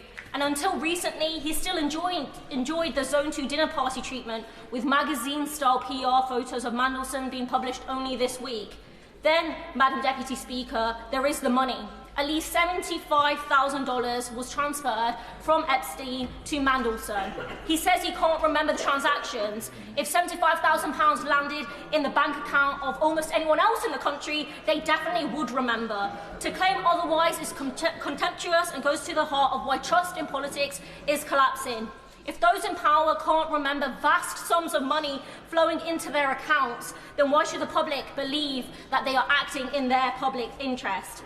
Madam Deputy Speaker, this has only come to light because American authorities released the Epstein files. We are told that the UK has no record of Mandelson's emails. If those files hadn't been released, he would have sailed back into public life, shielded by friendly journalists and wealthy backers. That's how broken our political culture has become. And now further emails have emerged, raising serious questions about whether market-sensitive information was leaked while he was at the heart of government. When ordinary people make mistakes, they pay the price. Nurses are disciplined, teachers are suspended, care workers lose their jobs. But if you belong to the Westminster Club, you can be linked to one of the most notorious predators of our time and still reach the top. Yes. I thank the honourable member for giving way. I wonder if she agrees with me that potentially every single working person, retired person and child in this country has paid the price for some of these comments. Because if Mandelson did indeed share information relating to the financial crash, it has cost everybody a fortune, and he owes every member of this country an apology. I absolutely agree. This is a systemic issue, and that's why I support the calls for an independent, judge-led public inquiry. Madam Deputy Speaker, yes, Peter Mandelson was eventually removed as US Ambassador, but he remained in the House of Lords and as a Labour Party member until 3 days ago. So the Labour Party cannot pretend that this was some distant mistake quietly corrected a long time ago. This was a decision they defended until they were forced to abandon it, and he should never have been appointed in the first place. If this Labour government believes that the appointment was proper, then it should stop stonewalling and prove it. Publish all the documents, the vetting, the advice, the risk assessments, the correspondence, and the contracts, including Palantir. Instead, the Prime Minister tabled an amendment to withhold any papers deemed prejudicial to national security or international relations. We know that when governments fear scrutiny, they wrap themselves up in the flag and hope that the public will look away. If there's nothing to hide, why carve out broad exemptions in advance? And the government's last-minute manuscript amendment is a desperate attempt to control dissent on the Labour backbenches. This is not accountability, it is not transparency, it's delay and it's damage control. They are kicking the can down the road in the hope that the outrage will fade and the questions will go away. Well, they won't. And that's why I'm supporting calls for an independent, judge-led public inquiry. Madam Deputy Speaker, this is not just about Peter Mandelson. It is about a system that protects the powerful and disregards the public. The victims deserved better, the British public deserve better. So the government must publish all the documents and the corruption and the cover-up and stop insulting the public with empty words when what we need is transparency. Madam Deputy Speaker, the Prime Minister said he had full confidence in Peter Mandelson. While the public has no confidence in him, he should do the honourable thing and resign. Madam Deputy Speaker, there is an old proverb. It may indeed be of Russian extraction, which maybe would be fitting enough. And it says this: tell me who your friend is, and I will tell you who you are. Yeah. And doesn't that sum up Peter Mandelson? Yeah. The friend of the child abuser, the friend of Jeffrey Epstein. He is the living personification of that proverb. He is a man apparently so corrupted in his own morals that he thinks what he did was okay, and perhaps corrupted financially.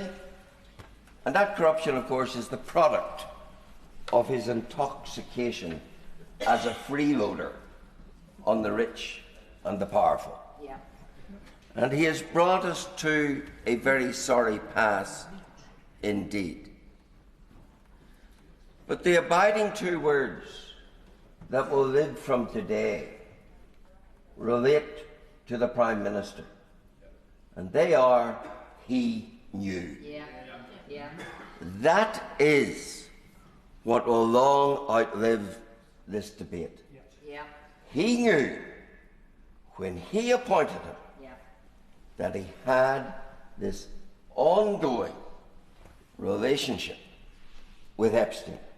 He told us today, but he didn't know the depth of the relationship. Sorry, it's not about depth. It's not a question of scale. It's a question of, was there a relationship? Yeah. And the very fact there was should have been enough for any Prime Minister. Yeah. And that calls fundamentally into question the judgment of our Prime Minister. None. Our Prime Minister, and he is our Prime Minister, is a man who has to, on the world stage, make fine judgments. Day and daily, he has to make judgments that affect us all. And if on a matter so glaring as this, his judgment is patently and fatally flawed, then it does raise fundamental question of how we can trust the Prime Minister's judgment. Even those who knew Peter Mandelson tangentially would have had enough suspicions to question his appointment. We in Northern Ireland know something of him. He was our Secretary of State at the turn of the century for 2 years, until he had to resign over the passport application scandal. I then next encountered him when I was a member of the European Parliament, when he was the United Kingdom's Commissioner in the EU Commission, appointed then as the Trade Commissioner from 2004 to 2008. And that was not uncontroversial. 2006, I well remember in the European Parliament, controversy about the fact that he had been holidaying on a yacht with an Italian tycoon whose business had benefited from his imposition of EU anti-dumping tariffs on Chinese shoes. And the Italian manufacturer of shoes was a beneficiary of those anti-dumping tariffs. And there he was, months later, on his yacht. Wow. 2 years later, he was on another yacht. Must be something about yachts. In Corfu, with a Russian oligarch. Mr. Mandelson, as Trade Commissioner, had just cut the EU import tariffs on aluminium, benefiting the oligarch company, Rusal, who were in the business, in the aluminium business. Yes, I'm very grateful to the gentleman for giving way. Would you agree with me that there may be some considerable merit in both the Commission and the Parliament, just looking over their paperwork, to see precisely where these things link and whether he breached rules when he was serving as a Commissioner? That's the point I was coming to. Sadly, maybe the European Union being the European Union, there was no great interest in investigating those matters. They were rather swept under the carpet. But I do say this to the government. He was there as the United Kingdom's commissioner on the Commission. And I think that gives status and opportunity to venture into inquiries about those matters. And then, of course, he came back to be sacked again. Now, all of that is largely in the public domain. Before we come next or near Epstein. And yet, equally in the public domain at the point of appointment was the knowledge that he had this ongoing relationship with a man who, upon his release from prison for his child abuse, Mandelson described it as his liberation. And our Prime Minister decided he was a suitable person to be our ambassador in probably the most important capital in the world, in Washington. That was a fatal flaw of judgment by the Prime Minister. And it will, I fear, hallmark much of his premiership. That a man who made a decision such as that, and then came to this House in September, when these things began to leak out, and expressed his confidence in Mandelson. So not just had we the flawed judgment in appointing him, we then had the continuing upholding of him by the expression of confidence, until finally the Prime Minister ran out of road on this issue. But he has left hanging around his neck that fatal flaw and misstep, and it's more than that, in appointing him. It was a fatal mistake, a flaw of judgment, and it does raise a fundamental point as to the ongoing credibility of this Prime Minister. And that is the abiding legacy of this situation. Dr. Luke Evans. Beware of Greeks bearing gifts. It's a slightly obscure quote, and it comes from a Trojan priest. And he was the one who spotted the warning, because many of you know the wider story of the Trojan horse. He said, beware of Greeks bearing gifts. Because actually, the moral of the story in terms of the Trojan horse was the fact that warnings were there and they were ignored. That's fundamental to what we're seeing here today, because Troy didn't fall because there was no warnings. It was because they were dismissed, sent away, ignored. The advice was ignored, and it led to catastrophe. Now let's apply that to our Prime Minister today. He appointed an ambassador known literally for decades as the Dark Knight for operating behind the scenes. That was his reputation. Not only on that basis, he was sacked not once, but twice from his cabinet roles. So every instinct in me says no other member of Parliament, both on this side or the other, would think they are a suitable candidate to be ambassador of this great nation to one of our greatest allies. And we've heard we can't have more information because of national security. Rubbish. But this side of the House, we're not asking to see the blueprints of the horse or the set out of the blueprints of the walls of Troy. No. We're simply asking, was he warned before he wheeled through the Trojan horse that is Mandelson into government? Did he receive any information? Did he know anything? And I was thinking about this point this morning until we heard the Prime Minister speak today at Prime Minister's Questions. As has rightly been pointed out only in the speech before me, he did know. This isn't analogue or digital. He knew. He knew there were concerns, and yet he went on and made an appointment. So this is not about the intelligence that we're looking at, but actually the judgment to understand whether advice was given and whether it was followed. It's not how that advice was written, it's simply whether or not it was inferred, passed on, and ignored. Now, what hasn't been mentioned in this debate is that we've been round this once before. We had a Standing Order 24 debate, for those of you who remember, only just before Christmas.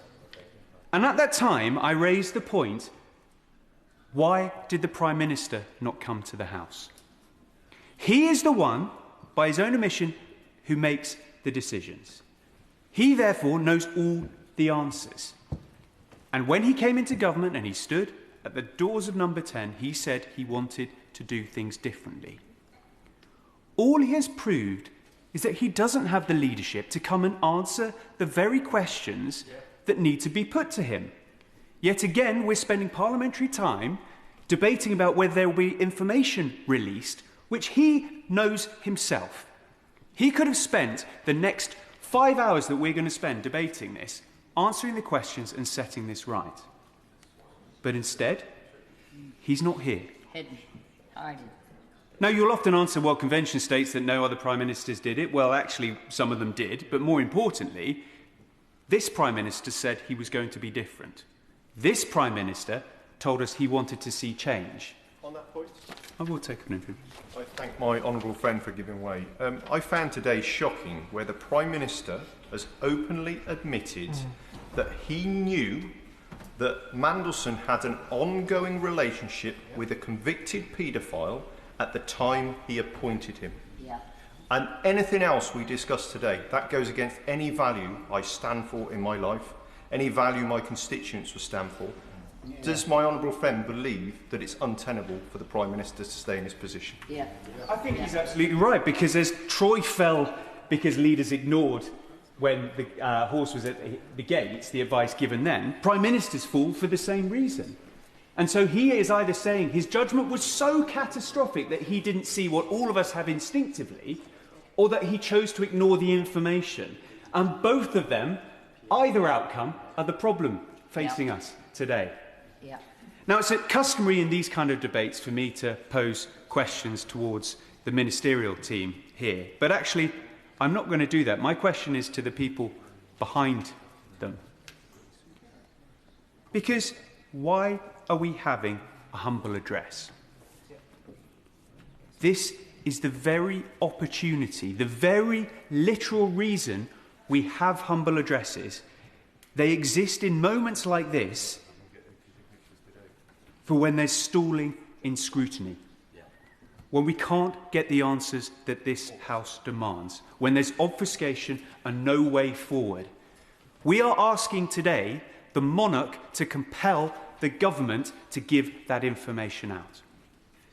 And that's not important just for the party politics, but important for both sides of this House and the wider country.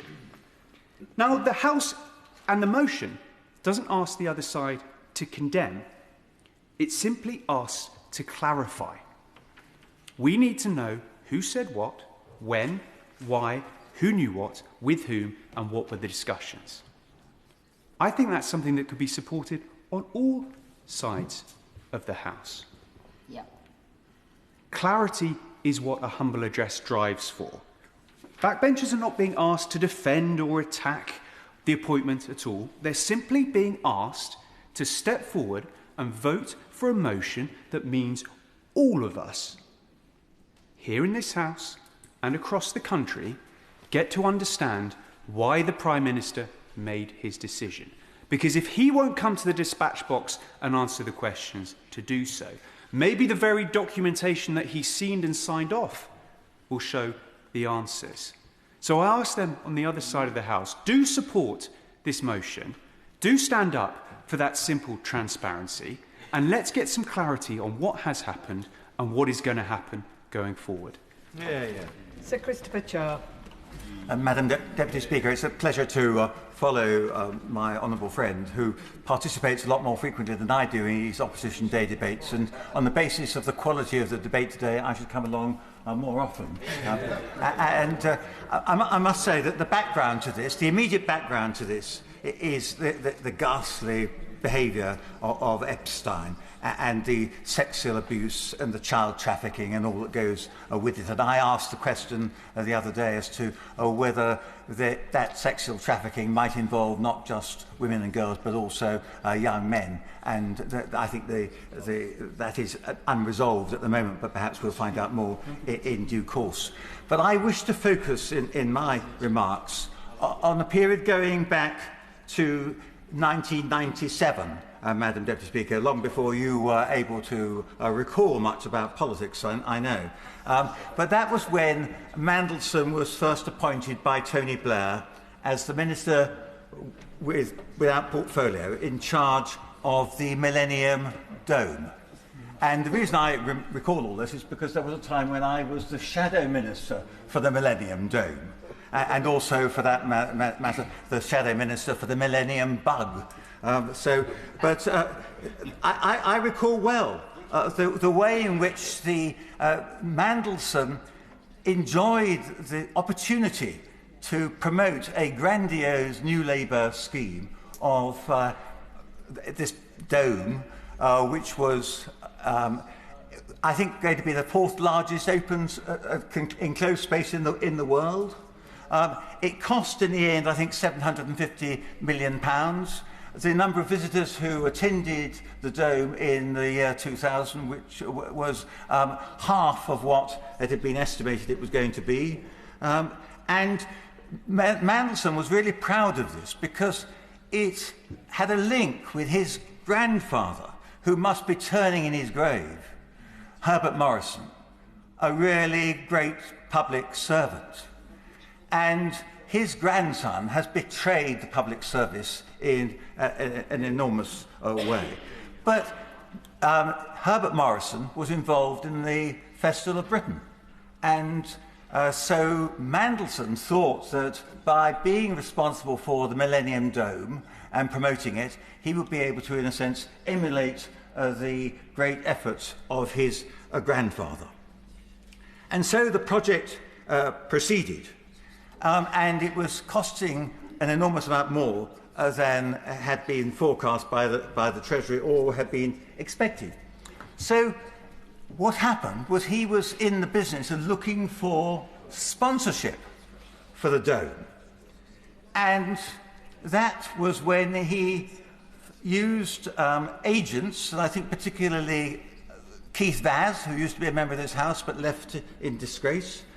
He used Keith Vaz and the Hindujas as a means of being able to get some extra income for his Dome project. And so what happened was that the Hindujas were able to offer £1 million for a faith centre inside the Dome. But of course, this didn't happen just by chance. This was linked with the fact that back in 1990, the Hinduja brothers had applied for British citizenship and had it rejected. And in 1998, with the new Labour government, they saw an opportunity to rectify that and to get their citizenship back. So what did they do? They engaged Keith Vaz. Through him, there were relationships with Mandelson, and the £1 million towards the Dome was forthcoming. And in return, there was an acceleration of the passport application by Sripat Hinduja. He applied, I think, in the middle of '98, and his application was granted in January of 1999. Yeah. And that happened, and his brother's passport arrived not long after that. And there was an enormous amount of suspicion around all this. And I can remember, as the shadow minister for the Dome, trying to get us... I got a good story, actually, on the front page of the Sunday Times, linking Hinduja with Mandelson and the money for the dome. And as soon as I got that, and I went off to thinking I'd be able to do the usual rounds, the whole story was closed down by Alistair Campbell and Mandelson, saying this was a whole load of rot. There was no truth in it whatsoever. We know that at the time there was a denial by Mandelson that he had any dealings with the Home Office on behalf of the Hindujas. Subsequently, there seemed to become evidence that there had been dealings, and what happened, and I think this is a message that we should bear in mind, and that is what happened was that an inquiry was set up into whether or not there had been dealings between the Secretary of State and with the Hindujas. And Sir Anthony, what was his name? Sir Anthony Hammond, a distinguished retired civil servant. I think he'd been in charge of the Home Office and as Treasury Solicitor. He was asked to produce a report, which he did in 2001. That report totally exculpated any involvement of either Mr. Vaz or of Mandelson in any wrongdoing. And then subsequent to that, a few weeks after that report had been published, which was a complete exoneration, then more papers were discovered, amazingly. And so what happened was that the inquiry by Sir Anthony Hammond was reopened, in itself quite an unusual event. And the inquiry was reopened, and what happened, the consequence was, he discovered, having looked at these extra papers that had been hidden away, he discovered that there had in fact been dealings between Mandelson and actually with Michael O'Brien, who was a very distinguished and honourable Labour member who served at that time in the Home Office. And so Mandelson had consistently lied, he covered up, he behaved in a way which is totally unacceptable. And that was all that time ago in 2002. That was when the revised report of Sir Anthony Hammond was produced. Yeah, of course. I'm grateful to the member for allowing an intervention. He's giving a historical perspective, which we all appreciate, I'm sure. It seems that Mr. Mandelson is a serial liar. And this morning, would he agree that the Prime Minister had said that Mr. Mandelson lied to him and lied to him and lied to him? Who in this House has never been lied to? I don't know how. I'm grateful to the Honourable Member for intervention. I don't know in his professional life. I don't know how much credibility he's given to people who he knows to be serial liars, and that is the issue. If one's on an interview panel, in a sense, that's what the Prime Minister was doing. He was interviewing his close friend for a job. And the essence of that was he must have known he was talking to somebody who was a serial liar. Of course I give way. And of course the other important point is there is one thing we know he didn't lie about, because the Prime Minister knew it and said he knew it today, was that he had continued his contact with Jeffrey Epstein after he'd been convicted as a paedophile. There was no lies in that, and the Prime Minister admitted he knew it, so defend that. Shocking. Well, my honourable friend makes a sort of typical point that's made in court when you've got the defendant is found out to be lying, and so you address the jury and say he's lied about that, members of the jury. How can you trust him to be telling the truth about the charge which he's facing in the court? In public office, serial liars should not be tolerated. Yeah. I give way. I thank my right honourable friend for giving way. Perhaps I could rephrase the question he's had from the benches opposite. Go on. How was the Prime Minister to know that the famous serial liar, Peter Mandelson, was going to lie to him?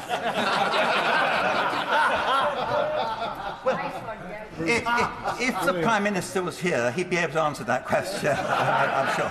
I suspect he's told you what. So that's where what has always amazed me, Madam Deputy Speaker, and I'm sure a lot of others, is how is it that Mandelson has continued to rise again from the ashes after each disgrace, and I will, yes, okay. I'm grateful to him giving way, and could he potentially tell us what we can learn about some of the documentation and the way the investigation ran back then? Because as he pointed out in his speech, there were papers and he was exonerated, yet there were papers found and then suddenly he was guilty. Would it be helpful to understand what needs to be done today's debate to make sure that we have the information right as we need to be able to make the inferred decisions and understanding behind what's going on? I'm grateful for that. I was going to conclude by saying I go along with those people who have been calling for a public inquiry, because a public inquiry would be able to require the production of the documents. And we know from this Sir Anthony Hammond's experience that a non-judicially led public inquiry can't necessarily get access to all the documents that are needed. And I don't think we want to have some whitewash inquiry by the Cabinet Office and then a couple of years later find out that they didn't have all the documents in front of them. So I think that's the argument in favour of having a public inquiry. But the other point I really wanted to make was that how is it that this Teflon-coated Mandelson has continued to be able to hold high office in the Labour Party for all those years? And that's why I think that one of the most important speeches in the Chamber today was a speech from the Honourable Member for Leeds East. Because he and the Honourable Member for Islington, Right Honourable Member for Islington North, know what it's like to be on the receiving end of the Stasi, in this case, the New Labour Stasi. And I think that the only explanation I can find for the fact that Mandelson continued to be reinstated after all this bad behaviour is that he was seen as a key member of the New Labour Stasi, an enforcer, and somebody who was very plausible, well-connected, and knew how to ingratiate himself with the rich and powerful. I give way to my right honourable friend. Well, not only was he a key member of New Labour, he was the inventor of New Labour. He was the man who came up with replacing whatever the implements were of horny-handed toil on the Labour flag with the red rose. He was the brander par excellence. And I think also people were afraid of him. I'm not the first person to describe this as the Scandalson story, and I'm sure I won't be the last. Yes, hear. Yeah. Well, I'm sorry I understated the proposition, and my right honourable friend is quite right to correct me on that. And I think that if we had a public inquiry, we'd be able to extend the terms of reference of that public inquiry into Mandelson's influence over the internal politics of the Labour Party over those last 30 years. Wouldn't that be interesting? I give way to my honourable. My honourable friend is making a great speech about the influence of Mandelson within the Labour Party. It's currently being reported that he has been involved in the selection of many of the new candidates, up to 25%. Do you think that those documents should be made available of anybody that he's helped recruit into the Labour Party? They're not here to defend him. I am having difficulty hearing the debate. Sir Christopher Chope. Madam Deputy Speaker, I think what you were hearing was the incredulity being expressed by my honourable friends at this revelation that this man who was so discredited already has had such an influence in the choice of candidates, many of whom have been successfully elected at the last general election. I don't know how they're going to be voting in this debate this evening, but it's extraordinary that Mandelson has had this enduring influence and over politics in this country for such a long time, and it's taken essentially the production of documents in the United States to enable us to be able to get somewhere near the truth. I'm grateful to my honourable friend for giving way. The government tried to stop full disclosure of documents today, and members opposite, I think, primarily identified that, said they wouldn't put up with it, and it's thanks to them there's a manuscript amendment. But there may still be a misunderstanding, because the member for Welwyn Hatfield said that the ISC would be vetting the documents before they were released. That's not my understanding. The truth is they may get to see them, however inappropriate it is that they're not published to the whole House. And does my honourable friend agree with me? Ministers need to set out today that that can be not only referred to the ISC, but the ISC, if it agrees that that document should be made public and it doesn't see it as injurious to our security, then they should be released. Absolutely. And we've got to erode this cancer which is affecting our public life and the esteem in which public servants are held. And when the public see what has happened over this period of time in the Mandelson case, they must be horrified. Of course I could wait, yes. Giving way. I'm a member of the 2024 entry, and I'm very grateful I've never had to meet the cretin that is Peter Mandelson. But can I just be clear? Party politics aside, or not, actually. I didn't join the Labour Party because I hold anyone in high esteem who has led the party, influenced the party.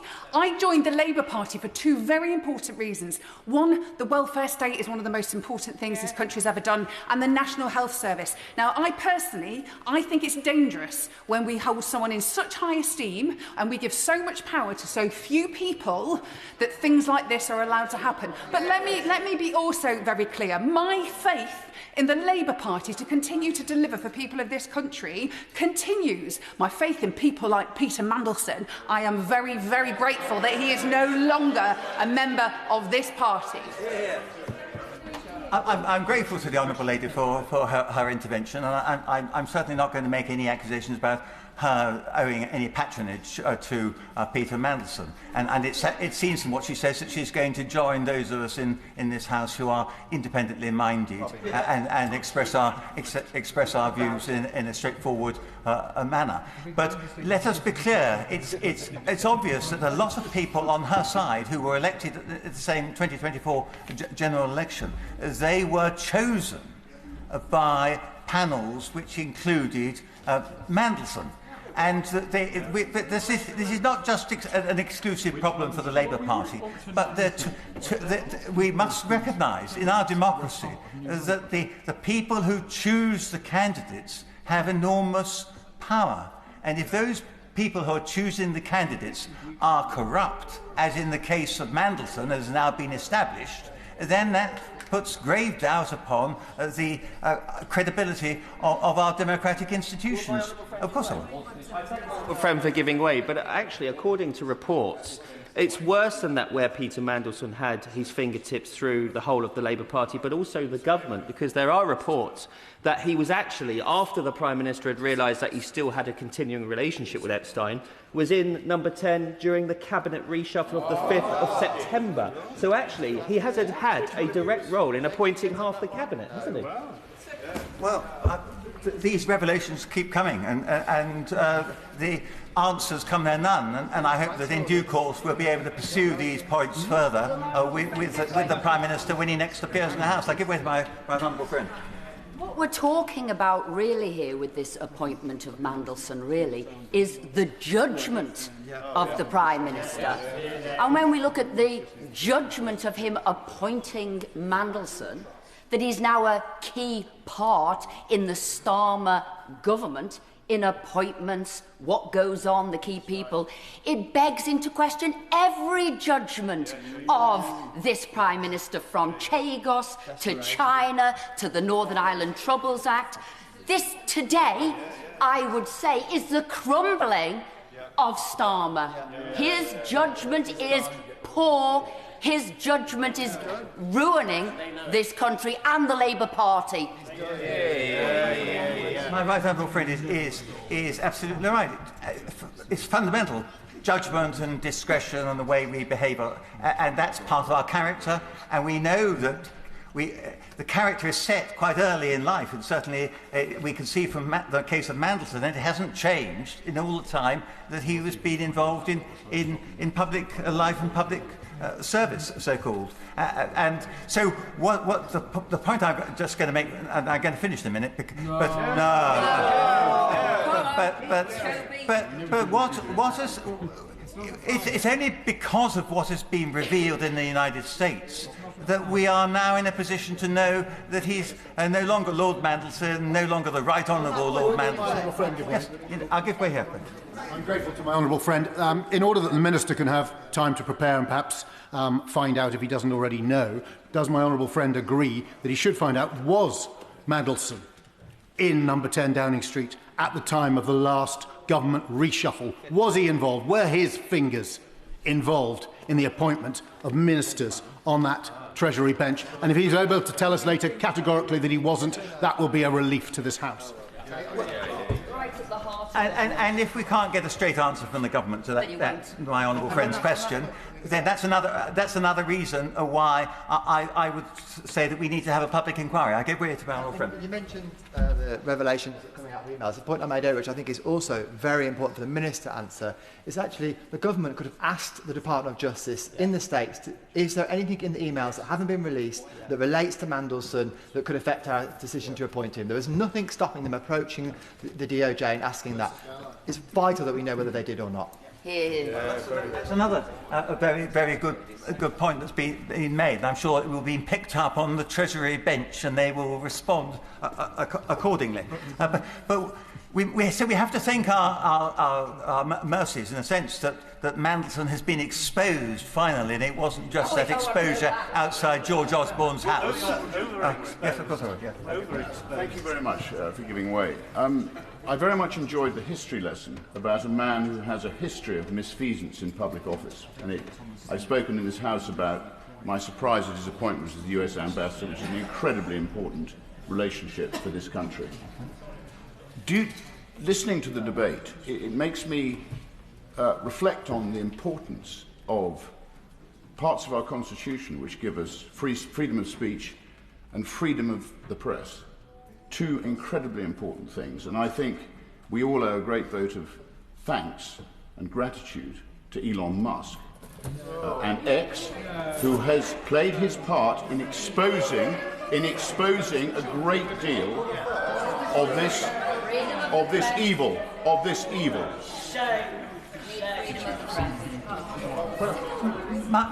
My honourable friend makes his point in his own way. I would just draw attention to the fact that this is Freedom 250 is how the United States is describing the 250th anniversary of independence in their celebrations. And the points he makes about freedom really resonate well both sides of the Atlantic, and we must never forget that. And we could have been involved with having our representative in the United States during this historic year as being none other than Mandelson. So we must thank everybody who's been involved in trying to bring the revelations to light which have shamed the Prime Minister, because I think the Prime Minister in the end was shamed into sacking him rather than exercising his own judgment. I give way once more. Does my honourable and very experienced friend believe that one of the lessons of inherent necessity for political survival is the ability to learn from mistakes? And therefore, given that a new ambassador will be taking Mandelson's place, I don't think a permanent appointment has yet been made. Does he think the Prime Minister will have enough good sense and wit to appoint a diplomatic professional to the role, or will it be another ill-starred flunky that he favours for political and personal reasons? Probably.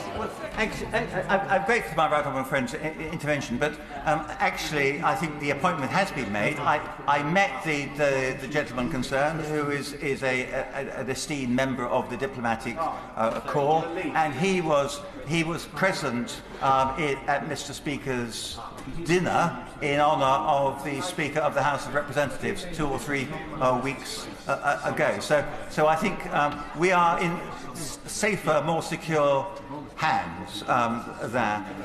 But that's a good note on which to. I think I'll go once more. In relation to, during the debate we've heard that there is a new manuscript amendment coming forward, at which it says, shall instead be referred to the Intelligence and Security Committee of Parliament. Does he share my concern, however? All that information that we've been requested for in this amendment is going to go there. We as yet have not heard from the government what would actually happen with that, where the reports would come, what would be done, and what the judgment is about whether or not an embarrassment for a Labour government is different to a security side of things, indifferent to an international relation. Does he share my concern without the government setting out what that framework may look like? It's quite hard to vote this through without losing the risk of having transparency. Well, I'm not going to suggest we don't vote in support of our own motion, frankly. And I'm sure that we know from the course of this debate that a lot more questions are being raised, and in due course, I think with the forensic leadership shown by the Leader of the Opposition, we will be able to get to the bottom of these issues and get the answers which we deserve. But in the meantime, it's quite frustrating for people. And I'm just going to finish on a final note, and that is, I didn't go to Oxford, Madam Deputy Speaker, but I think we should show solidarity with the people of Oxford University who had the wisdom not to elect Mandelson as the Chancellor of that university.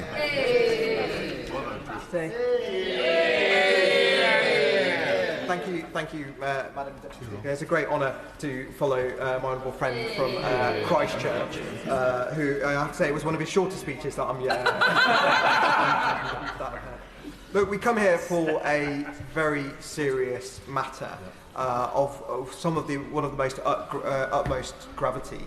I've heard a number of really good speeches from all sides of the House, including members of the opposite benches, and I do commend all the members who've stood up and said, because it's not an easy thing to do, all of the members who have stood up and said that they're not happy with the government's position. I am very, very pleased that we've got to a point where there is a manuscripted amendment now that will force the hand of the government and make sure that the ISC has a pivotal and critical role to play.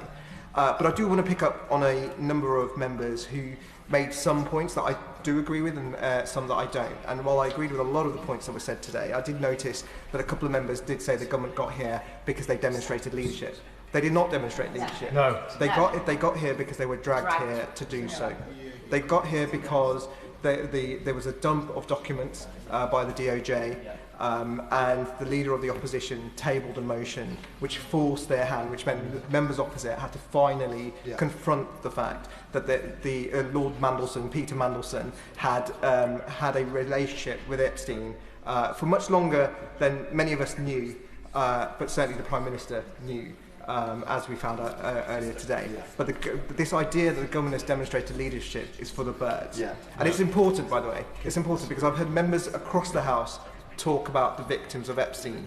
But I say to members opposite, they are just words if you do not follow them up with action. And while the ISC amendment is important today, that is not the end of the journey.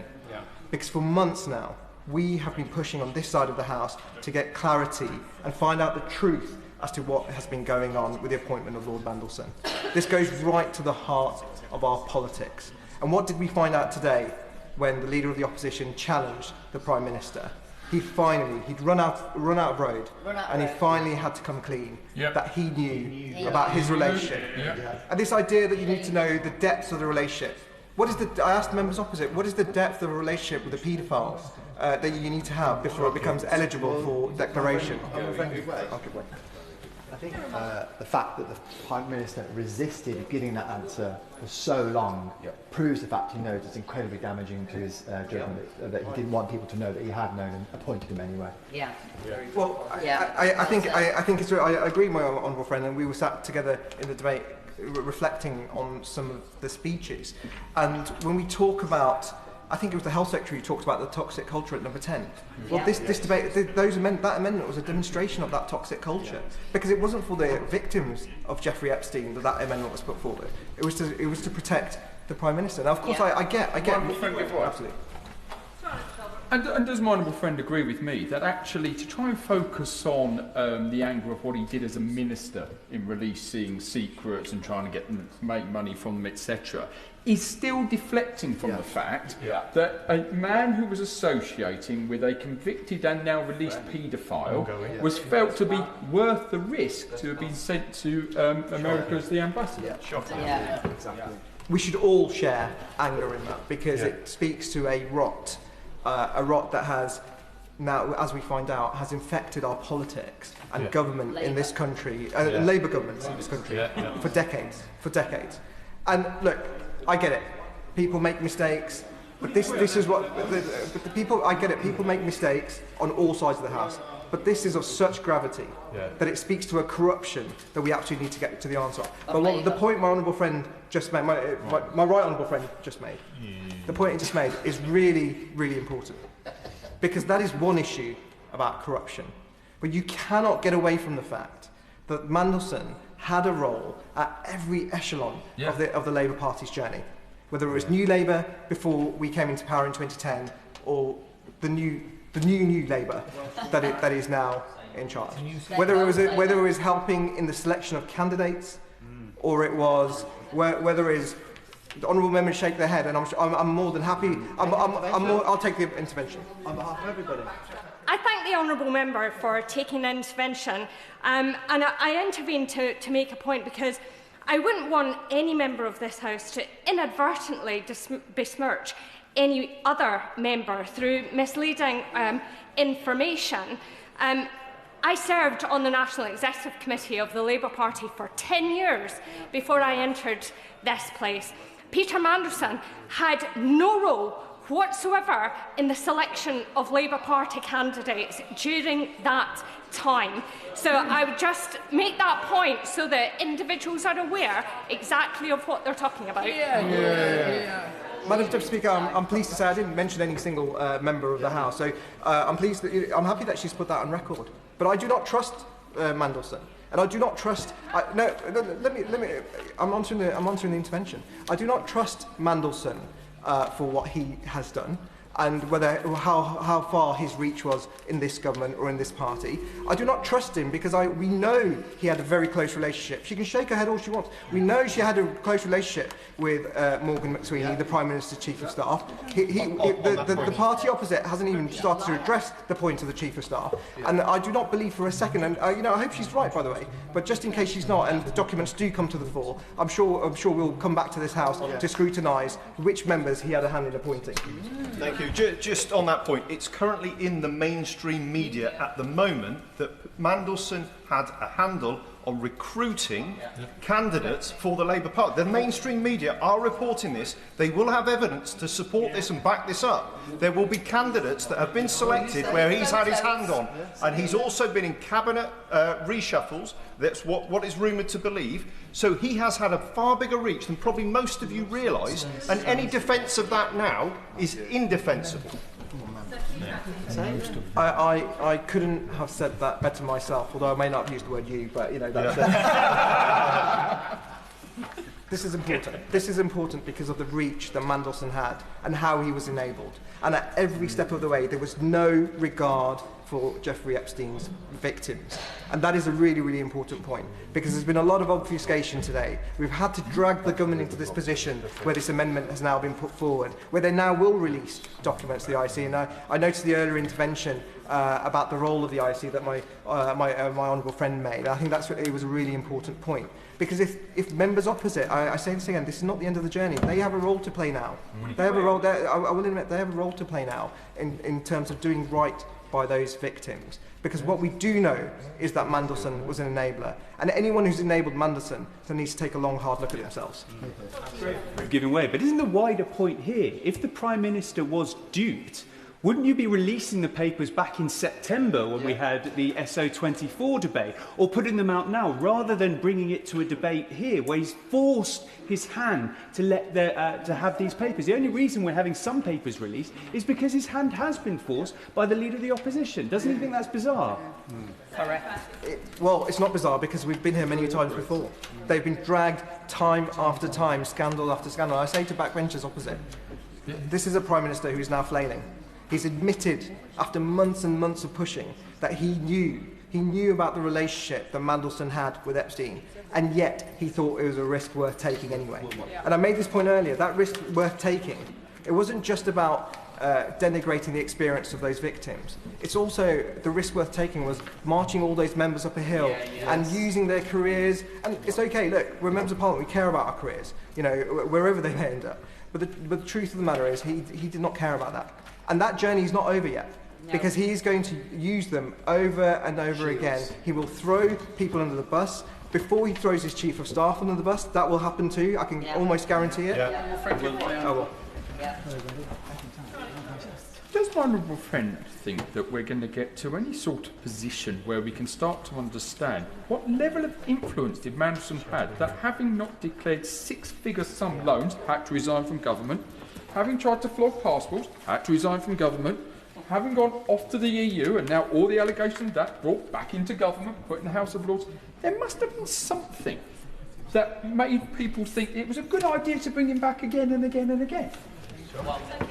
The exasperation that my right honourable friend shows is exactly the exasperation that the British public will be seeing as they read the headlines, and they have been seeing and showing as the stories have unfolded. As the stories, I will in a minute. As the stories have unfolded over the last few days and over the last few months, and this really comes to a really fundamental point about the toxicity at number 10. And this is really important because this is where the members, you know, they have the authority and the power to do something about this. The toxicity at number 10. Because the rot starts at the top. And this is fundamental. Because the Prime Minister, it was obvious to all of us, it was obvious to all of us about this relationship that Mandelson had. It was obvious to us when he appointed Mandelson to one of the most important positions in our country and one of the most important capitals in the world. One of the most important capitals in the world. It was obvious to us. And the Prime Minister did it anyway, because he thought it was a risk worth taking. In response to the intervention from my right honourable friend, the member for Wetherby, there's a key difference between this Prime Minister and former Labour Prime Ministers, in that Gordon Brown and Tony Blair appointed Peter Mandelson without knowing some of the connections that he had. The key difference is that this Prime Minister knew and still did it. So there is still a Labour Prime Minister with integrity, and that's Gordon Brown, who actually took this to the police. This Prime Minister did no such thing. I thank my honourable friend, who always makes excellent points, and I was going to talk about Gordon Brown later, but I will do it now. Because he raised the question back in September. He wanted to know what has gone on, and he asked the question, and he was battered away. Has any government minister, when the minister stands up at the dispatch box, has he asked the Cabinet Secretary why the former Prime Minister was battered away? Did that former Prime Minister not have any respect in number 10 for him to get a legitimate answer as to what happened and what went down there? I think the public deserves to know. I think this House deserves to know. I think there's another point I just wanted to make around integrity, and it was made by a number of members earlier, including my right honourable friend for Skipton Ripon. The Prime Minister, by that admission, has called into question the integrity of every member of this House, because we all know that trust in politicians is at an all-time low. We all know that. We see it on our doorstep. We see it in our inboxes. I was at a birthday party for my 4.5-year-old son on the weekend. I was chatting to some parents, and of course, with the Mandelson headlines, this came up. And I had to say, look, it's not normal for a billionaire to fly people out, fly members. You know, we have a pretty strict expenses regime. You know, despite what after the expenses scandal, we have to, you know, we can't move left or right, and yet the British public do not trust us because they think we take them for granted. And I had to explain to them that it's not normal to be invited onto islands and have all these luxuries thrown at you. This was not a normal kind of behaviour. And yet the Prime Minister knew about this relationship and he let it happen. And this is really important. Absolutely. Sorry, honourable friend for giving way. What I find more extraordinary is, as he says, the Prime Minister knew, but he also stood at that dispatch box in September and said that he had full confidence in Peter Mandelson, Lord Mandelson, knowing what he knew. Does he not find that extraordinary? I find it disgusting. Yeah. I find it disgusting. And I say to Labour members opposite, they are now at a crossroads. And it's really, really important, this. Because if they really care about those victims, and what Epstein did was absolutely disgusting in its own right. He trafficked, he was a child sex offender. In many ways, he was a coward in how he left this world. Because I wish he'd face the full force of the law. But we have to be honest about the people. I think the honourable member for Bolsover talked about enablers and the powerful men and the role that they played. And Labour members now are at a crossroads. Because if they really care about the victims of Epstein, they really need to ask how this was allowed to happen. And it's not, by the way, it's not just about Mandelson, and it's not just about Epstein. My good friend for Rutland and Melton, Rutland and Stamford, sorry. Near Melton. Near Melton. Made the point earlier about Bill Gates. To be honest, I was watching the video of Melinda Gates just yesterday. And I was talking to my wife about how horrible it must have been to see those emails and see what he was up to. She mentioned Richard Branson.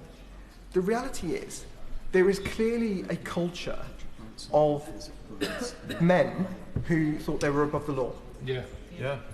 And while the DOJ is grappling with it over there, and I commend the debate here. We've talked about some very important things here today. We also have to be honest about the fact that it came onto our shores. And it's possible that there are still victims that we don't know about. It is possible that there are still criminal investigations that need to happen. And the assurance I need from the front bench today is that if that comes open, or comes to the fore, that the government will act quickly to make sure criminal investigations are started. The public require that to help us on that journey to rebuilding trust, and we shouldn't underestimate that. I thank my honourable friend for giving way, and he's making a powerful, wide-ranging speech, and I'm sure more details will come out. But doesn't it already come down to this, that the Prime Minister appointed a man, Peter Mandelson, as US ambassador, who he knew at the time he appointed him had had a long-standing friendship with a prolific international convicted paedophile, to the extent that Peter Mandelson had stayed in that paedophile's house while he was serving prison time. And that in itself is sickening and shocking. And not only should nobody be defending Peter Mandelson, which they're not, nobody should be defending the Prime Minister for his sickening conduct. The Prime Minister has really brought his judgment into question. Now, for us, of course, we've been saying it for a couple of years. Opposition do that. But on this issue, the way he has marched everyone up a hill, ministers have gone to defend this issue time and time again. His position really is now untenable. And I guarantee members opposite, they can go home to their constituencies and go talk to constituents right now. They will have to answer questions as to why the Prime Minister allowed this to happen. To my honourable friend giving way, and he may have heard the powerful speech by the member for Leeds East earlier in the day about factionalism in the party. The Prime Minister not only appointed Peter Mandelson, knowing, as he declared today, what he knew, to the post of ambassador, he previously brought him in as a strategic advisor, advocate, planner in the 2024 Labour election campaign. So all members opposite are tainted by that association with Mandelson, brought about by the leader of their party, now Prime Minister, who knew about it at the time. And this perhaps hasn't been picked up on as fully as it should have been in today's debate.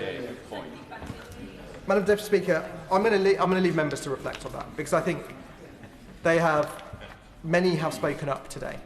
But I say once again, they are just words if there is no action. And the judgment of the Prime Minister is deeply, deeply flawed. He allowed this, he alone is responsible for the culture at number 10. I ran a business. If there was something going wrong, buck stopped with me. He alone is responsible for the culture at number 10. It's not Morgan McSweeney. He enabled Morgan McSweeney.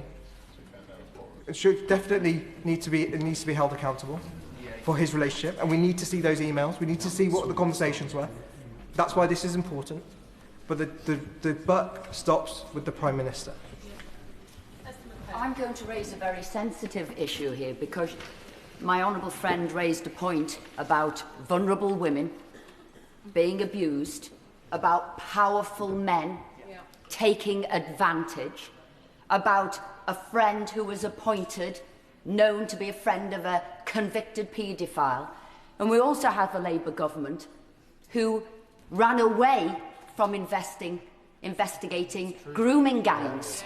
Again, vulnerable women taken advantage by powerful men, and a Labour government that said it stands up for women, stands up for women's rights and vulnerable women. It has shown now it does not at any level, at the highest level, and at those who are white working class girls. Labour, I'm afraid, has got a lot of answers about protecting women. I'm going to end with my response, with two responses to that intervention. Number one, she's obviously absolutely right. And I say to members opposite and who are shaking their heads, it brings into question every decision that the government has made because of the lack of judgment that the Prime Minister has shown. And I say to my honourable friend, I stood at that dispatch box and I repeatedly called for a national grooming inquiry. Right? I am a British Pakistani male. I'm Muslim. I have two sons. I want them to grow up without aspersions being cast on them. Hear, hear. One day I hope to have a daughter. Sorry to my wife. I want her to grow up in a safe environment. Right. So we have to be honest about that. We have to be strong in those calls. But I say to the Minister now, as he answers those questions, very key. The question about the ISC, really, really important. We need to know, with the amendment there, that they will get full authority to be able to deal with what comes in front of them, and so we can make a judgment, and the public can make a judgment. Number two, Gordon Brown, I'll raise the question, why did his calls fall on deaf ears? Was he not given the respect as the former Prime Minister for that to be dealt with? Was Mandelson that strong that his toxicity meant that he was protected and he was enabled? And number three, and the point that I made repeatedly, the judgment of the Prime Minister surely has to be in question. We will now find out what else was known. The Minister has an opportunity to show anything else that he might want to share at the dispatch box. Point of order, John McDonnell. I'm sorry, Madam Deputy Speaker, to disturb the debate in this way. I've tried to follow as much as possible. I've been in and out of the chamber other duties. There is a draft amendment that's been agreed. I take it across party agreement on that draft amendment. The people will be making their minds up on how to vote on the impact of that amendment, and therefore we need to have clarity. And I just want to ask whether or not, and the front bench could intervene now to clarify it for me. The amendment basically says that if I get it absolutely clear, that the material, we're all going to vote for the material to be released. There's consensus on that.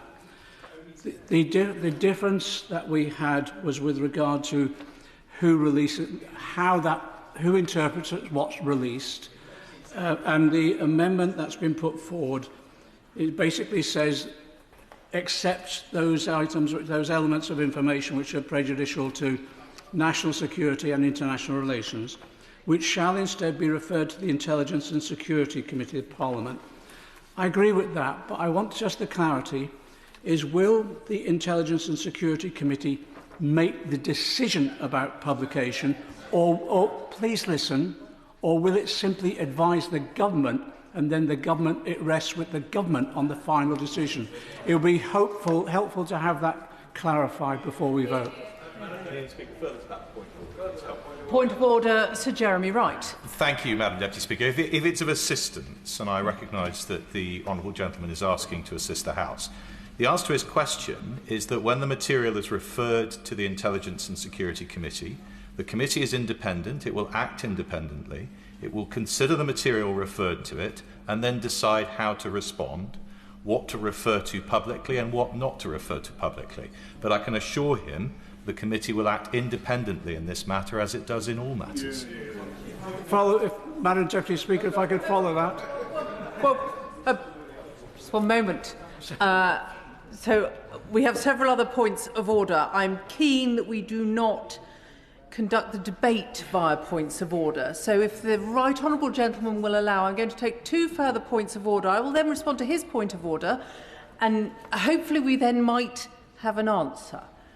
Jeremy Corbyn. Thank you, Madam Deputy Speaker. The point of order I want to raise is, following the answer we just heard, if the Intelligence Security Committee comes across evidence of commercial misdemeanours as well as intelligence misdemeanours and international relations misdemeanours, what powers do they have to do anything about it? Where will they refer those concerns to, and where will those inquiries lead to? Because the issues of lobbying, potential corruption in the handing out of government contracts is a massive one, which I wouldn't want swept under the carpet on the basis that this committee is dealing with international relations and national security. Point of order, Cameron Thomas. Deputy Speaker, this debate has heard an intervention this evening by the member for Great Yarmouth, rather tactlessly, I believe, who celebrated Elon Musk in this debate. Now, notwithstanding the fact that, like Mandelson, Musk has a relationship with Jeffrey Epstein and, in fact, was found to have been practically begging for a visit to his island, the member for Great Yarmouth declined to include the fact that... Order. That is not a point of order and is a point of debate. And I do not think that in points of order, specifically around the Intelligence and Security Committee, that's an appropriate moment to raise that. Comments by other members are not for the Chair to rule on during the course of a debate. A point of order, Cameron Thomas. I'm very grateful, Madam Deputy Speaker. The member for Great Yarmouth declined to include in his intervention his interest. He is, in fact, paid and bought and paid for by Elon Musk, Madam Deputy Speaker. Can I thank the honourable gentleman for that point of order? I think he has very clearly brought into question the probity of the member for Great Yarmouth. He might want to withdraw that. It is, of course, a matter for the member for Great Yarmouth, should he have declared a point of order. He could now do that by putting any interest on the record. Point of order, John McDonnell. I'm really grateful for the intervention that took place. I just want the assurance that government will have no veto exercised over the information that will be provided via the committee. Can I thank the right honourable gentleman for that point of order? As he will know, the powers of the ISC is not a matter for the Chair. However, the Minister on the front bench will have heard his comments and will have every opportunity in winding up to respond to that specific point and provide the entire House with the clarity that I believe it is looking for on that point. Point of order, Simon Hoare. Further to that point, to the point of order made by the honourable gentleman, which he didn't quite get to finish, the honourable member for Great Yarmouth has in his published register of interests significant monthly payments by X Corp, headquartered in California. That surely should have been a declared interest when making the intervention. Can I thank the honourable member for that point of order? He will know that declarations of interest are not a matter for the Chair. However, he might be advised to refer that to the Standards Commissioner for their investigation. Point of order, Rupert Lowe. Thank you, Madam Deputy Speaker. I have declared these payments in my declarations, and I apologise if I should have declared them to the House. They're public, they're not hidden, and they have no relevance to what I discussed earlier. The honourable gentleman will have heard my earlier comment that it is not a matter for the Chair, it's a matter for the Standards Commissioner if he failed to declare the interest during the course of the debate. If there are no more points of point of order, Paul Holmes. Forgive me, Madam Deputy Speaker, for detaining the House, but can I ask for your clarification on whether a member saying that somebody in this House has been bought and paid for is in order? I did ask the member to withdraw it. He now has the opportunity to do so. Madam Deputy Speaker, I do withdraw the remark that he was bought and paid for. I do regret the tone that I have used. Can I thank the honourable member for putting that on the record? Now, if there are no more points of order, Wendy Morton. Thank you, Madam Deputy Speaker. At the start of this afternoon, I sat through Prime Minister's questions, and I didn't really have any intention of taking part in this Opposition Day debate. I quite often do take part in what we call Oppo Day debates, but there were other commitments and things in the draft. This is not a point of order. I was asked to speak, wasn't I? You were. Yes. The officials are looking rather. Yes. The officials are looking rather perplexed at me here.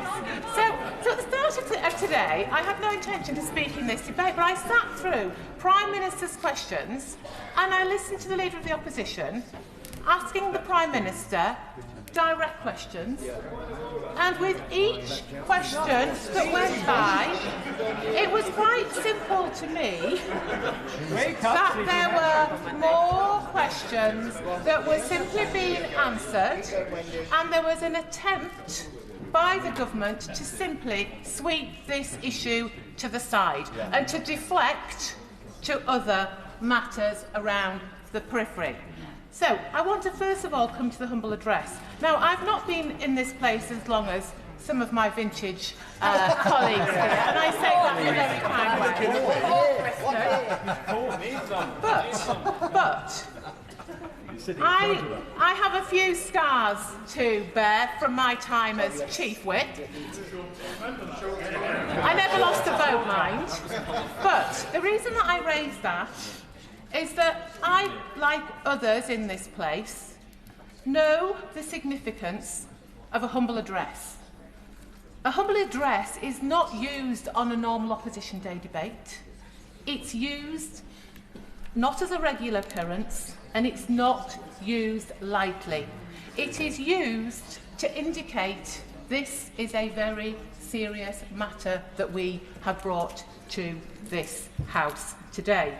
Initially, there were to be 2 debates, but because of the demand from this side of the House to have this issue debated and discussed, through usual channels, it was agreed the debate would take all afternoon. And it's been on this side of the benches that the most amount of scrutiny has been happening. Yeah. But I pay tribute to those on the opposition benches who have come in and had the government benches, yes, thank you, I would say the decency to explain to their front bench how they feel about this important matter. Now, it was also highlighted earlier that about the issue of national security. Now, in opposition, the Prime Minister, when he was Shadow Brexit Secretary back in 2018, I remember those days well, he proposed 3 humble addresses, none of them excluded national security. Yeah. So this suggestion that we got this wrong was just not the case at all. Now, I'm pleased that the government has actually listened, yet again, to its backbenchers, and it's brought forward a manuscript, it is a monumental manuscript amendment. But if it wasn't for the pushing from these benches and those, I don't think we would even be there now. I thank my right honourable friend for giving way. Isn't it shocking not only that the Prime Minister appointed Peter Mandelson knowing his relationship with Jeffrey Epstein, but even today the Prime Minister has sought to deflect, cover up and bring in an amendment so as not to answer questions he must now answer. My honourable friend is just so right, and I'm going to come to that a little bit later, because this is the core of this debate, isn't it? It's the fact that we want answers.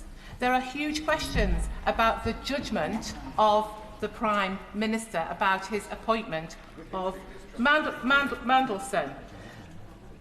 Both sides have talked a lot about the victims, and that is so right. But it's important that if we're standing up for the victims, and we're standing up for the people that put us here, because we should never forget that, we need to ask the questions and we deserve the answers. And we, on this side of the House, will continue to keep asking those questions, because that is what the public and the victims deserve. They deserve transparency. They deserve accountability. Now, earlier I spoke as part of an intervention about the vetting process, and I'm not an expert on this at all, but it does seem strange to me that Peter Mandelson didn't appear to be, I would say, arguably fully vetted. He just went through strange sort of vetting or piece of paper checking process. Yes.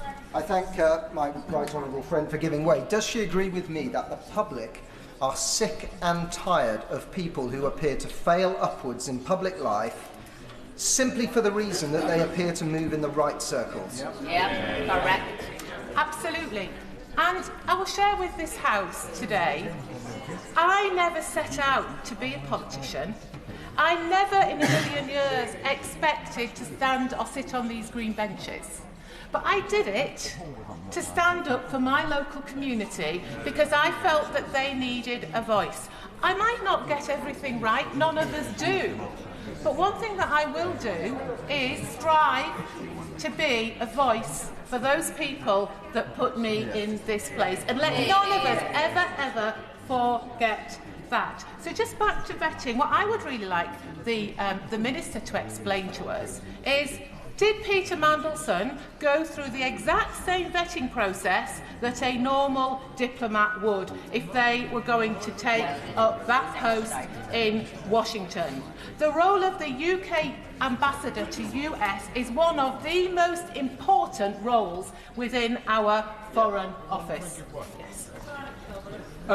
Is not the answer to my honourable friend's question about vetting, can she foresee a circumstance where a professional diplomat would be given clearance if they had sold passports and taken undeclared loans? Yeah, absolutely. My right honourable friend makes a really important point there, because this is about probity and this is about evidence and making sure, for the reputation of this country, that we are appointing the right people. And yes, I declare I once was a member of that service, but I know that the people that serve our country as diplomats are of the highest integrity, and they have my trust. But when it comes to making political appointments, as today has shown, there are still questions that need to be asked. The other thing that is rather strange, Madam Deputy, is that everyone seemed to know that there were questions around Peter Mandelson. There were questions about the sort of person that he was. I think he was featured on Spitting Images once, wasn't it, as the Prince of Darkness? And yet, where was the Prime Minister? Where was his judgment? Was his head stuck in the sand? We on this side of the House, we are aware that the Prime Minister has been glowing about the talents of Peter Mandelson. Only in February, he said at the British Embassy in Washington, Peter is the right person to help us work with President Trump and take the special relationship from strength to strength. We are aware that Morgan McSweeney, Keir Starmer's Chief of Staff, pushed for Mandelson to become ambassador, sidelining long-serving, experienced diplomats. We are aware that Keir Starmer assured MPs that full due process was followed. Honourable Lady, make sure that she refers to the Prime Minister as the Prime Minister, please. Madam Deputy Speaker, I was getting a bit carried away there. The Prime Minister assured MPs that full due process was followed regarding his appointment of Peter Mandelson as ambassador.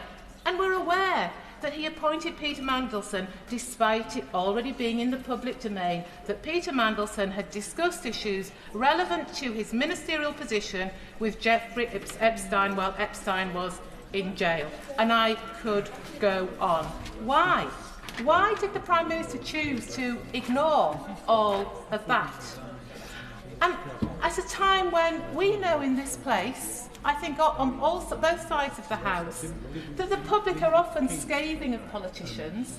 They'll say we're all the same. We are not all the same, I can assure you of that. But they question us, they question our motives, they question our integrity.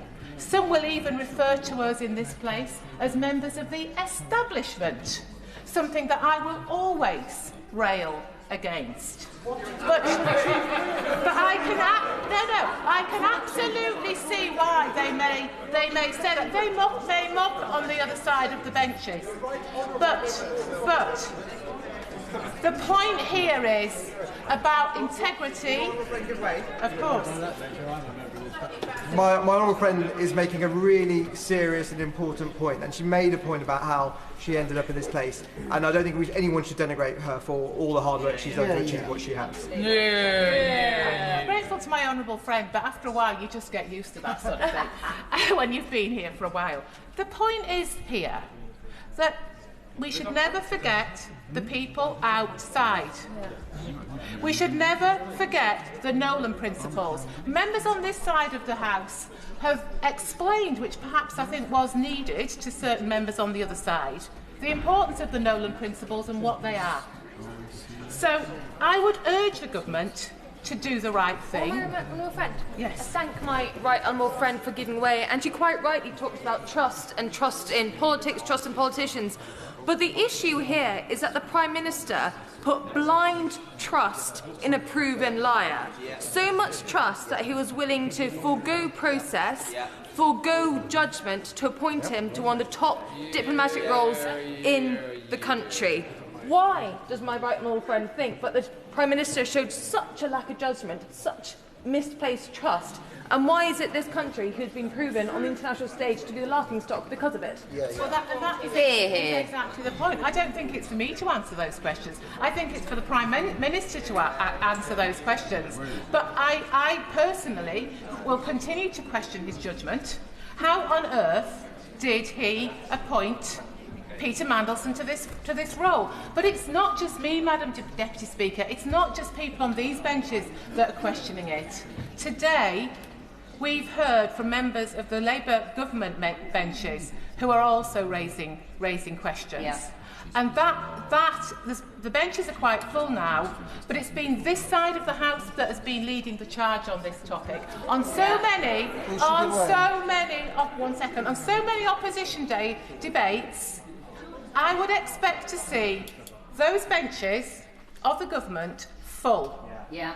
Full, taking the charge and debating back to us, defending the position of their government. Have we seen that? Very little indeed. I thank my right honourable friend for giving way. Aside from the evident, persistent and consistent failure in the Prime Minister's integrity, doesn't this demonstrate massive questions over the hold that someone whose name for the last 2 or 3 decades has been a byword for sleaze has over the government and people at the top of the Labour Party? Absolutely. It absolutely beggars belief. And if we want to clean up politics, then this sort of thing should not be being allowed to happen. Politics is a difficult place, we know that, but this was down to judgment. It was down to the judgment of one person, or was it the judgment of others around that person? So I urge the honourable and right honourable members on the Labour benches opposite, do the right thing this evening. Stand up for democracy, stand up for Parliament, and stand up for decency. Alicia Kearns. Thank you, Madam Deputy Speaker. Liberation Day. That is how Mandelson described the day of Epstein's release from prison for procuring children to be trafficked and raped. Mandelson's next message was, "How is freedom feeling?" Epstein replied, "She feels fresh, firm and creamy." Mandelson's next reply, "Naughty boy." Now, we hadn't seen this email, I'll admit, when the ambassador was appointed. But let's look at what we did know when he was appointed ambassador. We knew at that point that he had consoled this paedophile, consoled him on his being found guilty and convicted for just one of the many, many crimes he committed. We also knew that while he was Deputy Prime Minister of this country and Business and Trade Secretary, carrying the flag of our great nation on an official visit to New York, he stayed in a convicted paedophile's flat. How dare he do that while representing this country? But the idea that no one in the Cabinet Office, no one at the Department of Business and Trade, no civil servant, no political appointee knew that he'd said, no, I don't need a hotel, thank you ever so much. I'm going to stay at my friend Epstein's house. Oh, by the way, he happens to currently be in prison, incarcerated, but I'm going to stay at his house anyway. That, to me, raises serious questions about why he was not pursued for misconduct in public office back at that point. And no one can say that the Labour government did not know, because having been a civil servant, I knew where my ministers were staying when they're abroad. Not sure they always wanted me to know, but I knew. And none of them would have ever done that. This is the heart of the issue with the judgment of the Prime Minister. Now, on Monday, one of its ministers, the government's minister, said nobody objected when Mandelson was appointed. I would say, look at Hansard. I remember objecting very, very clearly and repeatedly, because it was very clear at that point that Mandelson had repeatedly said that Epstein did not deserve to be in prison, that this was an awful time for him, how he was caring and thinking for his good friend. Why was there no investigation, and why was the vetting not done right? Because there is no question that the vetting cannot have been conducted properly. I have been through vetting myself. Now, I accept it was not as a minister, but as a civil servant, I've been sat in a room with a rather elderly gentleman for 2 hours, asked about my every sexual proclivity, asked about when I lost my virginity, asked about whether I'd taken drugs or not, asked about every single aspect of my life. Because civil servants, whether they be apolitical or politicians in this place, should hold themselves accountable and be right to be appointed for these roles. It is quite clear from the debate today, and from the evidence given by the Right Honourable Member for Malden, that the Prime Minister wanted this done. And because the Prime Minister wanted Mandelson, Mandelson was going to be appointed. Now, we will see when the docs are released how they were able to get round the official vetting. But this draws my concerns to another political appointment that was rushed through because the Prime Minister demanded it, and that was Jonathan Powell, the National Security Advisor. This is another appointment where there are significant concerns about his business interests. Significant concerns of this House that there has been no scrutiny of Jonathan Powell as National Security Advisor, because he will not come before this House. He will not give evidence to this House. His relationships in China, his relationships around the world. And yet Jonathan Powell is permitted, again flying the flag of this nation, conduct secret visits to China where he meets with Wang Yi and other senior representatives, where the British government refuses to put out any press notice explaining why the visit happened, or even the fact the visit happened at all. Will she give way on that? I will happily give way on that point. My friend, she's, as usual, giving a very good speech. And, Madam Deputy Speaker, I was a former Special Advisor at the Cabinet Office, a great department with great civil servants. But my honourable friend has mentioned the case of Jonathan Powell and Lord Mandelson when he was Deputy Prime Minister. Does she not agree with me that this kind of backhanded way of conducting government business without officials being present actually puts pressure on our great civil servants and puts them in a very difficult situation? It's not how government should be run. Absolutely, I agree entirely with my very good friend. I was actually very taken back earlier by the comments of the chair of the Foreign Affairs Committee, who sought to give us a lecture in how vetting is undertaken by government, where she kept referring to fast-stream civil servants were the ones responsible for the vetting. Fast-stream is a mode of recruitment. It is not once you are made a civil servant. And it did feel like she was trying to suggest that there were junior civil servants who should be taking the can for the vetting process that was pursued. And I very much hope that is not the case, because it would be deeply inappropriate if it were. But the two commonalities between the appointment of Lord Mandelson and of Jonathan Powell are Morgan McSweeney. So I must ask whether or not Morgan McSweeney is the one who here should be held accountable. Because at this point it looks like no one is going to be held accountable. I will very happily give way. Today's debate is about accountability. Everything falls at the lap of the Prime Minister.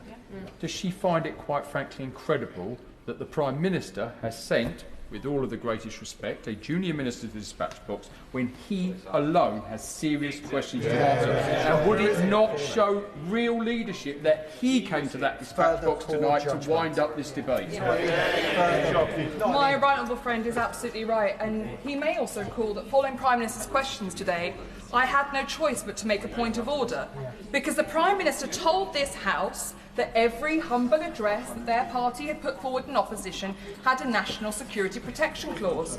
And yet, when I looked at the November 2024, the last two that they had done in opposition, neither features the word national or security, let alone the two put together. But the Prime Minister the Prime Minister, in contrast, put his hand up to me and dismissed me, shaking his arm at me as he left the chamber, as if the point I was making was not one that was necessary. And yes, on Monday, members will also recall, he shouted that I was pathetic for asking why he met with the master of the two Chinese spies when he went to China recently. If the Honourable Gentleman would still like to intervene, I'm very happy to take his intervention. Thank you very much, Madam Deputy Speaker. I'll take the honourable member's word for it that those humble addresses didn't contain those words. But if you take, for example, the humble address on Lebedev's appointment to the House of Lords in 2022, it didn't have to contain those words for the Conservative government to use national security grounds to not provide swathes of documents, precisely, doing it without the words even being included, and actually using rhetoric in the response that they were almost mirroring the Freedom of Information Act in the types of exemptions that should be applied. Are you really going to deny that that was the approach to dealing with a humble address? Two uses of the word used. Sit down. I haven't said anything. It's the Honourable Lady who has made a comment, but any intervention needs to be via the chair. Apologies, Madam Deputy Speaker. I'm out of practice on my interventions, obviously. Would the Honourable Lady like to respond to that, and is she aware of the convention? The Honourable Gentleman, because I agree he should hold his government to exactly those standards. That is the point that I made precisely, and I'm very sorry that he missed my point of order. I recognise it was not a showstopper. However, that is exactly the point that I made. It is implicit within these, and if the government had tried to put wording in their amendments such as secret or top secret documents cannot be revealed, I would have said yes. That is absolutely fair, but that was the exact point. There is no requirement to stipulate national security, let alone some vague wording around international relationships, because it is already provided for. So I'm thankful to him for confirming exactly my position. Now, we've touched on China here. I do hope that when these documents are released, we will see also the full extent of the relationship between Epstein, not just with the Putin state, but also with the Chinese Communist Party, because I do have deep concerns about the way in which Mandelson had a say over the current government's China policy, because there is no question that he has been in there and influencing that.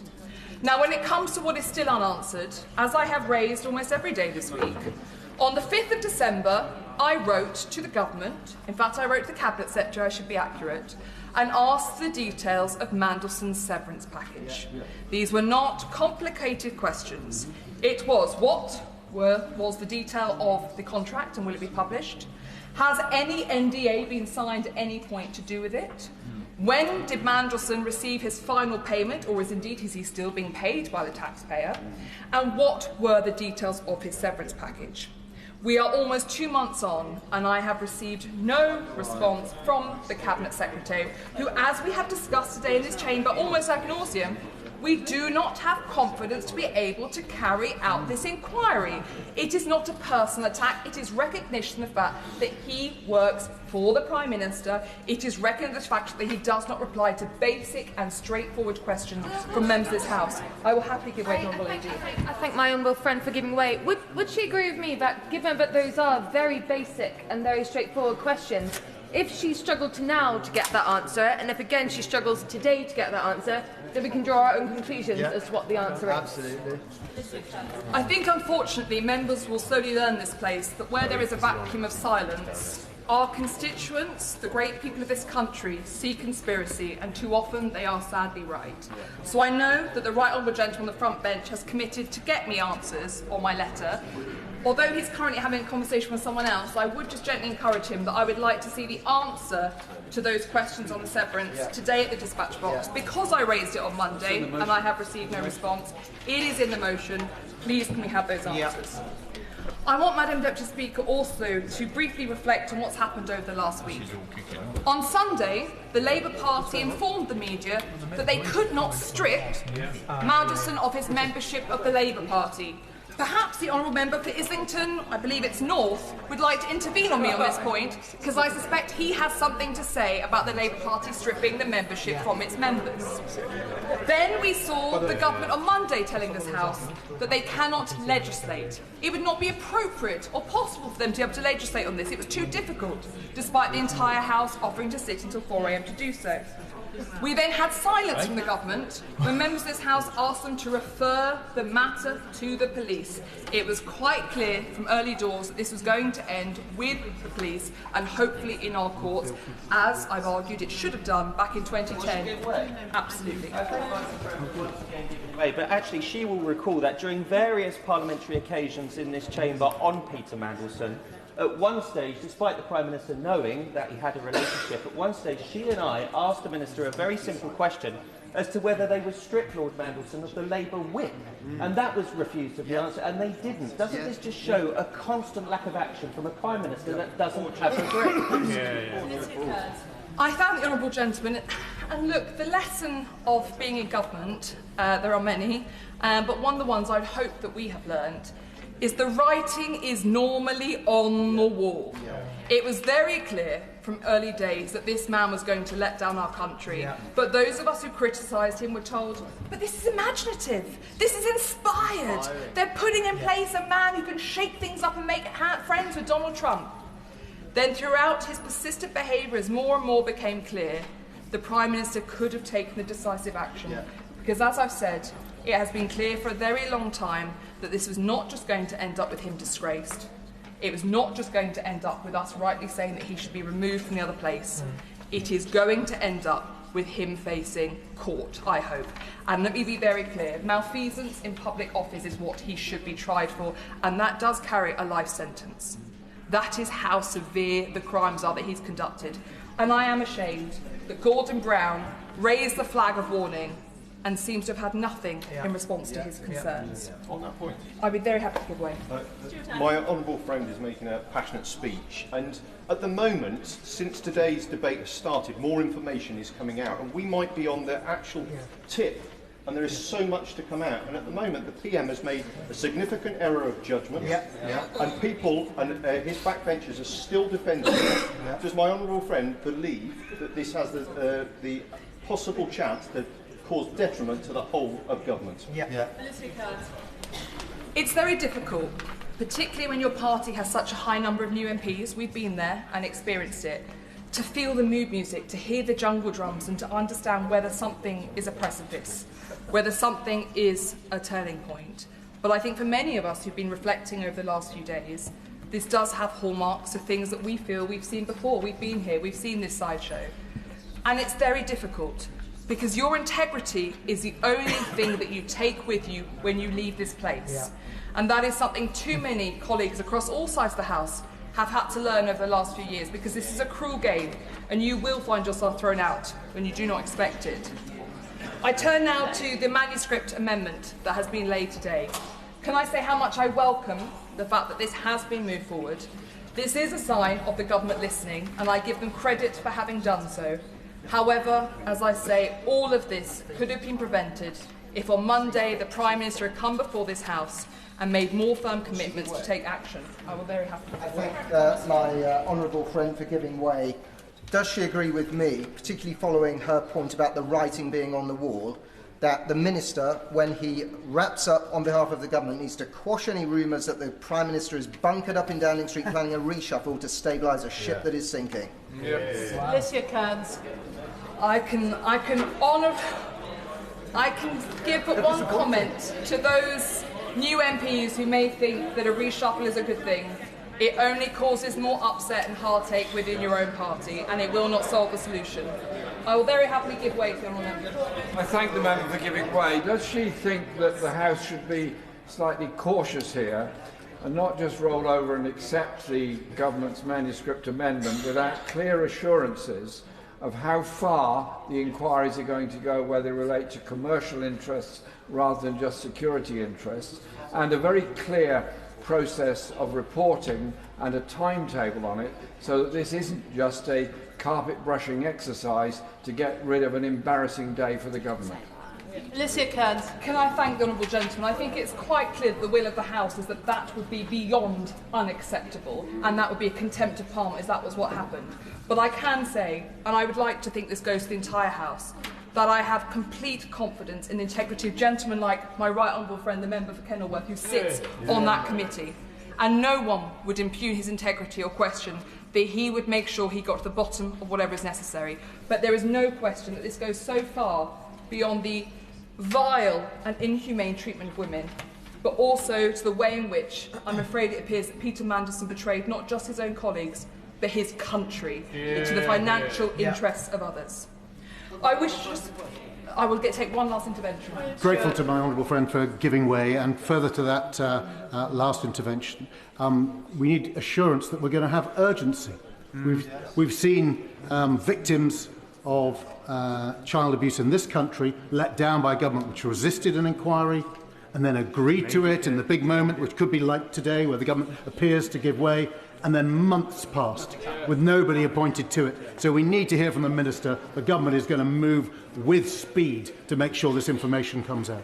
Alicia Kearns. Can I thank the right honourable gentleman, because actually he's hit on a point that no one has raised in today's debate, and without it I think we would have had a real missed opportunity. There has been no commitment from the government as yet as to how quickly files will be turned over to the ISC, and no commitment to how quickly all the documents mandated within this humble address will be released. That is vital. Now I'm hoping that as part of any release they will contact the Department of Justice and require the release of any additional documents that would be in our national interest, or anything that references Mandelson in any way, or indeed any British national in any way. But I think that would be something I'd ask the Minister to please confirm, because yes, any existing documents could of course be on the ISC's desk by Friday. So let's make sure we do move quickly. I want to just conclude by touching once again on the incredibly brave women, without whom none of this would ever have come out. And to Virginia, who obviously is not here today to hear us debate and discuss this important issue. We have to recommit in this place that we will hear women, that we will see women, and that we will stand by women who report abuse. Because all of us have seen how easily women's concerns are dismissed, how well we are spoken over, and how we are ignored, particularly when it comes to men of power. And we have touched on some of the men today who've been named in these documents who are commercially very powerful. There are concerns about who else may come out. No one who has been named in those documents, who knew what happened to those women, should be allowed to continue to live their lives and make profits as if this didn't happen. And that must be the main commitment. I want transparency, I want those documents out. But actually, I want all of us to say, whether it's a woman in our constituency who comes to us, whether it's someone who comes to us from another part of the country in concern, that we will stand by them, because this is a stain on Britain, and we must make sure this never happens again, and that we listen to our women and that we defend them. Thank you, Madam. Shadow Minister Neil O'Brien. Thank you, Madam Deputy Speaker. This has been an absolutely extraordinary day in British politics. It is not often that there is an audible intake of breath in this chamber, but we all heard it earlier on. That gasp when the Prime Minister admitted that yes, he had known that Peter Mandelson had an ongoing relationship with Jeffrey Epstein at the point where he appointed him our ambassador to Washington. It is a truly extraordinary admission. And the argument that the Prime Minister is making now, and it is quite incredible, is that he did know, but he didn't know the depth and extent. And this implies that there is some reasonable extent to which you can be in a long-term relationship with the world's most famous paedophile and still be appointed to our ambassador in Washington.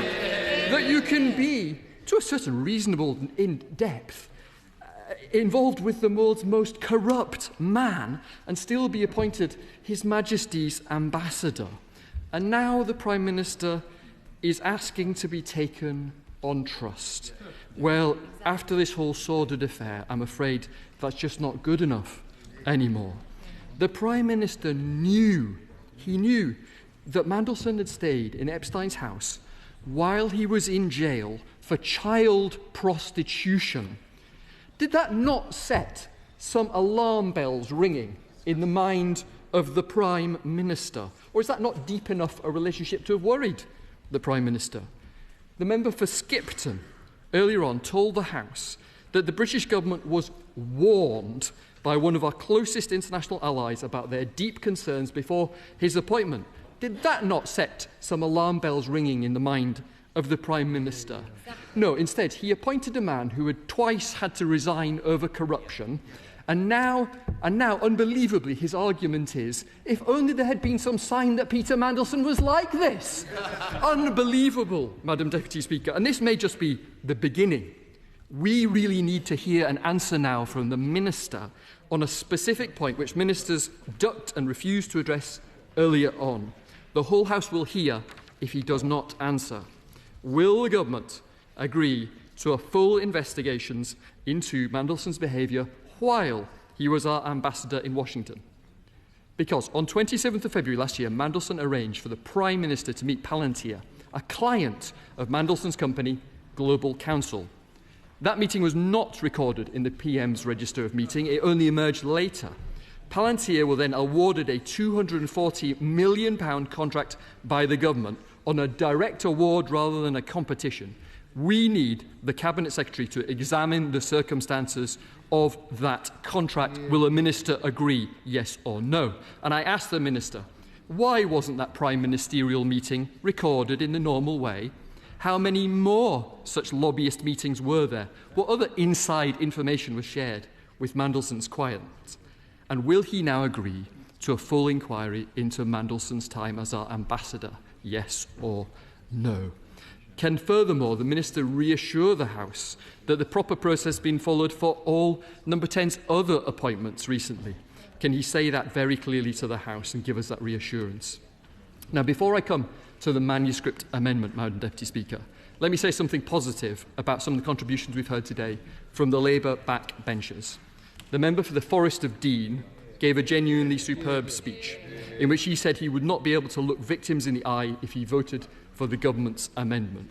He was alone. It was a brave speech. He was not completely alone, because we also heard sensible comments from the Labour backbenchers, including from Oldham West, Ashton-under-Lyme, Widnes, Middlesbrough and Thornby, pointing out that the government's cover-up amendment was simply not going to fly. I think the member for Liverpool-Wavertree actually said that she would be ashamed to vote for it, and she was totally right.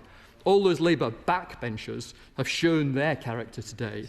But what a contrast with the behaviour of the Prime Minister, who isn't here. He still hasn't apologised for appointing Mandelson. And a few hours ago, he was telling this House that these documents couldn't be published. He was saying at PMQs that the Leader of the Opposition was outrageous and silly for even asking.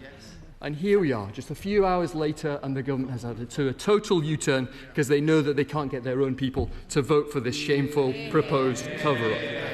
The Prime Minister has not been decisive. He only sacked Peter Mandelson because we forced him to do. He said again and again that he had full confidence in him. And I think many voters will be thinking, why on earth was the Prime Minister so deeply in hock to this man? The truth is, he was not out on a limb over in Washington. He was a deeply embedded part of the Prime Minister's operation. He was involved in the selection of some of the MPs here today. He was involved in the Prime Minister's reshuffle. He was part of the toxic culture that the Health Secretary, the Labour Health Secretary, has warned about in Number 10. And most shamefully of all, we had a former Labour Prime Minister, Gordon Brown, whatever you think of him. He tried to get documents about some of the things that Peter Mandelson had done. He was rebuffed. Funnily enough, the documents couldn't be found. Madam Deputy Speaker, whatever you think of Gordon Brown, when you choose Peter Mandelson over Gordon Brown, you are making the wrong decision. Yeah. So I now come to the manuscript amendment which has hastily been produced by the government. This is, for the people watching at home, this is an amendment to an amendment. It's a U-turn on top of a U-turn. So we now need, given the chaos from this government, 3 clear assurances, and we'll all be listening from the Minister at the dispatch box. First, that everything that people in Number 10 do not want to publish will be sent to the ISC in unredacted form. Second, that it will be the ISC, not Number 10, which determines their handling. And this comes to the question, a very good question put by the member for Hayes and Harlington, that if the ISC says that documents deemed sensitive by Number 10 can be released, that the IC will be able to release them without any veto from number 10. And finally, we need... I'm happy to give way to more friend. It's really important we hear from the government on clarity on this, because there could be individual documents versus a report. Now, the independent committee can produce a report, but we need to know those individual documents that could be challenged could be put out if the committee feel it's correct. Does he agree? Neil O'Brien. I absolutely agree with my honourable friend, and I want to hear from the Minister. Will he agree that the IC should be able to give the gist of documents, even if they are not fully released? But third, can we have a reassurance on this hastily proposed manuscript amendment that we will not be waiting for months, that this will not turn out like the grooming gangs where nothing happens in the end, that we will not be waiting for ages, and that there will be a clear and short timeframe on getting these documents published and to the ISC? Happy to give way. Chancellor Hurst. I'm very grateful, Mr. Speaker, for the honourable gentleman giving way. There's a fourth point, which is that there's going to be likely to be a sizable volume of documents for the IC to review. Will the Minister reassure this House that the IC will be given the resources in order to do their job? It's an excellent and good learned point from my right honourable friend. He's completely correct. Mr. Speaker, I actually today feel quite a lot of sympathy for Labour backbenchers. They have once again been put in a totally impossible position by the Prime Minister and his advisor, Morgan McSweeney. The government wanted the same people who had appointed Mandelson in the first place to be able to control the release of information about the way that appointment was made, the extraordinary way it was made. And I actually today feel for those Labour backbenchers, because these people in Downing Street, they're the same people who told all of them that they had to vote to cut the winter fuel payment because there would be a run on the pound if they didn't vote for it. It's the same people in number 10 who told them that they wouldn't change their position on the family farm tax, and then after people had killed themselves, they changed their position on it. It's the same people in number 10 who got them to vote against an inquiry into grooming gangs. And that is telling, Mr. Speaker, because that was another occasion on which this weak Prime Minister put his own political interest ahead of respecting victims. Mr. Speaker, today we learned a little bit more about the character of our Prime Minister, and as a result, as I listen to them today, I think now even some Labour MPs are asking themselves the same question as the public out there. Doesn't this country deserve better? Minister. Mr. Speaker, I beg to move the manuscript amendment standing in the name of my right honourable friend, the Prime Minister. Can I start by thanking everyone who contributed? The tone was overwhelmingly constructive, serious and aimed at getting to the truth. In particular, I just want to thank a few members. The member from North Dorset, who I thought got the tone exactly right, asked a number of serious questions which I will come to, and reminded us the importance of the matter in hand. I also want to thank my honourable member for Forest of Dean, who, while he disagrees with me, did so agreeably and put his case very well and with passion. I also want to thank the honourable member for Skipton, or right honourable member for Skipton and Ripon, who reminded us of the origins of the humble address. And when I was a political advisor on the Brexit team in opposition, these looked a bit more clever than they do today. So I thank him for that and the spirit he did it. But in particular, I want to thank and highlight the speech by my honourable friend for Bolsover, who I thought made an incredibly powerful and commanding speech and rightly put the voice of victims in this House, and she did so brilliantly. So thank you for that. Mr. Speaker, it's clear from all sides of the House today that they share the public's anger at Mandelson's treachery, his lies and his deceit. As the Prime Minister said earlier, Mandelson betrayed this country. He betrayed Parliament, he betrayed my party, and he betrayed our government. He lied. I'll just make a little progress and I will, if that's okay. He lied to the Prime Minister. He lied during the vetting process, which I will return to because a number of members raised it. Frankly, Mr. Speaker, I suspect he's still lying now. And that's why, since new information came to light, the Prime Minister, over the weekend, the Prime Minister has acted in a number of ways. Firstly, on Monday, I will. Just let me complete this and I will. On Monday, the Prime Minister instructed the Cabinet Secretary to investigate all papers released by the US Department of Justice. The Chief Secretary to the Prime Minister also said out to this House in a statement. On Tuesday, the Cabinet Secretary decided to refer certain material to the police with the Prime Minister's support. and subsequently the police have launched a full investigation with which we will cooperate fully and must go everywhere the evidence takes it. I will give way, if you take up first the honourable gentleman there, and then I'll give way. I think it's pretty underhand of the Minister to make himself the champion of public anger about the person Mandelson was. Because I can tell you what the House is angry about on both sides. It's not just with Mandelson, it's with the Prime Minister for appointing him in the first place. Minister. As the Prime Minister has said many times, if he'd have known what he knows now, he wouldn't have had him within 1 million miles of government, and that is absolutely right. I will give one over to my honourable friend. Sir Julian Lewis. I'm very grateful to the Minister for giving way. I'll try and make the same point, but in a less emotional way. Now, the Prime Minister was asked today, directly, could he tell us, did the official security vetting that he received mention Mandelson's ongoing relationship with the paedophile Jeffrey Epstein? And he replied, yes, it did. Now, the point is that when the Minister says he lied to the Prime Minister, but the Prime Minister knew that the relationship was ongoing. So even if he lied about some other aspects of the relationship, cannot the Minister see that the fact there was any ongoing relationship at all with a man who'd been imprisoned for paedophilia and prostitution, can he not see that that was an impossible position to defend, and no subsequent lies or revelations alter the fact that the Prime Minister appointed him when he knew that he was in that ongoing relationship? Can I thank him for that? As the Prime Minister said, he was lied to repeatedly by Mandelson. And the scope of the due diligence, which I will come to the vetting process in a minute, but the scope of the due diligence is within the scope of this humble address. It will be released. The House will be able to see for itself this process. I'll just make a little progress if that's okay, and then I will come back to it. Alongside further steps the Prime Minister has made in the last week, he has recommended to the King that Mandelson be removed from the Privy Council. He has instructed legislation, this was the point the Honourable Member for North Dorset raised, legislation to be drawn up to strip him of his title, and for wider reform of the House of Lords process. In answer to the question raised earlier, that legislation is imminent. It will be in government time. And it will be brought to this House as soon as possible. Frankly, I wish it was already here now, but it will come very, very soon, and it will be in government time. I will give way to the honourable gentleman, and then if that's okay. Grateful to the Minister for giving way. But of course, before the appointment of Peter Mandelson as our ambassador, he was appointed as strategic advisor, consultant, advocate, and planner for the 2024 Labour Party general election campaign.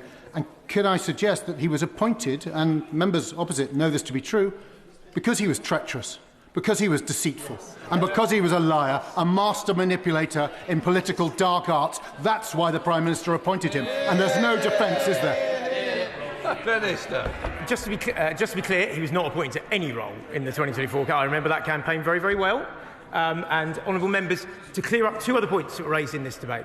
As honourable members made very, very clear earlier, he had no role in candidate selection at all. That is done by the NEC and through the rule book. He had absolutely no role in it. He had absolutely, if I just finished, he had absolutely no role or say in any reshuffle either. And for honourable members just to keep repeating it, it is absolutely, fundamentally untrue. Who are you giving way to? I've got Forster. Which one? There's a few. There we are. Come on, Harriet Cross.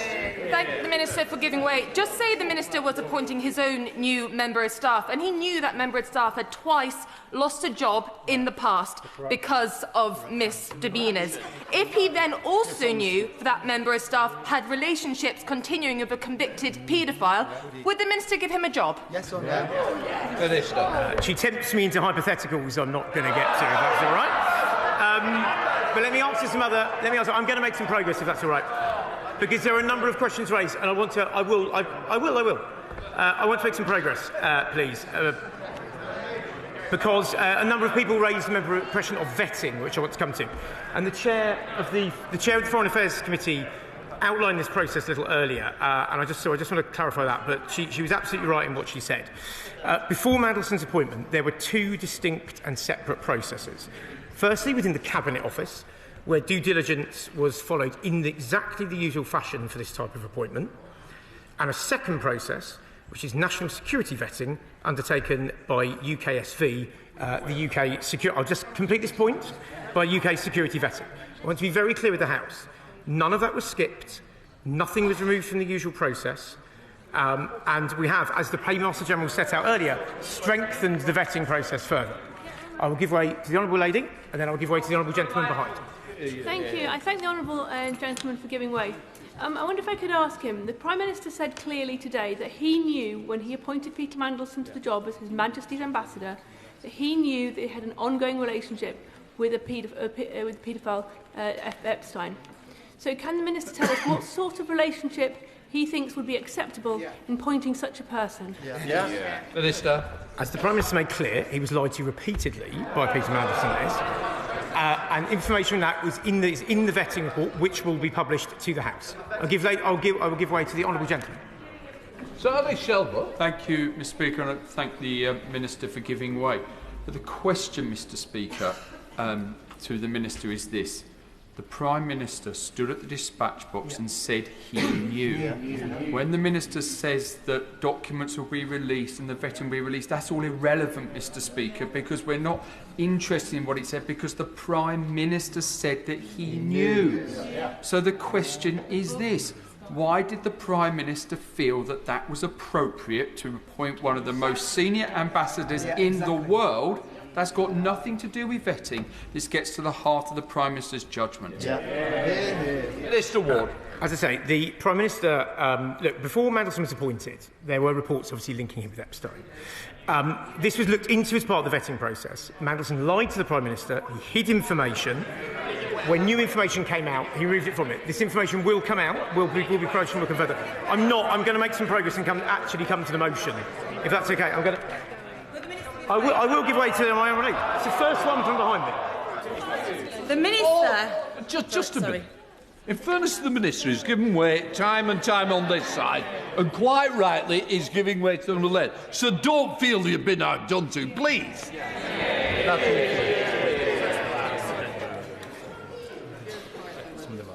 Thank you, Mr. Speaker. Will the Minister agree with me that the reason we are here today is because of the brave women that have spoken out and led us here? That we have a responsibility, a shared responsibility as a House, to make sure that no stone is unturned. And as a government, we will absolutely make sure that the victims at the heart of the paedophile Epstein's crimes get the justice they deserve. We carry on calling out this behaviour wherever we see it, and we make sure that now we are in government, we will do everything we can to halve violence against women and girls. It comes too little too late, but is needed now more than ever. I absolutely agree. I couldn't have put it, I couldn't have it anywhere near as well as that. And the Honourable Lady made, as I say, an incredibly powerful speech earlier. She quoted Virginia Giuffre in her speech at length. I thought that was an extraordinarily powerful way to make the point, and she made it better than anyone, because it's the victims we should have in mind. I will give way. I will give way one more time, and then I will come to the motion, if that's all right. I appreciate the Minister for giving way. One of my concerns has been that when Mandelson was our ambassador in DC, he was responsible for a very large embassy. Now, there may have been members of the Foreign Office staff there who have survived rape or sexual assault, or they may well have been sexual assaults during his tenure of ambassador. Can I confirm that Foreign Office ministers have reviewed all HR decisions he made while he was there as ambassador to make sure that any women who had any concerns about treatment or they were spoken to or things they reported received the support that they deserved? Can I thank her for that point? Look, anyone who obviously would make any allegation or any report of that would obviously be treated seriously. I will take it up with Foreign Office ministers, if that's okay, and come back to her, because she does raise an incredibly serious point.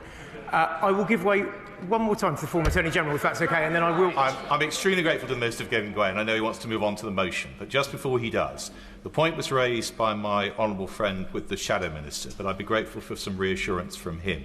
He's moved the manuscript amendment. If the House today passes this motion with the manuscript amendment attached, then a volume of material will reach the Intelligence and Security Committee. He knows that our administrative resources are limited and we do not know what volume of material may be coming our way. The House will expect us to do a thorough job. We will seek to do one. But can I ask him to reassure me and the House that the committee will have the additional administrative resources it needs, if it needs them, in order to consider that material properly? Minister. Can I thank him for that and for the speech he made earlier and the points he made in this? Absolutely yes. I completely recognise the point he's making. There is a lot of documents covered by the motion here. That's not a complaint, it's an observation, and that the ISC's role, they have the authority and respect of this House. They need the resources to go with it. We will ensure that that happens in the usual way. I'm going to go to the motion, if that's okay. I'm going one more time and then the motion. Smith, I thank the Minister for giving way. Could he confirm on the floor of the House that the government will also include details of how the government managed conflicts of interest between Peter Mandelson's shareholding in Global Council and his activities as ambassador? And specifically, could he look at the background and come back to the House on 2 contracts, one to Adderall Technologies and one to Palantir, which were direct award contracts, of which at least one of those clients was a client of Global Council? Can I thank him for that? And as I mentioned at the beginning, the way he went about his speech as well. Look, the humble address will cover is that will be within scope of the humble address that we'll have it. And if there are specific further points regarding direct procurements that the Cabinet Office needs to look into, I will write to him and come back to him because that's a fair point. Well, from the I will intercept the opposition spokesman. I'm very grateful to the Minister for giving way, and he's being very generous with his time. The humble address is obviously about Lord Mandelson's appointment. However, the point raised by my right honourable friend was about 2 contracts, at least one of which went to, by direct award, a business that was a client of Global Council. The Prime Minister met that company whilst in Washington. It did not appear on his register of interest. Will the Minister assure the House that the Cabinet Secretary will look into the process that led up to that direct award? Minister. As I said, we will deal with what's in first. Everything in the humble address we'll deal with. On that point, I will ask the Cabinet. I will write back to him. I will write back to the honourable gentleman as well, and I will follow up with the Cabinet Secretary on that point, if that's okay. I'm going to get to the motion, then I promise I will give way because you have been trying. I'm going to get to the motion. I'm going to get to the motion. Now, as I said, the government accepts the spirit, purpose, and intent of the opposition motion, and we want to provide transparency and drain the swamp of Mandelson's lies. The amendment we have, the manuscript amendment we've put forward, has two important points in it. One on national security and one on foreign relations. I want to cover those quickly and then I will take interventions. On national security, as the Prime Minister has said from this dispatch box and has said more times to me over the years I've known him than I can remember, is his #1 priority, and he will never compromise on that. That is why we wanted it in the motion, and that's why we wanted it in front of the House. There is a precedent for this within the humble address, as we mentioned. Well, I think one of my right-honourable friends mentioned earlier in the humble address we did regarding Lebedev, which included the words, and I quote, in a form which may contain redactions, but such redactions shall be solely for the purposes of national security. So the intention is to abide with that spirit, and the intention is to make a very clear point on national security. But I will come to how this is going to be done by the ISC and the Cabinet Secretary in a second. On international relations, as the Prime Minister said, these documents, which are significant in number, could well touch on sensitive issues of intelligence, trade, or relations with other countries. For example, we would not inadvertently want to release information about what our red lines are in trade agreements, about the peace negotiations and position on things like Ukraine, Middle East or Sudan, or on sensitive assessments made on our allies and with diplomatic conversations on our life depends. The point of the amendment is that we are trying to address that and to make that clear within the House, and we're trying to balance transparency with national security. And that is what the Minister is doing. I will give way to the honourable gentleman, the right honourable gentleman behind, and then I'll give way. Ben, I thank the Minister for giving way, and no disrespect to the Intelligence and Security Committee, but he will have heard the points of order from the member for Hayes and Harlington and myself earlier. I think we need to know that there is a timetable for this inquiry. We need to know that it is not going to rule out specifically commercial interests such as Palantir and not investigate them. And we need to know that it's also going to investigate the whole web of influence that Peter Mandelson had over so much in government, which has brought about this dreadful position where we end up appointing somebody who's a friend of a paedophile as the ambassador to Washington. Because there are many people looking at this debate today who will not be happy that Parliament merely shoves it off to a committee of its own when they think there should be a wider public interest inquiry into the whole affair. Minister. Thank you for that. Look, the police investigation will go wherever it needs to. It will cover any criminality or allegations thereof. That is the right way to do it, and nothing, I say, will be hidden in that fashion. With permission, Mr. Speaker, I am going to make some progress here because time is pushing. I will give way in a second. Time is pushing now. So let me come to the manuscript amendment. So we will agree with the ISC how they are going to work with us and scrutinise it, and I welcome the commitment made earlier on. As the Paymaster General set out earlier, the process for deciding what falls in scope will be led by the Cabinet Secretary, supported by Cabinet Office lawyers working with the ISC. The Cabinet Secretary will take independent advice on the decision he's taking, and it will take two forms. First, through independent KCs. Secondly, through scrutiny of the approach he's taking, working directly hand-in-hand with the ISC. Now, the Cabinet Secretary will write to the ISC setting out that process. He will meet with them regularly to ensure they are content with it, and in line with the manuscript amendment, papers determined to be prejudicial to national security or international relations will be referred, let me finish please, will be referred to the ISC. The ISC are independent, they are rigorous, they are highly respected, they will then decide what to do with the material that is sent to them. I'm going to give way to the Honourable Lady. Thank you, Mr. Speaker, and I thank my honourable friend for giving way. Just for further clarity, the concern I think people have is that there will be a decision made by the government in the form of the Cabinet Secretary about what is referred to the ISC. What we are keen to know is that the bulk of the documents will be in the hands of the ISC, and they can make the decision about what needs to be kept private and what should be made public. Can the Minister clarify that the ISC will have control over what needs to be kept private and what can be made public? The release of information will be done in the way I just set out, either through the Cabinet Secretary working with independent lawyers about what work, or if material is deemed to be potentially conflicted with national security or foreign relations, it will be handed to the ISC, who are independent and can make decisions. And to the point the honourable member made earlier, this is the really crucial point I want to make. There will not be political involvement from ministers. There will not be political involvement from Number 10 in this process. This is the Cabinet Secretary and the ISC working with lawyers on it. I will give way one more time, and then the gentleman behind. I thank the Minister for giving way, but I really must push him because he is giving conflicting messages here. At one stage, he said that the direct contract award would be in scope of the committee. He has now said, without committing any timescales, he has now said that the scope of of the releasing of documents is now a matter for the Cabinet Secretary with no political involvement. He has stood at this dispatch box as the political minister to say that that direct contract award would be in scope. Will it be or not? Any correspondence involving Peter Mandelson in this is within scope.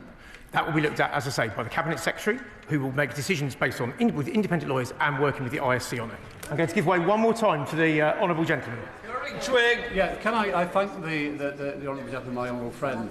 Can I give assurance that we're very confident in the ISC that we can do an effective job on this? And I think it's worth pointing out, we cannot be told what we cannot publish. That will be a matter and decision for us to do so. But can I also ask for an assurance following on what he's just said, is that there will be no block whatsoever on documents that the ISC should be getting? Yes, I can confirm that, and can I thank him for he has huge expertise in this, and I can confirm that, and we will work with the ISC on this. I'm not going to give way anymore. There are 4 or 5 minutes to go. I will make some progress if that's okay. Mr. Speaker, as the Prime Minister also mentioned today, there will also have to be discussions with the Metropolitan Police over material. The Metropolitan Police have issued a statement today around material that will be released, so I just want to confirm to the House the material will not be released today because of the conversation with the Metropolitan Police over that, but it will be released as quickly as possible in line with the process set out before the House. I will give way, because I said I would earlier, to her. I thank the Minister. He has set out the difference between national security matters and issues which may be embarrassing to the government, because, let's face it, practically anything could damage international relations with Donald Trump. Who knows what he's going to take offence at. But the process he has just outlined implies that the Cabinet Secretary has to scrutinise every bit of information before deciding whether it gets released or whether it gets to the ISC. How long is that going to take? Will he give us assurance of the volume of material he anticipates sending to the ISC and the timetable? What will be the deadline for releasing that material, either into the public domain or to the ISC? As I say, the timeline will be as soon as possible. We want to get on with this. There is a lot of material here to go through. We will get through this as quickly as possible. Other humble addresses have taken a number of weeks or months. We will want to be as quick as possible, and we will work with the ISC as soon as we can on this to get it progressing. And I hope she welcomes the spirit we take on. I just want to deal with two more points. As I said, no more, I'm afraid. I'm so sorry. I need to see two more points on a public inquiry, which a number of members mentioned. As I say, there is an ongoing police inquiry that has the freedom to go where it wants, and the cooperation of everyone in government. We believe that, along with the process we have set out, is the right way to, because I will not give way anymore. I will not give way anymore. Actually, I'll give way once. Go on. Annalise Midgley. Thank you, Mr. Speaker. Can the Minister just clarify clearly that the documentation will go to the ISC and they will be the decision makers in terms of what is a risk to national security and international relations and should be in the public domain, and not the Cabinet Secretary? Let me try one more time. It will be either made public by the Cabinet Secretary, or it will go to the ISC, and they will have a decision for it to be made through them. And it will be done with the independence, resources, and Mr. Speaker, no, I'm writing up now. Mr. Speaker, it is absolutely right for the House to have debated this incredibly important issue today, and in the spirit it has. And I do want to thank honourable members and right honourable members for that. As I said, the lies, venality, and treachery of Mandelson shame this House. And I and the Prime Minister, and I know honourable members all around me, have nothing but contempt for the way he acted and lied to the British people. I'm glad this will now be shown to the British people. I share the anger, the disgust of so many other members of this House. And, Mr. Speaker, we will comply with this motion, the amended motion. We will update the House on progress with that. And with that in mind, Mr. Speaker, I beg to move the manuscript amendment in the name of the Prime Minister.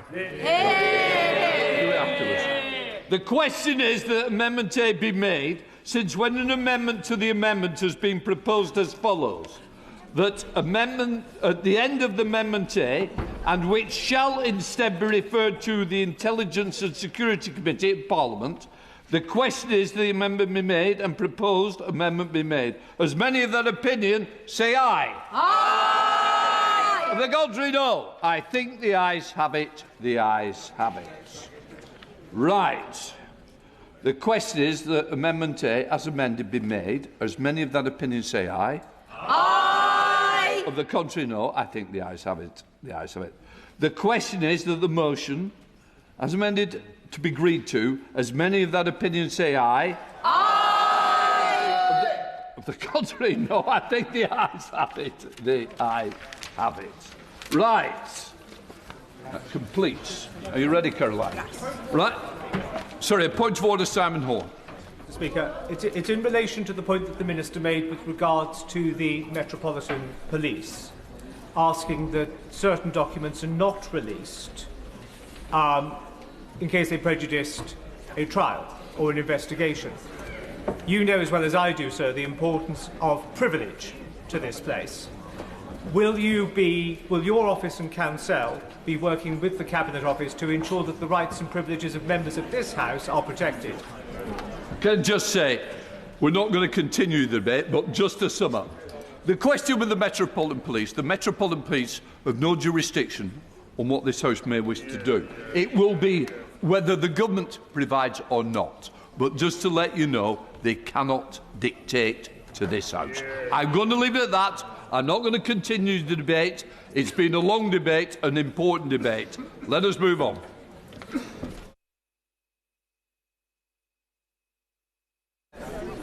Order, order. I will now announce the result of today's deferred division.